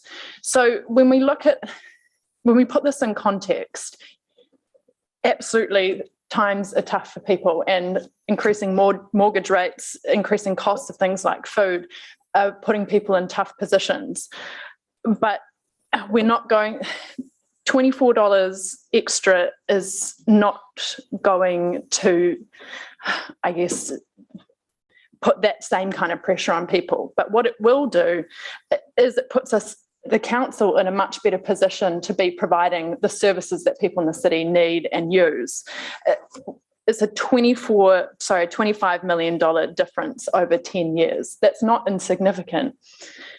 And if we wait for the long-term plan, we'll only be looking at a bigger step upwards and in order to balance the books. And actually people aren't going to want to see a big jump either. So there's never a good time to increase the rates, but I think it's better for us to do it slightly more incrementally than look at a big jump in the LTP year. And the reality is we need to be responding to inflation. We didn't necessarily expect this level of inflation, but I think it would be imprudent now to ignore it. And while 4.9% was part of our financial strategy, it was also balancing the book was also part of that strategy. And sometimes we have to balance and weigh things up. And in this case, I think it's a reasonable compromise or middle ground to land on. Thanks. Thanks, Ms. Southgate. No, I won't be supporting any rates rise above what we've signalled to the community. And I'm not supporting any further rates rise because as a council, the onus is on us. It's actually in our hands. We're not helpless here. We do have some say in where this and where these costs go. And I think if we're having to put up rates more than we planned, more than we signalled, that's because we haven't done our job properly. And if we're honest, it's not all been about external forces. We have, over the course of the last months, we have made decisions ourselves which have added to it. And today probably has really been about rats and mice, really, when you consider that the OPEX budget's 340 million. So this is a moment when reality comes home to bite. And you could not be picking a worse moment in our community to be increasing rates.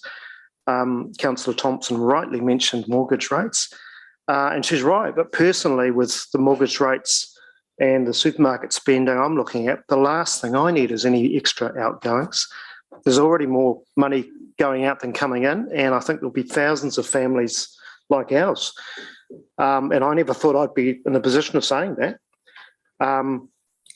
What I will say is that looking forward, we need to take these learnings into the LTP, and along with a review that Lance and his management team are doing, I think it's got to mean a completely different way of doing things.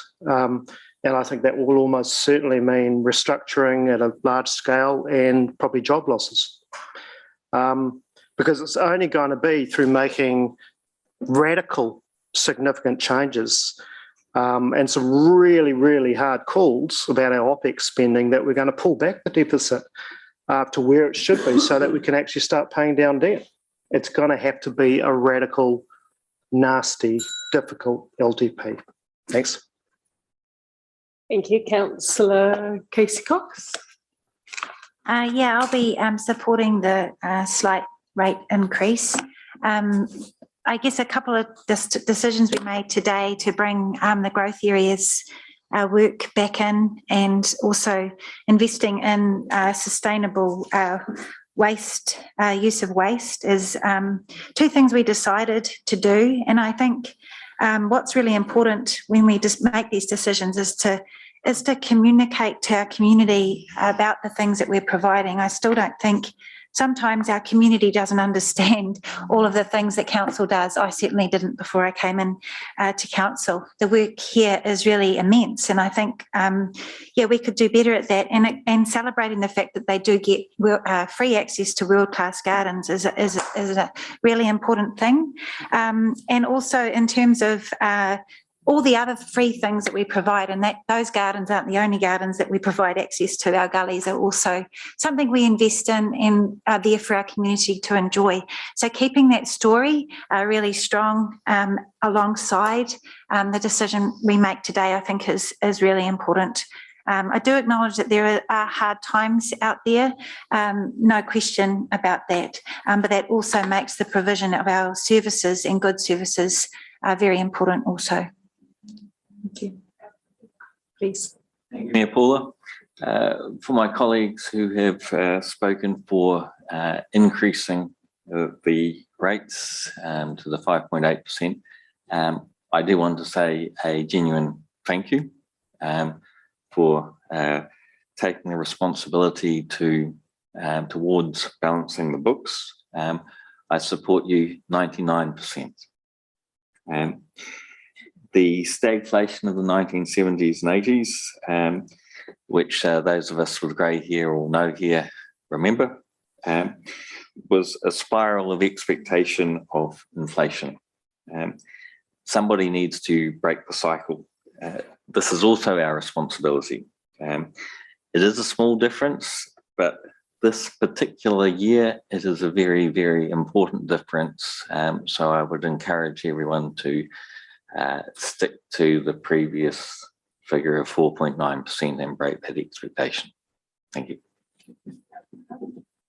Thank you. I'll not drag this out any much longer than it needs to be, but I'm just sitting here reflecting about, my experiences living in this city and the fact that there, yes, is a cost of living crisis, which is, affecting the middle classes, but actually there's a lot of people in the city who have been struggling for a really long time, regardless of this current cost of living crisis, who have been living in poverty for decades and generations, and yet we suddenly only seem to care about it once it becomes something that we can market really nicely and gets a tagline. And I just think that it is very frustrating when I'm someone who's lived off food parcels from our charities, who knows what it's like to go to a work and income office and to be terrified to be turned down. When I was in that position, I didn't know what the rates were. I couldn't have told you if we had a rates rise or not.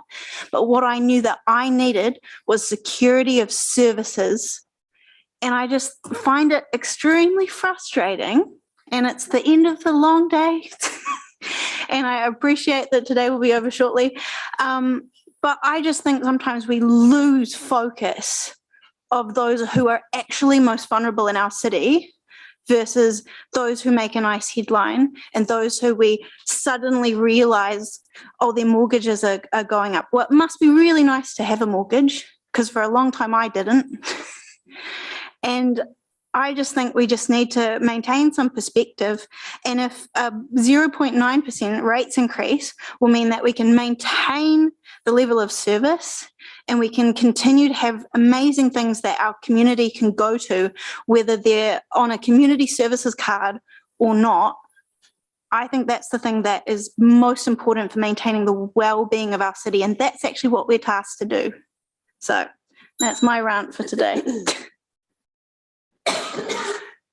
Councillor Tauriki. Kia ora. There's never a good time to make a rates increase.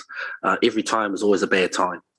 I do, however, believe that if we are going to do these sorts of increases, that we need to do them incrementally, slowly. And I think that a 0.9% rates increases is a sensible move forward. And so I will be supporting a rates increase. This rate increase will affect me. I do have the privilege of having a mortgage and many other outgoings, so this is going to have an impact on me. And that's an impact that I'm just going to need to live with if I'm wanting to restore. And I repeat that word, I think we need to restore to some level some confidence in our ratepayers and the confidence that they've put in us to be good decision makers. And so therefore I am owning this decision. I am backing myself with this decision, and I'm backing the decisions that our leaders within this organisation, not necessarily the people, the elected members here. I'm talking about the leaders that work for the interests of our great city. That's who I'm backing. I'm putting my confidence in them. And so therefore I am committed to actually getting our books balanced. I think that needs to be a focus of us, and I think we do need to tighten up and sharpen up our belts, as Ewan would say, when we go into caucus as a committee, as a council, to discuss what the LTP looks like. I think that is a task we've not set a date for that, Your Worship, and I think we need to set a date for that so that when we do get into the room and discuss what our priorities are as elected members, so we don't have to come here and second guess ourselves. I'm still not sure where you're voting with that, but thanks very much. Anybody else want to debate on it? If not, I'll go to the right of reply. Do I want to do this? No, I don't want to do this. Do I feel like I need to fly this flag for good reason? Yes, I do. It was a principle to have 4.9%. It was part of why I stood for council, to keep it static. It was also a principle to balance our books and not live off our credit card, to reduce our debt. So there's a lot of financial principles in our strategy. That was before COVID and the economic impact of that. That was before the current economic circumstances, with inflation being at highest levels, labour costs, material, transport index, all of those are up, not just a little up, really up. And I'm not an economic expert, but I've heard from many that are over the last month and a half, who say quite clearly not investing in our communities is not the right response to the economic pressures that we find ourselves in. And that's people like the chair of the Infrastructure Commission, the chief executive of the Infrastructure Commission, Infometrics, Brad Olsen, Cameron Bagley, Shamil, all of those people are saying this. Way out of the economic slump that we're in is to do things differently. If this loses, well, it'll be a good outcome for me, because I'll be able to stick to my election promises of not moving rates, and that'll be nice. But it does create a bow wave of cost on future ratepayers, and I just want to be hugely honest about this. And as others, I don't disagree with much of the debate on both sides, to be honest. As others have indicated, we will have to be brave and bold in the LTP and slash costs, not tinker costs, slash costs if we're ever going to balance the books. We are going to have to let go of our preferred projects, our preferred outcomes, whether they're in growth infrastructure or whether they're in community. We're going to have to really take a pair of scissors to the budget there, and it will be harder, much, much harder than what we've just done here, because everything will be on the table. So look, I'm expecting this not to prevail, but I really wanted to make sure that the debate was heard by our community. And as I say, if it gets to 4.9, it gets to 4.9, we move on, and we know we get live to fight another day in terms of this argument. Anyway, there you go. And I didn't expect to have any of that debate today. So I've responded to changes. Let's go to the vote. It's the amendment first. It's amendment first. Deputy Mayor O'Leary, and I can't remember who. Seconder? Okay. Andrew. Thank you, Andrew. So we're voting on this one first.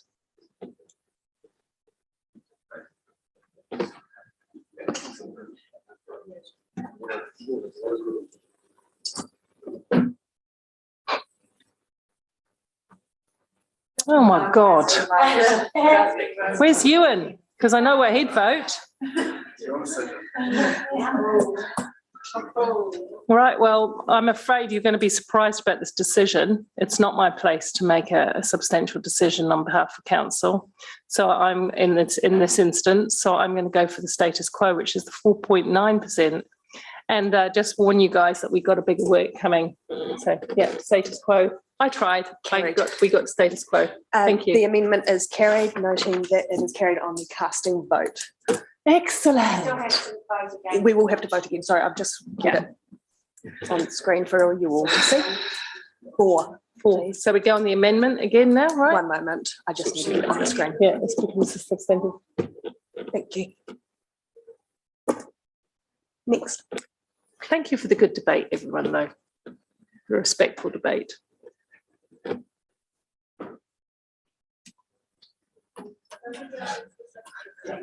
Yes, so we're voting on it as the substantive motion.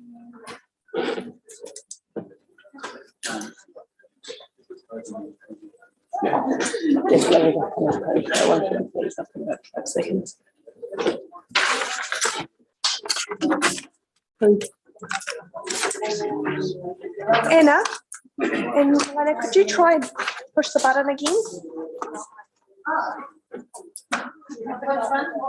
This is the amendment as the substantive motion, so the 4.9.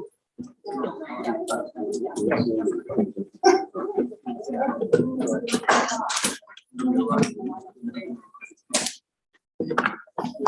amendment as the substantive motion is carried 10 for, 4 against.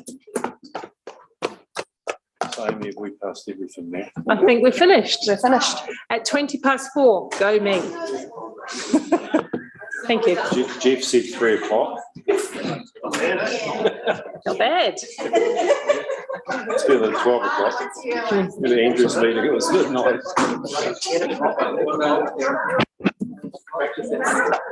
Never called me a coward, no. I tried. It's only 1 hour.